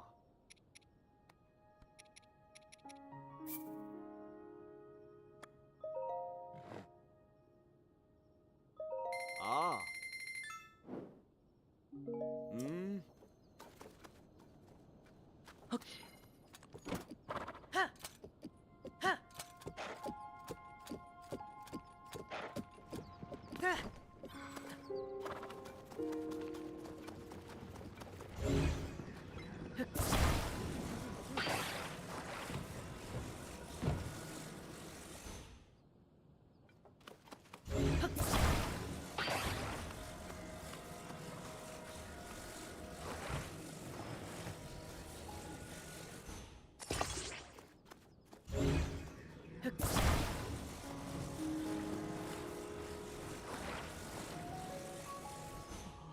Oh, that should keep him stable. Ah. Hmm?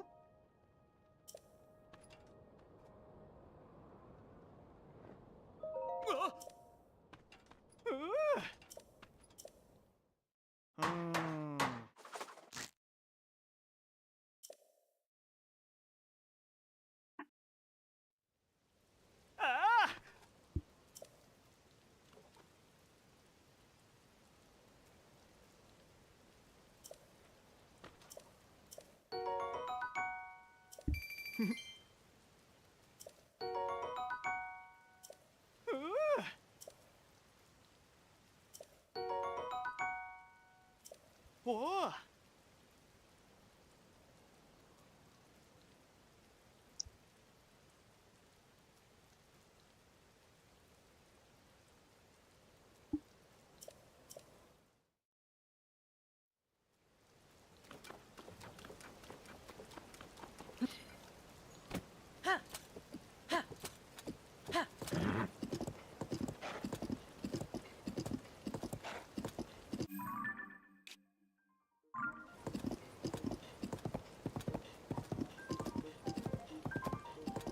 Alright, let's just get over to Lookout Landing, and then we'll call it a stream.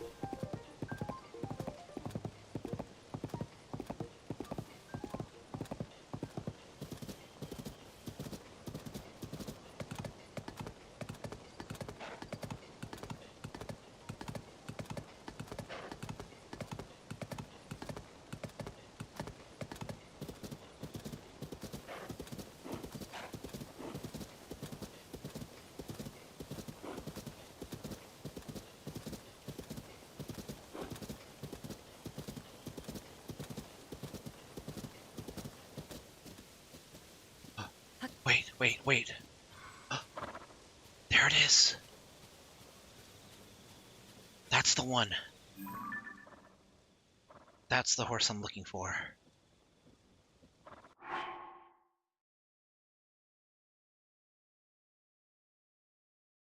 Yeah, that's the one.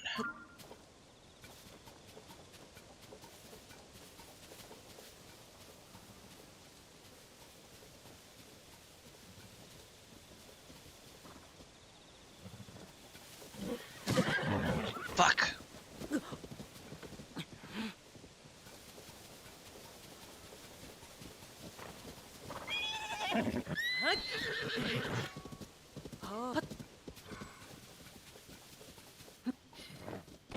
There we go.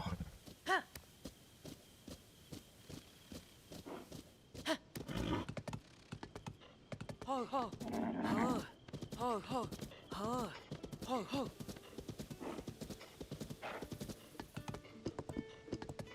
Ho. Ho ho. Wait, was it this one?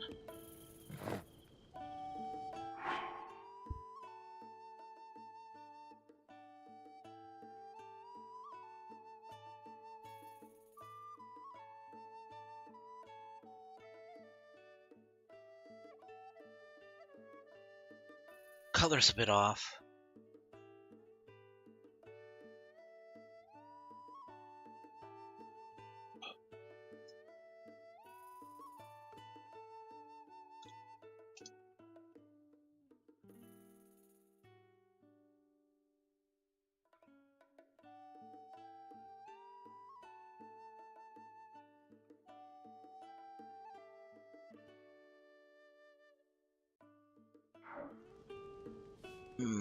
I don't know.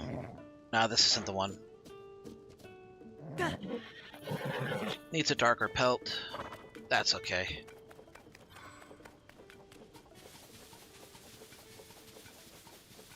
I thought I'd seen it, but it was the wrong one.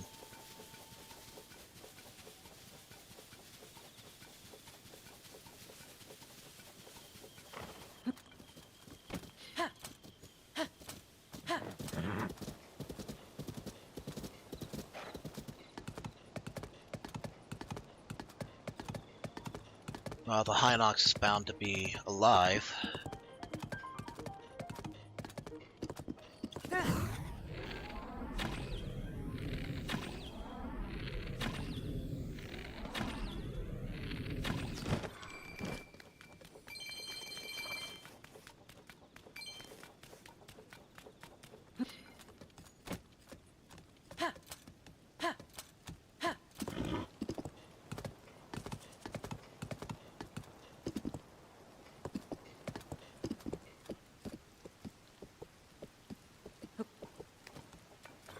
Hope it doesn't start storming.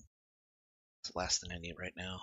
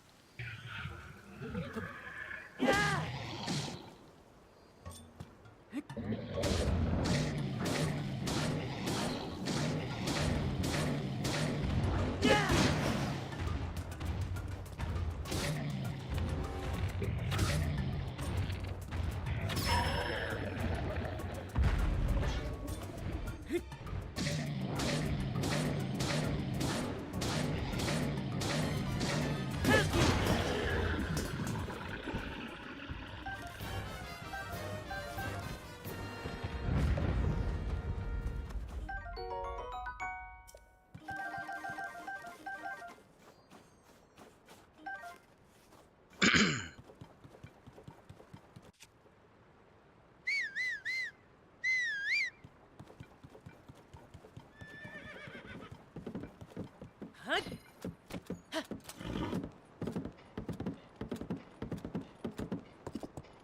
right, almost back to Lookout Landing.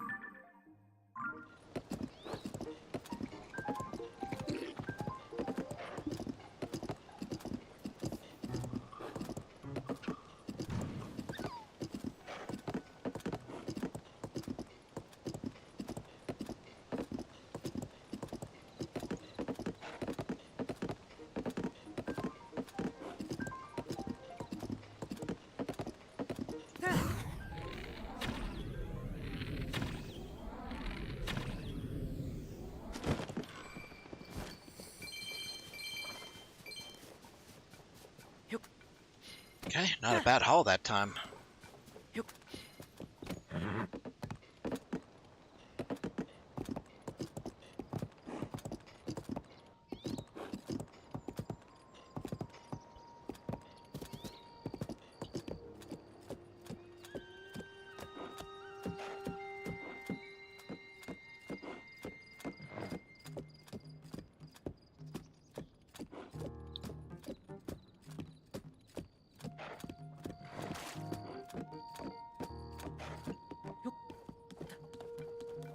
That's odd.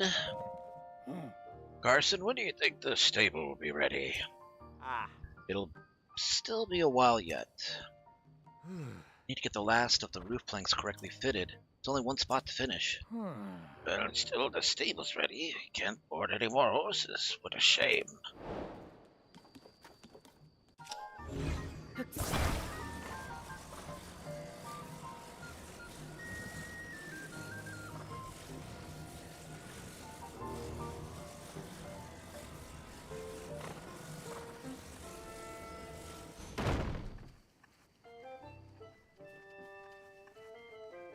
Well, look at that. It fits perfectly.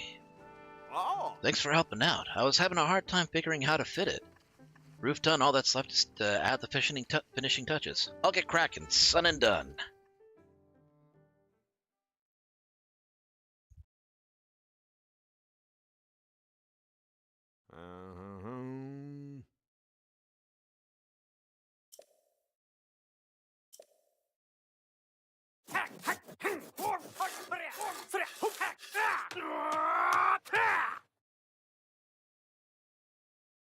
Gotta admire Hudson Construction for being as energetic as they are. Well, that's a fine-looking stable. I'd say I'm surprised, considering you're Hudson Construction's #1. And thanks for your help for this little project, son. Looks great. Now we can board horses at Lookout Landing. If you need help with horses, please talk to me anytime. Pretty stellar craftsmanship, am I right? Gotta say, I've outdone myself this time. If you end up boarding your horses here, they'll have a luxurious time. Alright, work at Lookout Landing is nearly wrapped up, which means I'm also out of work. You wouldn't happen to know anybody who needs a carpenter, would you? Burrito need their bridge repaired. Need somebody to rebuild their bridge, huh? Sounds easy enough. I heard it fell apart when that blizzard struck Rito Village. But if they're looking to have it fixed, that strange weather must have died down, huh? Well then, no time to gab. I'll have that bridge looking good as new in less than no time. Son and done.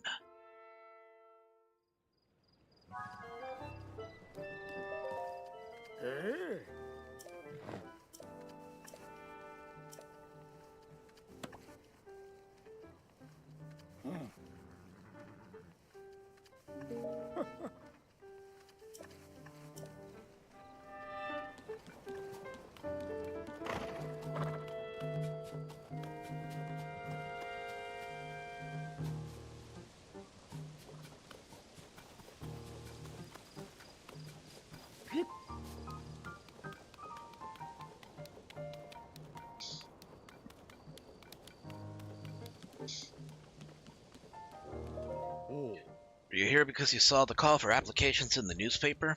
Better make sure you're prepared. So far, every single applicant's been turned down, including yours truly. If anyone out there could win the favor of the brilliant young mind that's running the project, I'd really like to meet them. I'm sorry, Taro, you're not right. You're not the right one for the job. Oh, come on, don't say that. You gotta let me cast my line to the depths, too. I'm capable of deciphering Zonai script. Who else can tackle that stuff? I mean, your skills would be super helpful to me. You're the one in charge of the Zonai survey team, after all.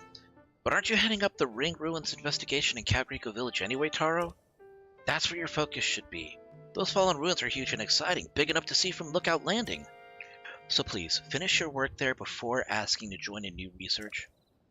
But to read first-hand Zonai history, that bait's too juicy to pass up.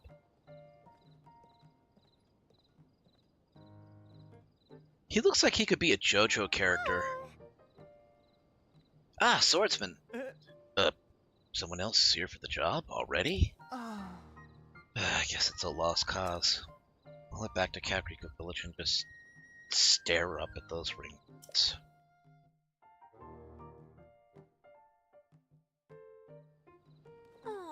Taro's an amazing person, and he's a first-rate archaeologist too. But he loves Zonai research so much he'll bolt from a project to chase any new discoveries. I've been looking for someone to help with my investigation of the depths. I mean, you'd be best for the job. Having you help out is such a relief. We'll explain all the details to you. Come with me.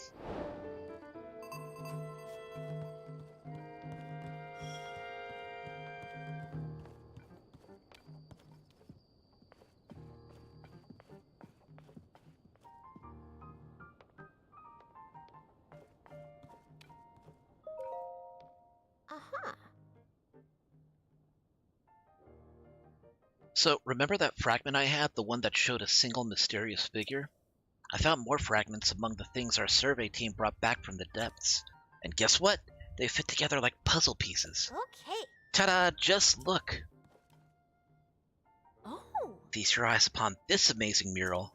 This scene shows there's a whole series of statues down there like the one you found for me last time. What really caught my attention is the way they're oriented. Each figure is pointed toward the next one in the series, until it ends with that last statue facing a final destination, a building that looks like a temple. Also, see those large ears on the figure at the front of the building? That's gotta be one of the Zonai. And then there's that strange hand symbol that seems to be responding to whatever the Zonai is doing. So, to collect my thoughts on all of this, I'm pretty sure if you follow the gaze of each of those statues down there, you'll reach that structure. Also betting that temple-like building holds something of Zonai origin. I've heard that the Zonai wielded mysterious powers. I wonder if this correlates to those powers. Of course, this is all just still speculation on my part. So... that's where you come in, swordsman. I want you to find the temple structure depicted in the mural. Initially, I figured I could go by myself, so I gathered a bunch of bright blooms and supplies. But they pulled the kid card on me and said I couldn't go into the depths. So, here. Ooh, giant ones, too. You can have these, too. Yeah. Bright blooms and arrows are perfect for exploring the depths. There's the added bonus that checking out the depths might provide us with clues to help us find Princess Zelda. So, if it all works out, maybe you'll snag some mysterious powers for yourself and gain clues about Princess Zelda. Nothing but good things, right? Thanks for your help with this, swordsman. Okay, let's talk to Robbie. What a fine afternoon. The Purapad will be absolutely essential for finding the princess, I'm sure of it. You want the pad to be upgraded to be even more use, starting with that shrine sensor. But I can't do it at Lookout Landing, not with the meager equipment we have on hand here. Even with my genius for these things, I'd need to upgrade it to the Purapad Research Lab in Hateno Village. It's a lab dedicated to the enhancement of the Purapad, which Purah and I developed. Once I'm in that lab, and you join me there, I can further improve your Purapad, starting with the sensor. You'll find the lab in East Eglida, off the southeast corner of Hyrule. On its far side, it's Hateno Village. Go a bit farther than that, you'll see a mighty peculiar place. Yes, I'm aware. Okay, so I think what I have to do is I need to do per thing.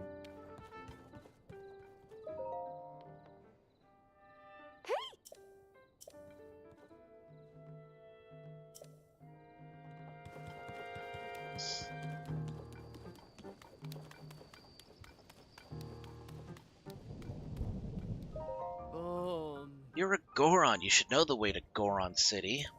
How in the name of Hylia did you forget? Hey, lay off. I'm embarrassed enough as it is.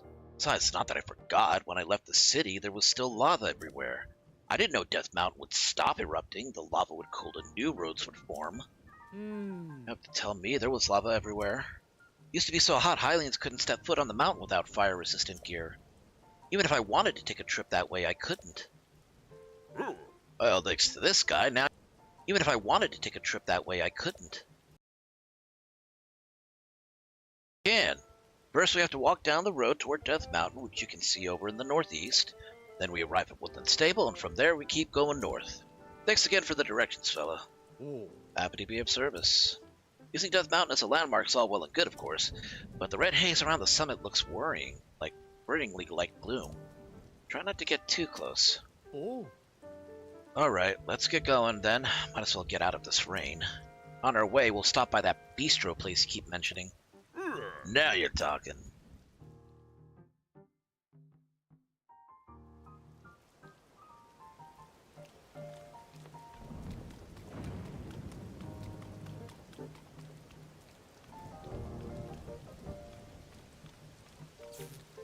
Uh-oh.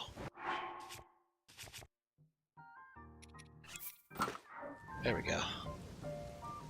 Ah, we're safe. Alright, it is 10 o'clock, which means it is the end of tonight's stream. I hope you guys enjoyed watching. Let me collect you guys and throw you into a raid. See if anybody's doing that right now. Okay, raid channel.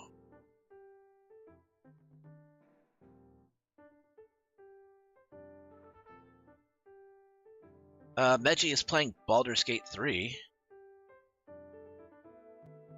I'll drop in. Oh, ooh, they're at a good part too. Yeah, we'll throw you guys over there. We're unable to raid Meji at this time. Why not? Why can't I raid? Why you no raid?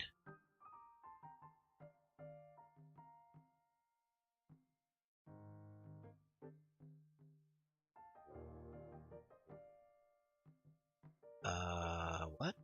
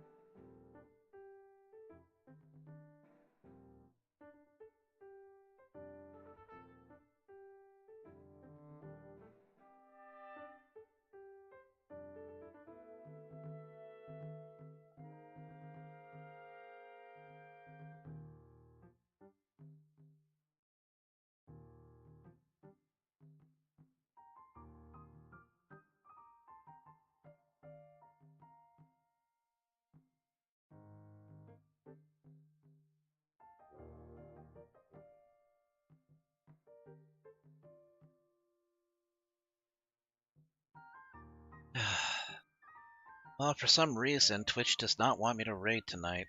God damn it. Alright, well, I'm just gonna have to close the stream then. But I'll pick up the stream tomorrow starting around about 4 or 6, going on till 10.